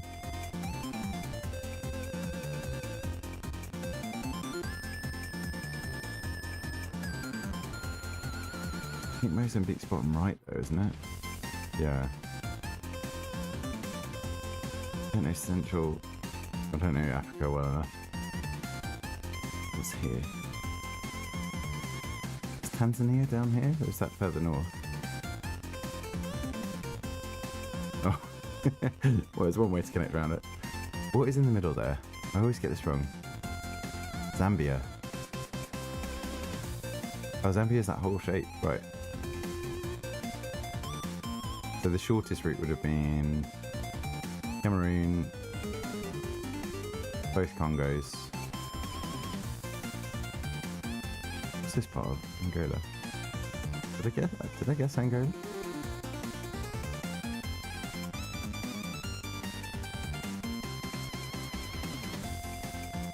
That's Angola and that's Angola.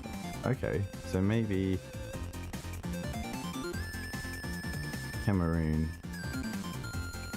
Republic, Angola, Zambia would have been the quickest route. See what it says. Cameroon, Central African Republic, Democratic, Zambia, Zimbabwe. Nice.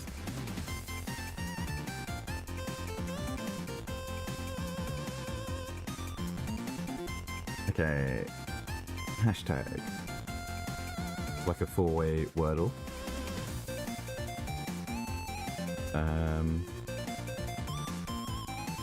So this word across has the A, the P, and the L. It might have an S, but that might be in the vertical. There's no R in it. This has one E, and this has one E, so maybe the E is where this S is. We could swap this E and this S. Yeah, that's good. There's a second E in this word.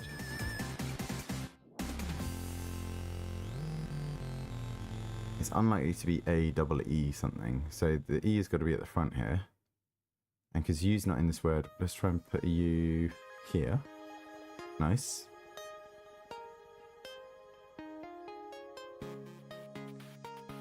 So what's this vertical going to be?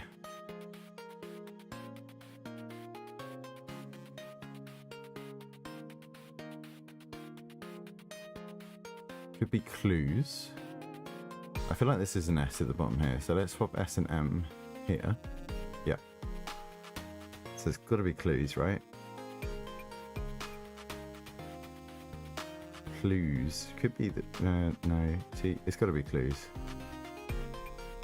So that's got to be smear. That T's got to be in this one. Eater and ample. Nice. So ample, eater. So ample, clues, eater, smear. So with Betweenle, it's like Wordle, but all the words are in alphabetical order. So what I'd like to use is using the hashtags.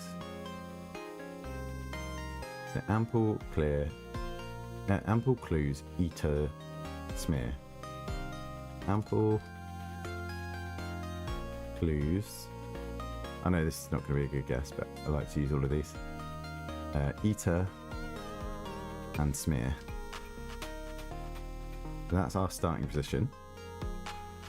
So we want something halfway in between. So let's try light. Might. So early M's.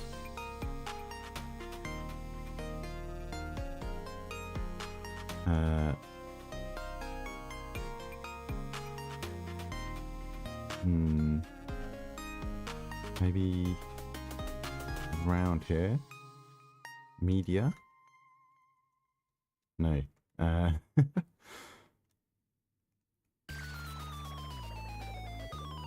Max. Mev. Maybe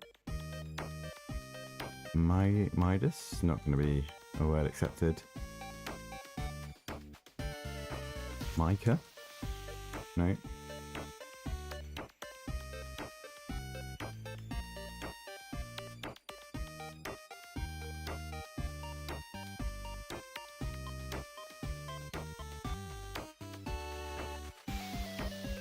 Can't think of any words there. Closest to mesas. Meter. Nice. Okay, and then we use the Betweenle word for Wordle.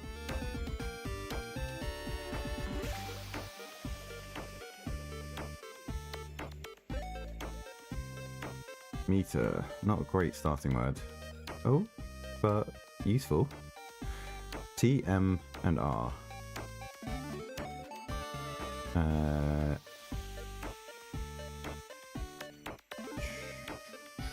Trome. Time. Timid. Timmer. Can't be an E. Timmel. Can't be the end anyway.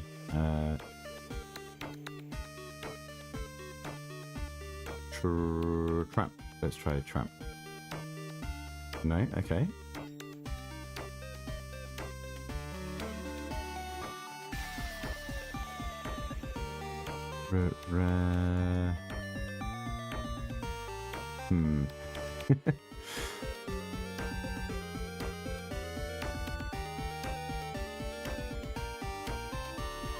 Where can this M and T go? We put the T here. We could put the R after it. And then have an M at the end. So like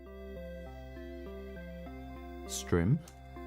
Let's try strim. Okay. So ST something RM. Nice. Okay, onto connections. Tongue tape branch neck. French language. Dressing cottage. Bandage craftsman. Make out. Scissors. Speech. Kiss. Prairie. Dialect.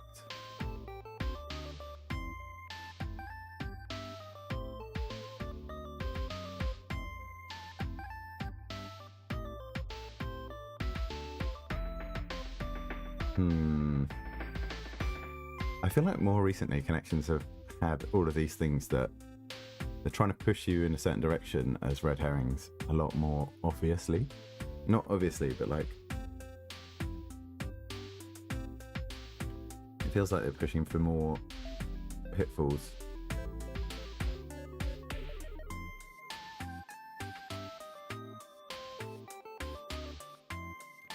Ranch dressing, French dressing. I know we've got dressing here, but no.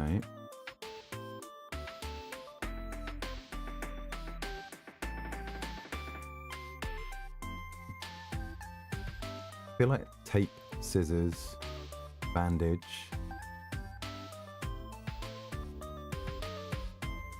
And dressing. Things in the first aid kit. Yeah, nice. Right, dialect, speech, language, and something. Speech, craftsman, tongue. Yep.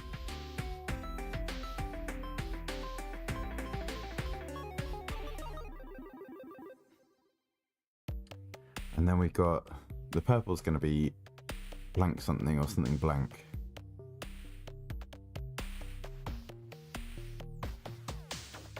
Cheese? Right, no, cottage cheese, French cheese. Not really. Craftsman.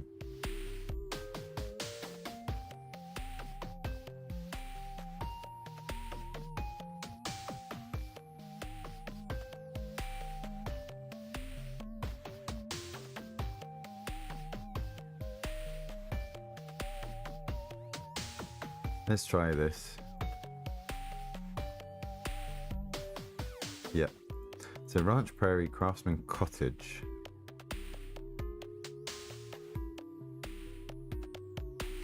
Are these types of houses in America?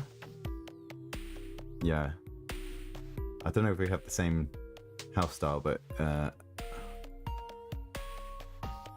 in the UK, I don't think we have craftsman or prairie. Not bad. Onto Strands. Carly Classic. What? Slang? No.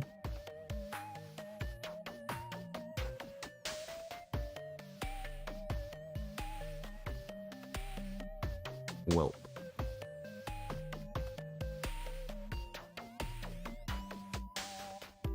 I don't know what this clue is hinting towards. Again, could be another Americanism.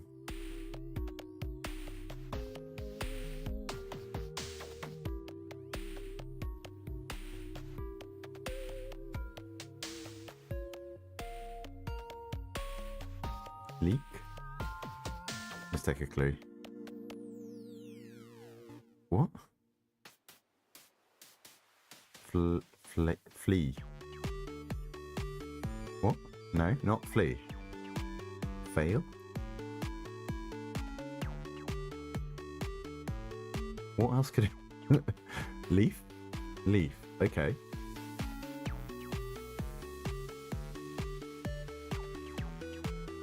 Paper? No.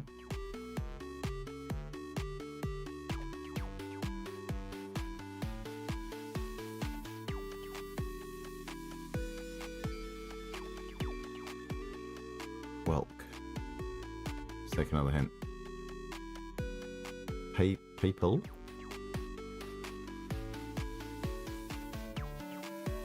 Apple? Okay.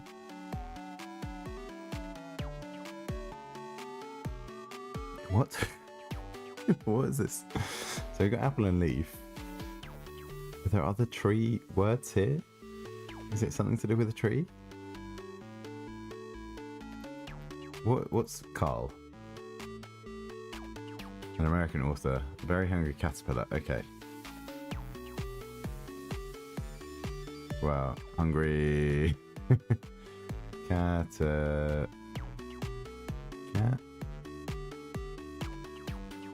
Pillar. Caterpillar.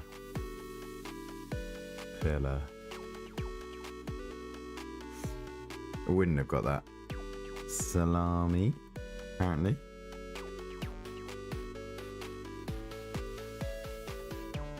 What else? We've got two more words in here.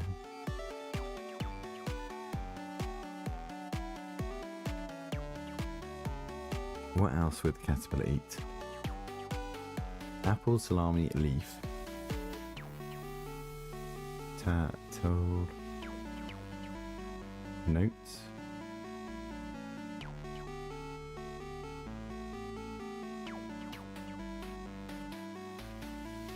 Pickle.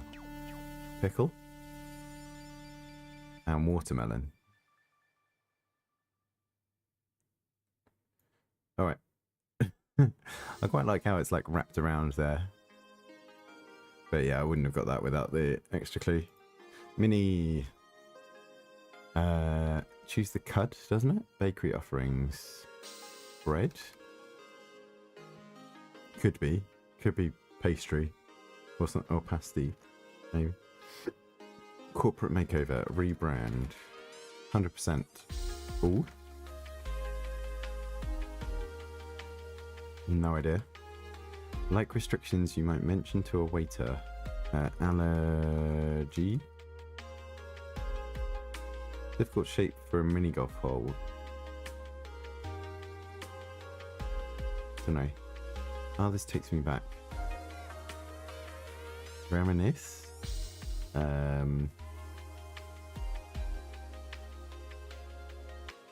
Nostalgia? No, it's too long. Okay. What Disney Channel and Golf Channel appear on? Okay, I've got some mistakes somewhere. Awkward silence in a broadcast.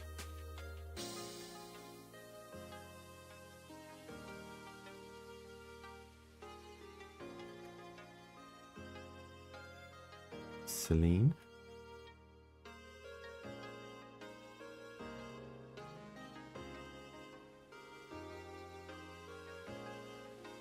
Responds to an aggressive and threatening tone. Or responds in an aggressive, threatening tone.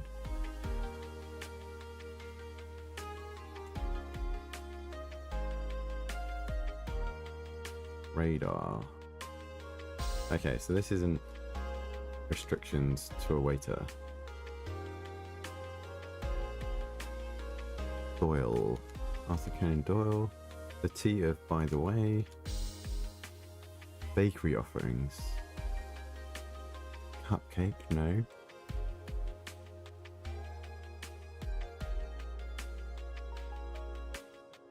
Cakes? Maybe.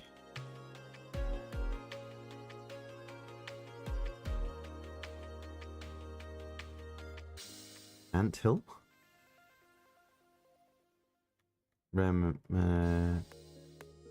Remind? No,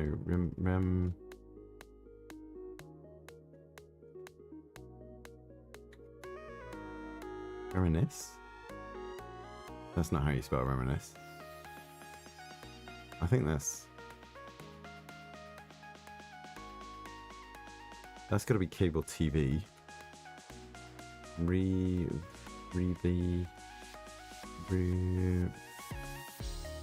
Review.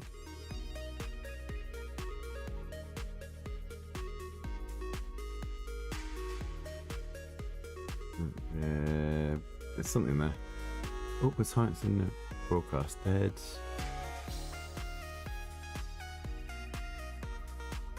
Dietary. Dead air. Reverie. Snarly. Snarky.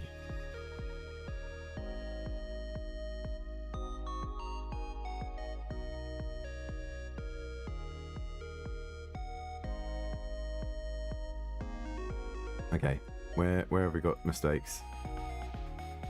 Just this. Snarls. Oh, reverse. Takes you back. Very good. Not too bad. Right, and then Sinister Nerdle.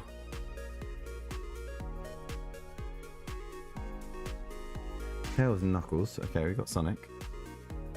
Maybe.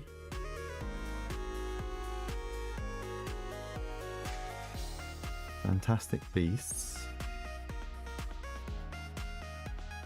Newt Wizard. Okay. Let's do that. Tails and Knuckles Beasts? No.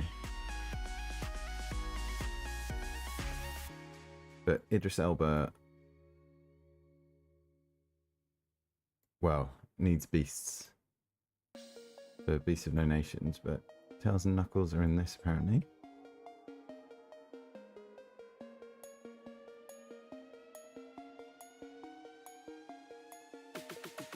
James Marsden.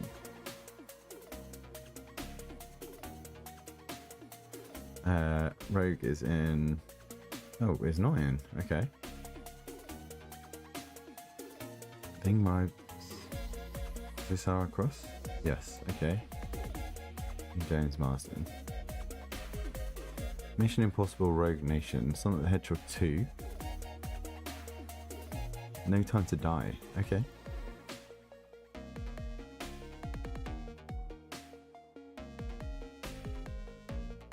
Nice. And then last one, Reversal.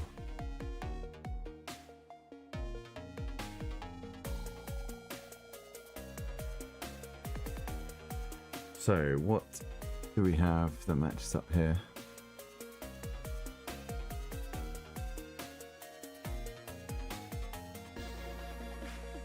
Paris, Barcelona, Hudson, Moscow, and Munich. And then we have Book Thief and Goodbye Lenin with Munich.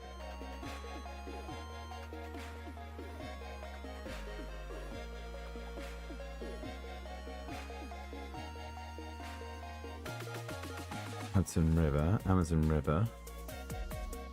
So these are rivers.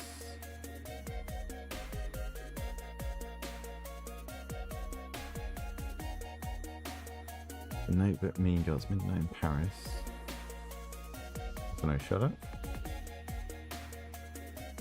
And European cities on the river, Rachel McAdams, Germany, and Javier Bardem. Nice. Okay. So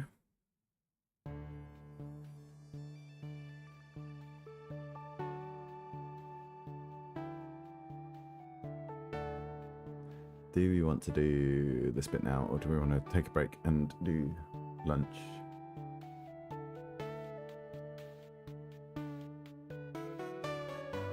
Let's just do a little bit more of brainstorming here.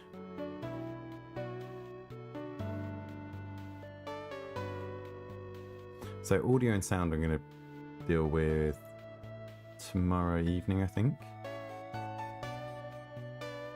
Menus and transitions, I don't know if I'm really too fussed about.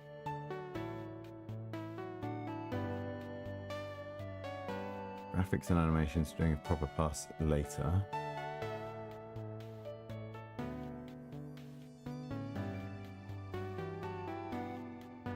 I think what we want is some way to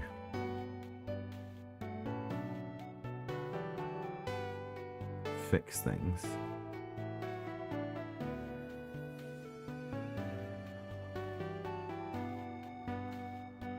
I think we want the blueprints, so we want a blueprint machine.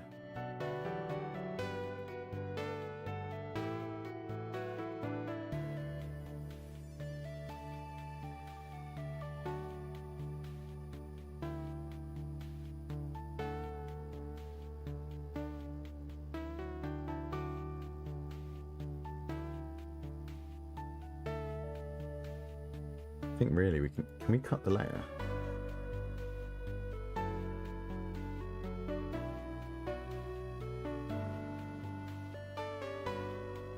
I don't think we can we?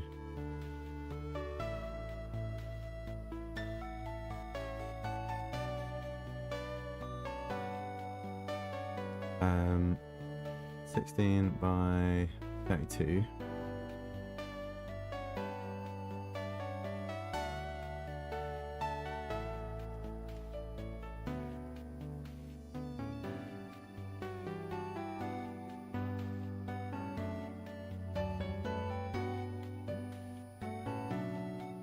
Let's just copy this across. Copy, paste, save, graphics, door. Let's have the other layers first.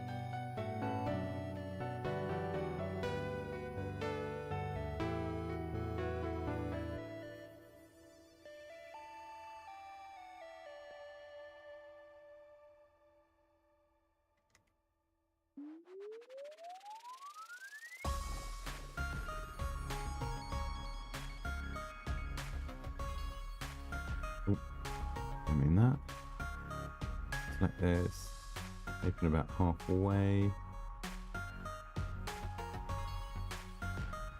and select this, open almost all the way, just like a couple of pixels still showing.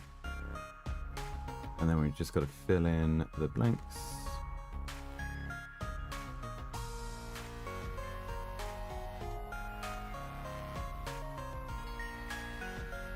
Oh wait, we need a new layer.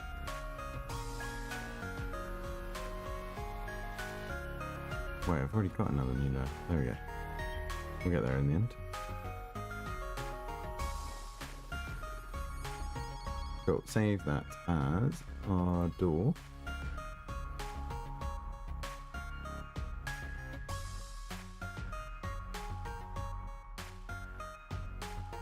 No.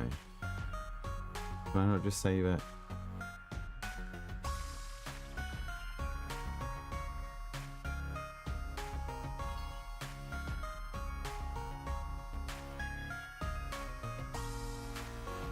This needs to be saved as door.asprite. That's what I need to do.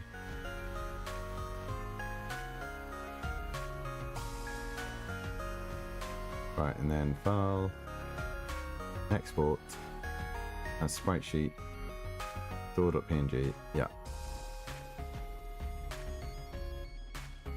Yes.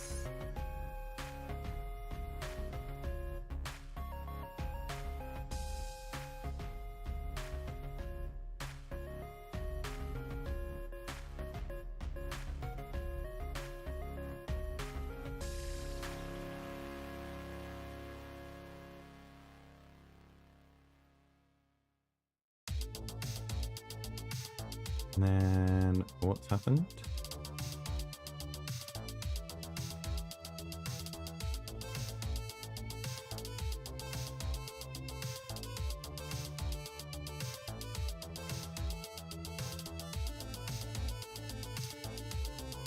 Centered. Frame coords. Region 16? No.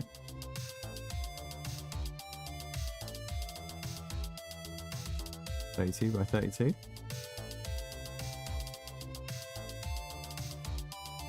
Why is it 112?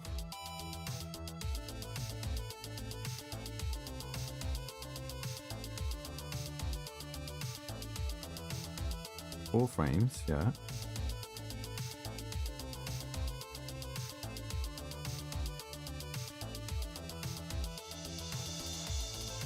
Why does it think there's 7 frames?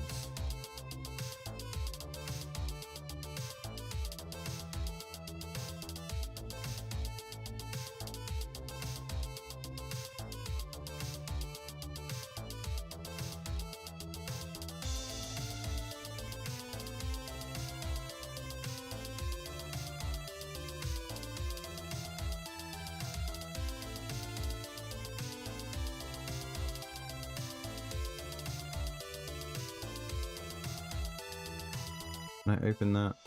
File open, recent, Godot.png.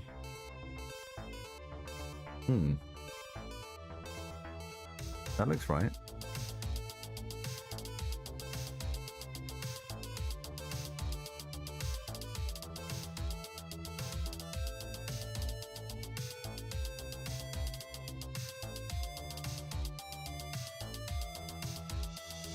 Yeah, new image texture. And where do I set it? Resource path.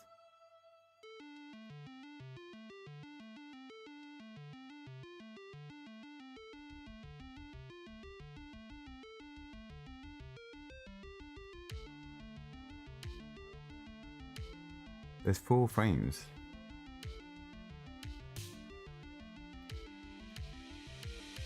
Offset no, centered yes.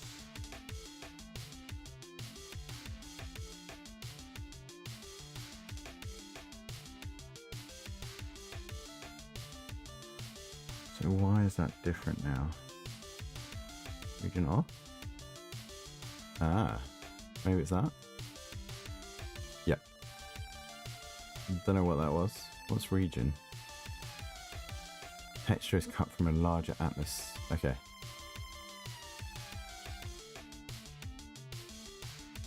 Oh, the animation's broken now though. That looks fine. That looks fine. Yep, that's all good.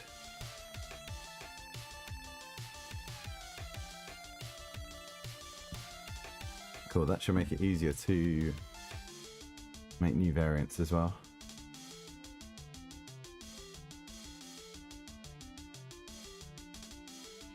Okay, yeah, I need to stop and get some lunch. I'm not focusing properly. So what I'm going to do is quit lunch, maybe like half an hour, and then I'll be back on in a bit. Cool, thanks all, and see you later. Set that. Back, yeah, be back in about an hour maybe, let's say. Want to go out and get some fresh air as well. Touch a bit of grass. Thanks everyone who's popped in and kept me company and give me some tips, and hopefully on in a bit. Cheers, bye.